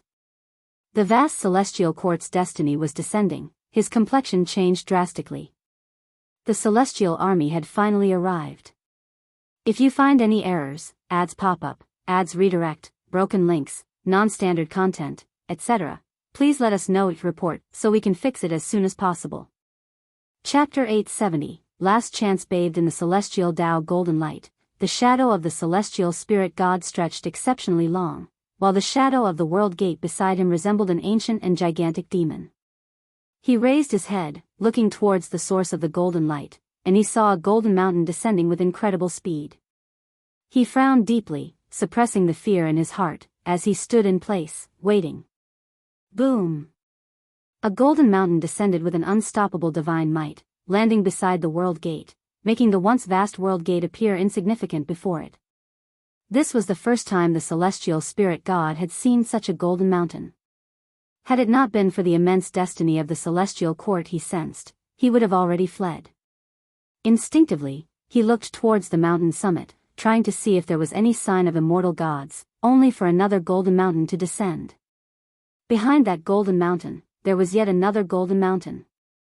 One after another, golden mountains descended with the momentum to suppress all of creation, each one pressing upon the other, creating a grand spectacle that echoed throughout the universe to all living beings' souls, striking awe in all who heard it. Within the Daoist field of the beginningless, the sinner practicing the immortal emperor's eye within the bamboo forest looked up, surprise etched on his face. Not only him, but all disciples within the dojo were also alarmed, with many flying out from their respective cave mansions to see what was happening. Before the world gate, the celestial spirit god's robe fluttered, and the golden armor on him shimmered continually. He stared, astounded, as the golden mountains descended one after another, stacking upon each other, and with each additional mountain, the destiny of the celestial court he felt grew stronger.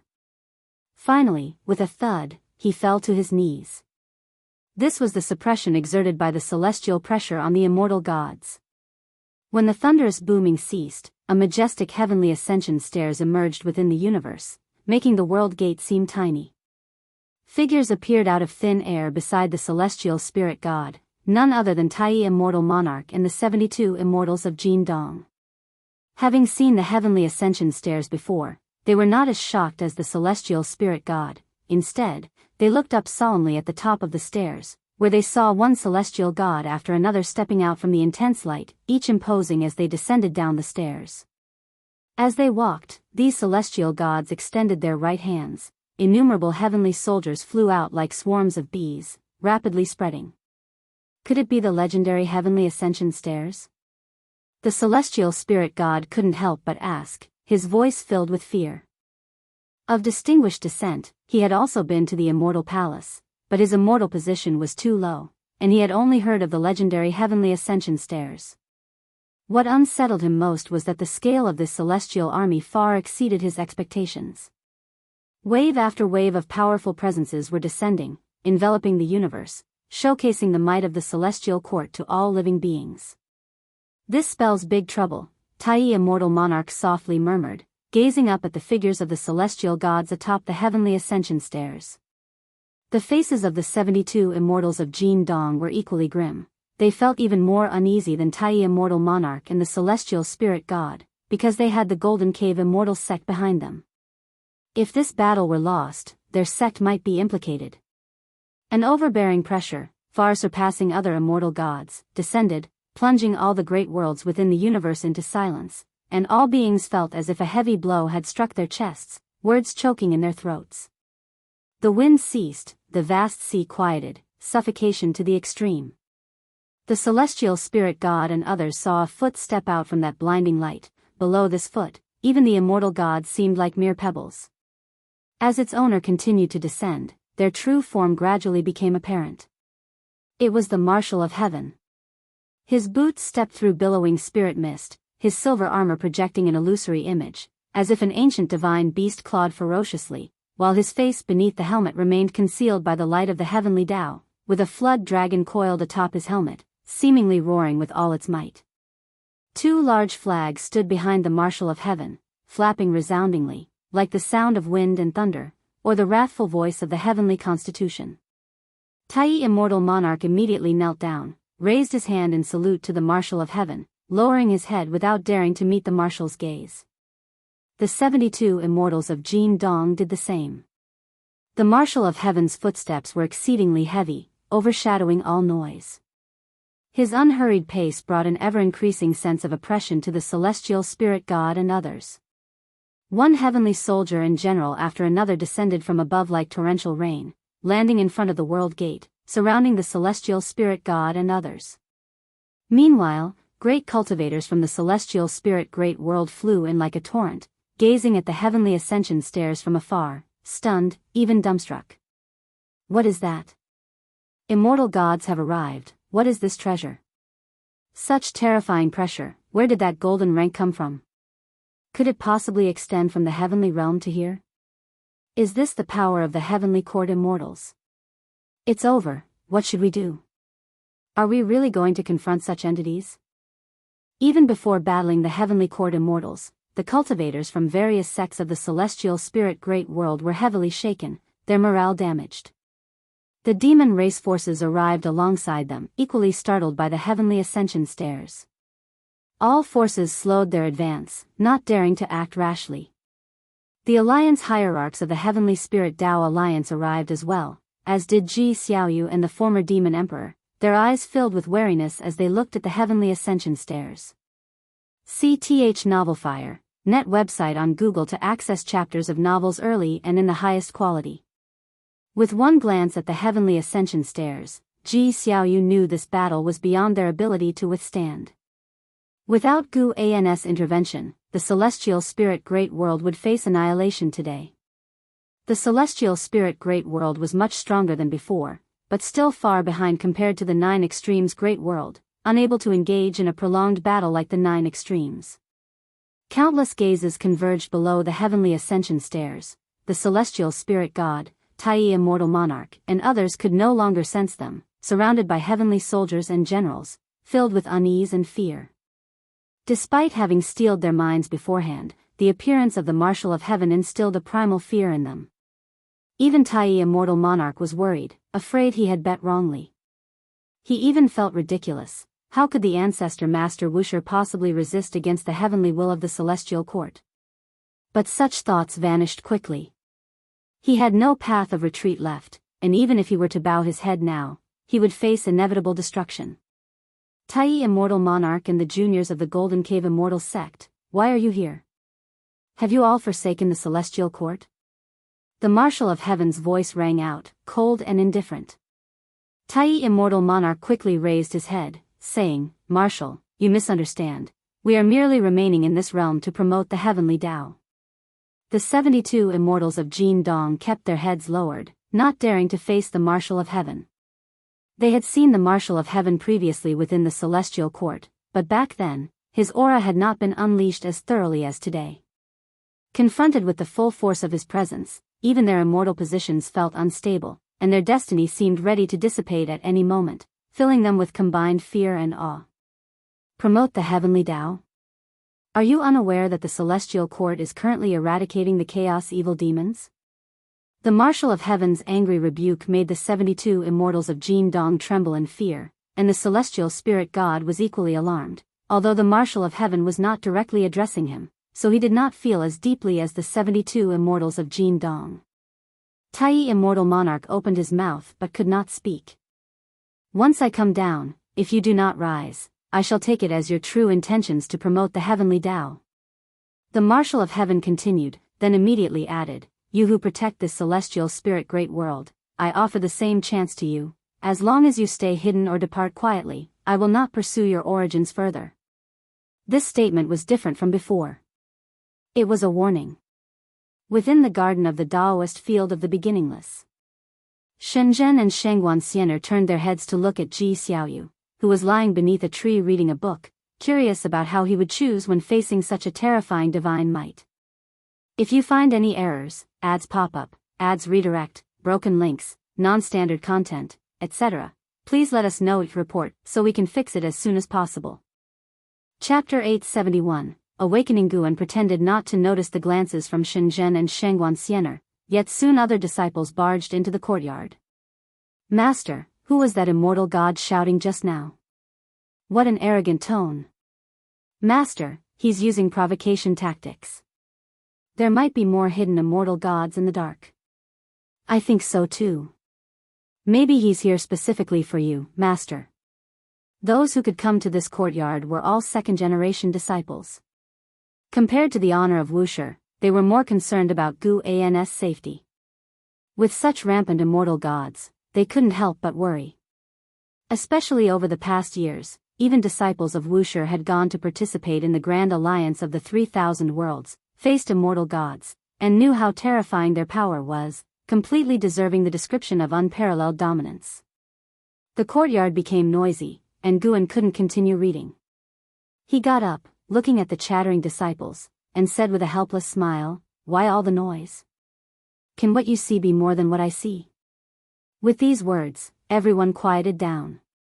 The blood prison great saint had not spoken earlier. He felt that no matter how many immortal gods there were, they were not a match for his master. But seeing everyone worried about the master, he dared not say so, for fear of fanning the flames. He had observed for hundreds of millions of years and felt that the master, though verbally claiming fear of the celestial court, was not afraid at all. How long had it been since the heavenly court immortals appeared? The master still hadn't budged, absolutely unafraid of the immortal gods knocking on his door. Perhaps, when he spoke of fearing immortal gods, it was merely to prevent the disciples from becoming complacent. At least every time the blood prison great saint thought that the master might indeed be the strongest existence, he couldn't help but feel his blood boil, uncontrollably excited. "Master, what do you intend to do?" an Exayan asked. She also had full confidence in Guan, but some matters, once done, would cause a lot of trouble, and she was unsure of Guan's considerations. Guan sighed helplessly and said, "Originally, I wanted to let all beings hone themselves and, when there was no retreat, I would step in. After all, the celestial spirit great world is the world of all beings. However, since this head of the heavenly gods is after me, I can only act in advance." Guan's words and demeanor were filled with discord, making the disciples secretly exclaim. "No wonder he's the master, at the very least, in the art of pretension, he's already reached the transformation realm. No wonder the books he writes are so enjoyable to read, turns out he's writing about himself." The blood prison great saint suddenly got excited and yelled, "Master, ride on me to slay the gods and immortals." Everyone was still immersed in the heroic spirit of Guan's words, but upon hearing the blood prison great saint's words, their emotions were suddenly shattered. Jianghu glared, saying, "Blood prison great saint, does master need to ride you?" The others followed in mocking the blood prison great saint. If such a thing were to happen, in the future, the blood prison great saint would certainly boast about it, perhaps even press them with it. Just thinking about it made their scalps tingle.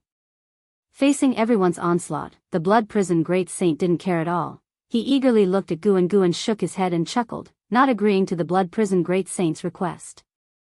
He looked up towards outer heaven, as the marshal of heaven was still descending. Judging by his pace, it might take a while to walk down the heavenly ascension stairs. This immortal god was doing it deliberately, oppressing the courage of all beings, giving them time to react, leading them to hate Xianyuan human venerable, or even Guan. The ancestor master Wuxia had safeguarded all living beings for countless years and had long become a guardian god in their hearts. Hearing the marshal of heaven's words, many beings were worried that the ancestor master Wuxia would flee, breeding resentment in them. Guan could already sense the emotions of all beings, but he didn't mind. After all beings have diverse behaviors, some hate him, some undoubtedly expect him, and some even wish he would leave, so they wouldn't have to join them in death. Now, not only the disciples in the courtyard, but also the beings of the Daoist field of the beginningless and the Nine-Spirit dynasty were anticipating Guan. Except for those beings who had gone to train in outer heaven, other beings all worshipped Guan, believing him to be the mightiest existence, hoping that he wouldn't lose. The words of the marshal of heaven filled the hearts of all beings in the Nine-Spirit continent with rage. At this moment, Tai immortal monarch, celestial spirit god, and the 72 immortals of Jianghu were struggling internally, facing the marshal of heaven's pressure with myriad emotions. They realized it was time to make a choice. If they remained kneeling, they would certainly be alienated by Guan in the future. But if they stood up, what if Guan wasn't a match for the marshal of heaven? After a brief silence, the celestial spirit god slowly rose. He wasn't betting on Guan's victory, but he had a reason he must stand up for. The heavenly soldiers, and the immortal gods on the heavenly ascension stairs seeing this scene, most of their faces showed disdain. Giving up an immortal god status just to resist the celestial court, utterly foolish. The marshal of heaven's expression remained indifferent, not stopping his steps, looking down at Tai immortal monarch. He could see through the cause and effect of the celestial spirit god and knew why he acted so. But Tai immortal monarch had no such reason. The celestial spirit great world had no matters directly involving Tai immortal monarch with cause and effect, and Tai immortal monarch had no fault in the celestial court, with no need to oppose it. Under the gaze of the marshal of heaven, Tai immortal monarch unexpectedly rose slowly. This scene caused an uproar among the immortal gods. The celestial spirit god was a minor role in their eyes, but Tai immortal monarch was different. His immortal monarch destiny made it impossible for the immortal gods to take him lightly. A dignified immortal monarch standing up for the beings of one world against the celestial court? What for? Seeing the Tai immortal monarch rise, the 72 immortals of Jianghu all clenched their teeth and stood up, their faces filled with determination when their bodies straightened. Their expressions were identical as they gazed at the marshal of heaven, causing him to frown. Immortal cultivation for peace, yet you, honored as immortal gods, conduct demonic acts, slaughtering all living beings, disrupting the great Daoist order. So be it, I shall awaken you on behalf of the heavenly Tao. A voice came from the depths of the universe, startling all immortal gods to turn their heads toward the direction of the celestial spirit great world. The Marshal of Heaven stopped his steps, turning his head to look. The two grand banners behind him paused, no longer fluttering. Sar the Nelfer. Net website on Google to access chapters of novels early and in the highest quality. He lifted his right hand, and a divine weapon larger than his physical body appeared in his hand, resembling a heaven-piercing halberd, with the halberd blade taking up a third of the entire weapon. Upon its appearance, wisps of golden aura spilled out, forming golden dragons and fire phoenixes coiling around the halberd blade. Heavenly soldiers and generals, heed my order, first eliminate this demon. The Marshal of Heaven's voice rang out, causing the attention of all immortal gods to shift toward the direction of the celestial spirit great world. The celestial gods around the world gate led their respective celestial armies flying towards the celestial spirit great world, spreading out and each forming a heavenly array. The various sects and clans in the void retreated in fright, yet their hearts were filled with excitement. Could the voice just now belong to Ancestor Master Wuxia?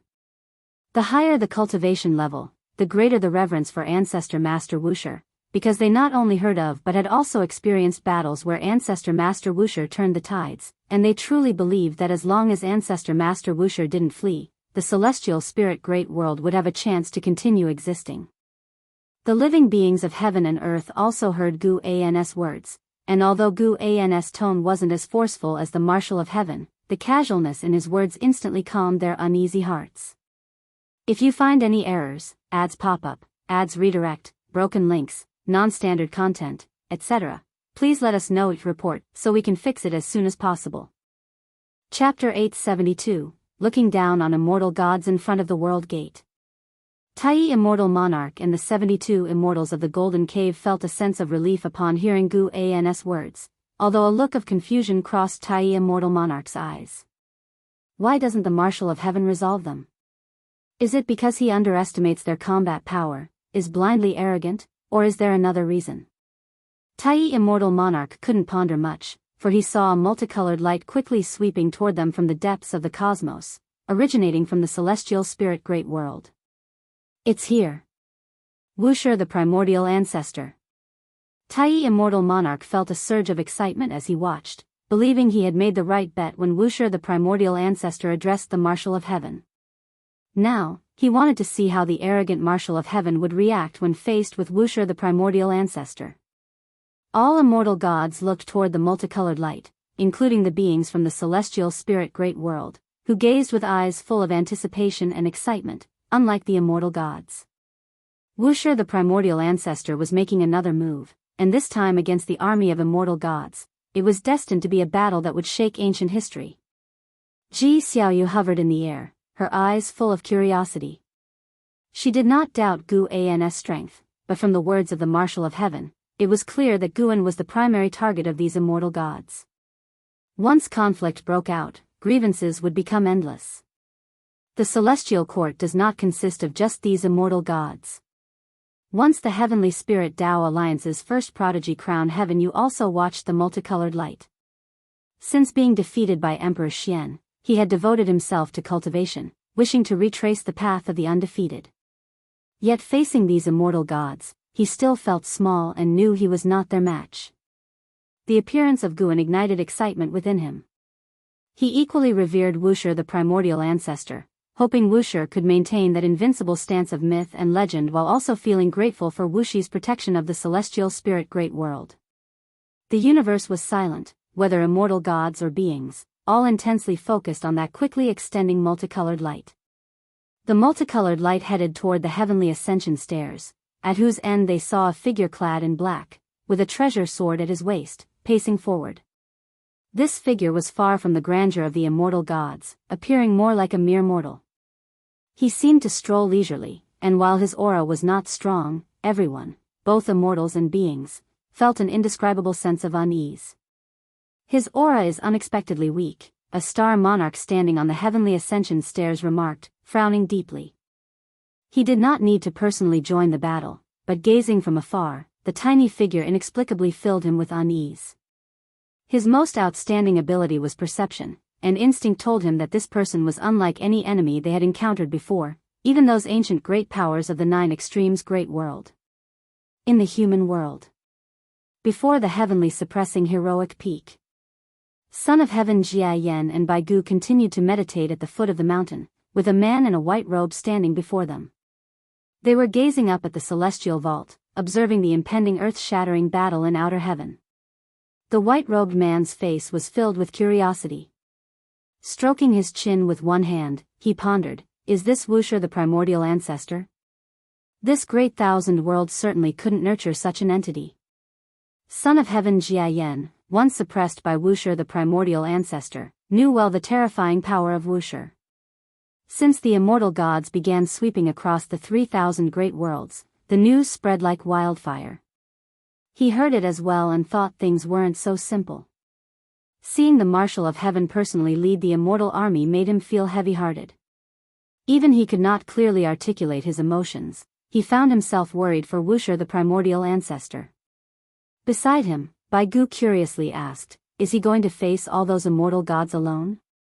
Son of Heaven Jia Yan did not answer, but a smile of excitement appeared on the white-robed man's face, lost in thought.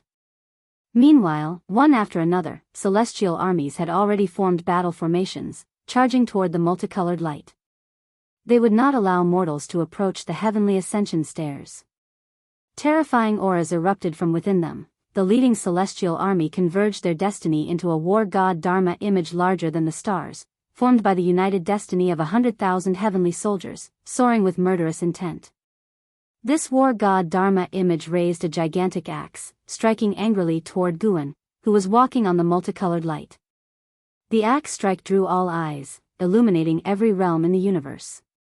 As the axe cleaved down, Dao's spiritual qi surged within the cosmos, and axe qi, imbued with terrifying heavenly Dao divine power, tore the void, slicing across. The hearts of all beings stopped. Their wide eyes and dilated pupils could not grasp this attack. However, as swiftly as the axe qi advanced, it vanished.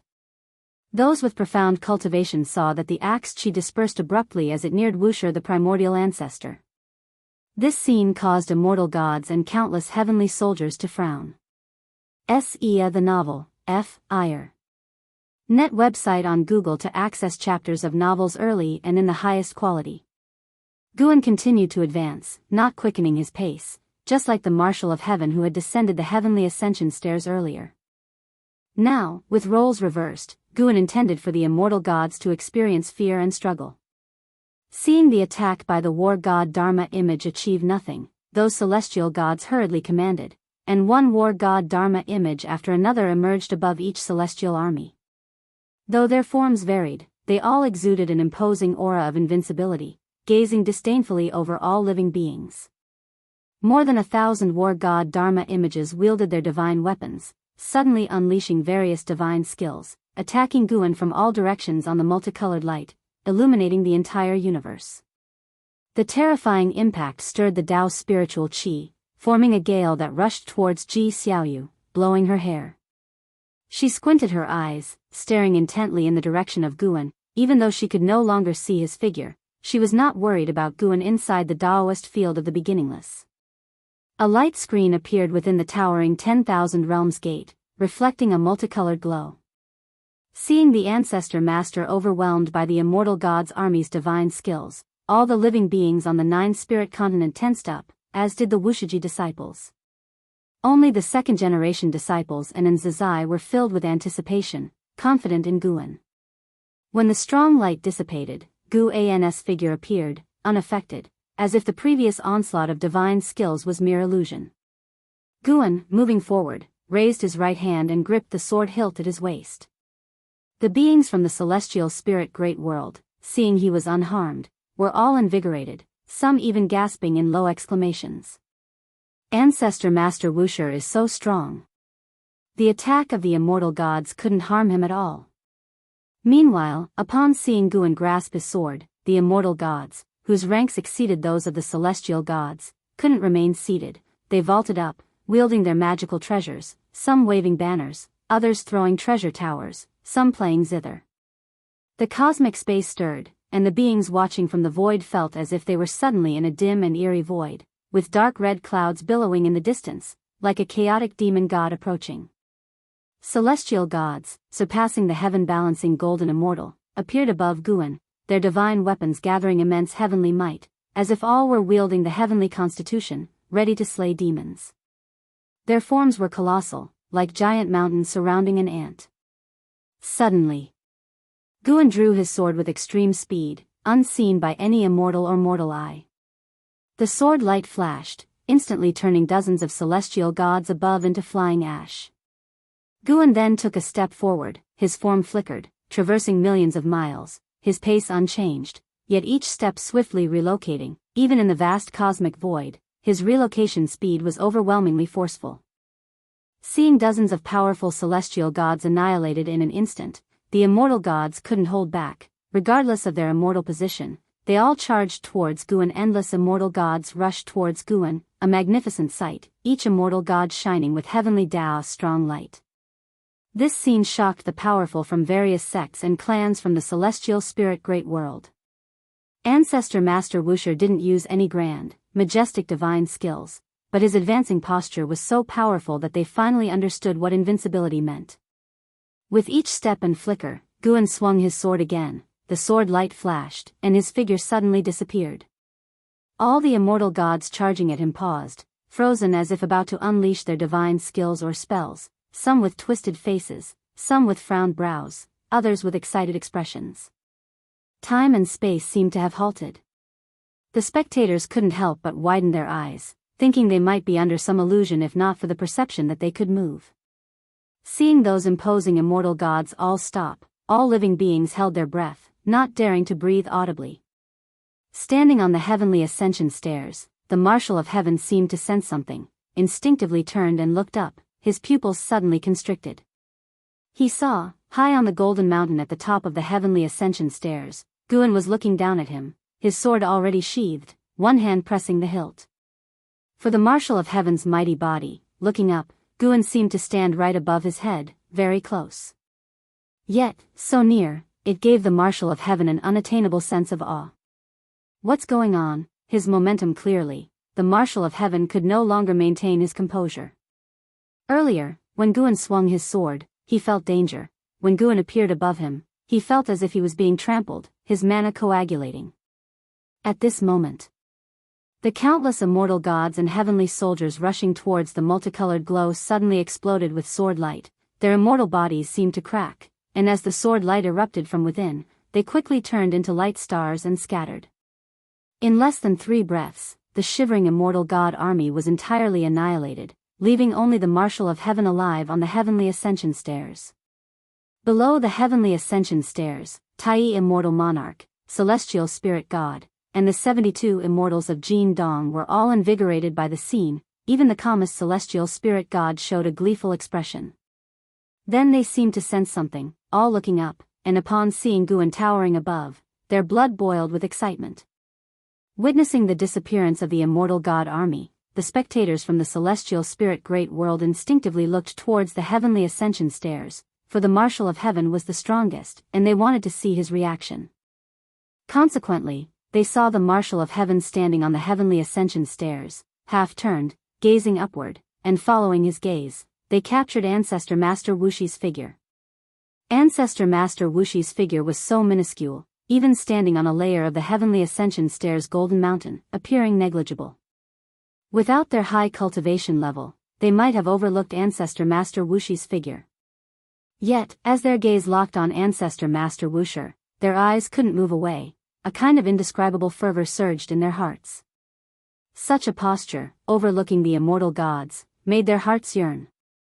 If you find any errors, ads pop up, ads redirect, broken links, non-standard content, etc., please let us know each report so we can fix it as soon as possible.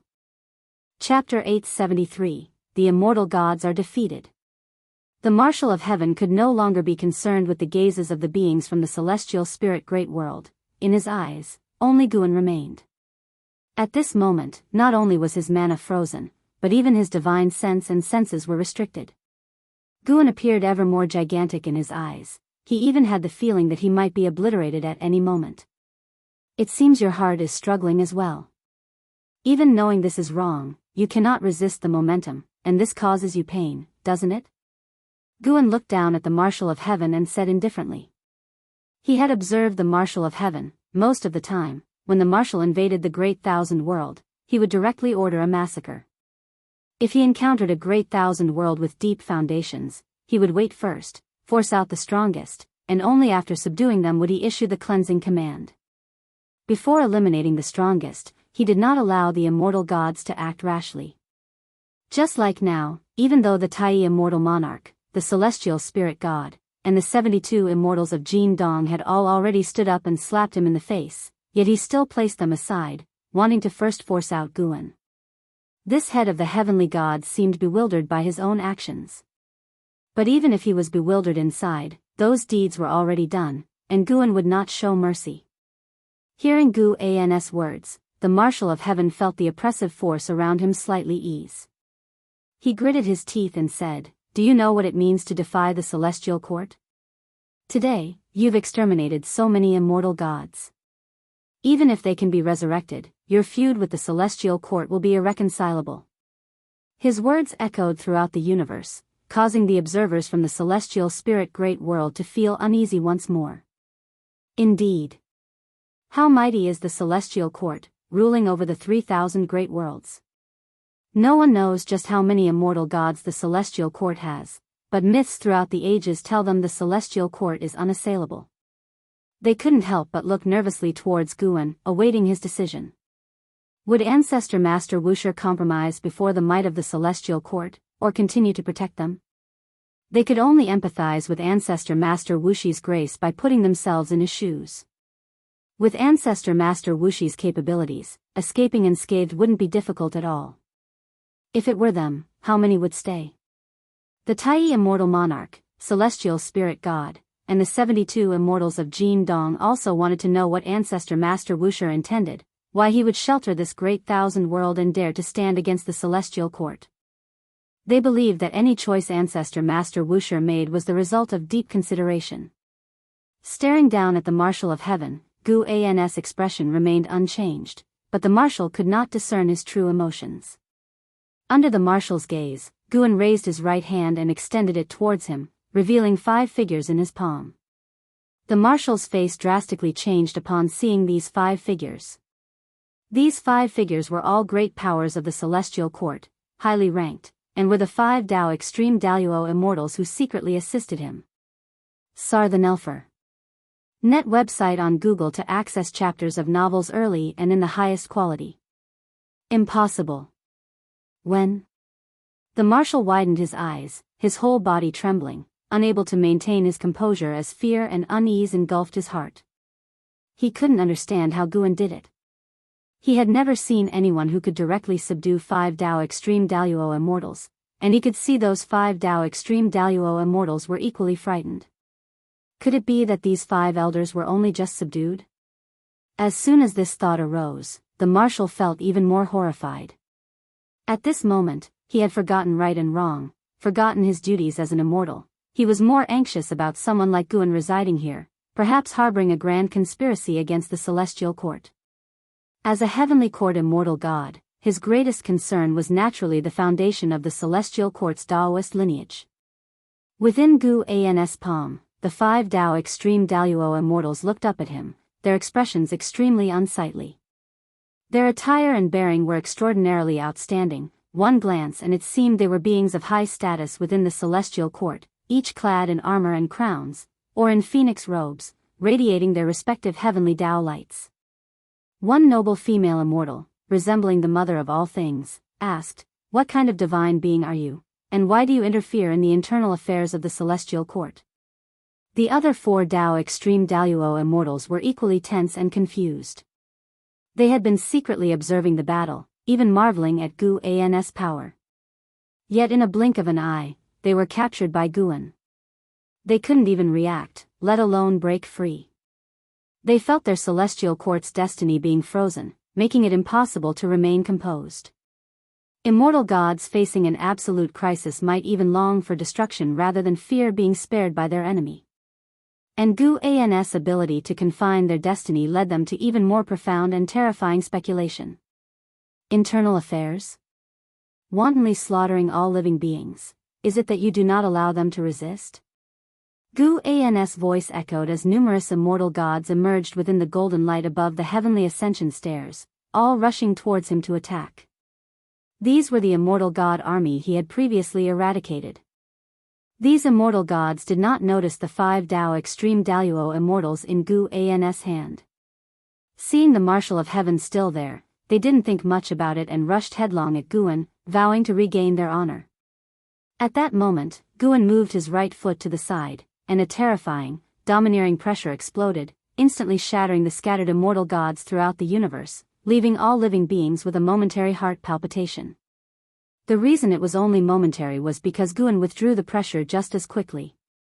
Having heard Gu An's words and witnessed the display of pressure a moment ago, the 5 Dao extreme Daoist immortals were struck with fear and unable to retort. Likewise, the Marshal of Heaven was frightened, staring blankly at Guan, devoid of any demeanor befitting the head of the heavenly gods. The celestial spirit great world is not a place where you can create chaos. Henceforth, besides normal exchanges, if any celestial court immortal gods dare to make trouble again, I will crush your destiny along with it. Guan looked down at the Marshal indifferently and then, under the Marshal's gaze, he directly crushed the 5 Dao extreme Daoist immortals in his hand. Those at the pinnacle of the immortal Dao, within his grasp, had no means of resistance, utterly annihilated in form and spirit. The Marshal could feel the destinies of those 5 elders dissipating, confirming that he had not been caught in some illusion divine power. Before he could think further, Guan, standing above, rotated his right hand downwards, opening his palm and pressed down. Boom! The Marshal of Heaven exploded directly, transforming into surging golden aura that spread into the universe, causing the robes and hair of the celestial spirit god and other immortal gods below to flutter in the wind. They looked up at Guan with fervent admiration, their emotions incredibly stirred. They had indeed witnessed the existence of those 5 Dao extreme Daoist immortals. Especially the Tai immortal monarch, who had seen one of those Dao extreme Daoist immortals before.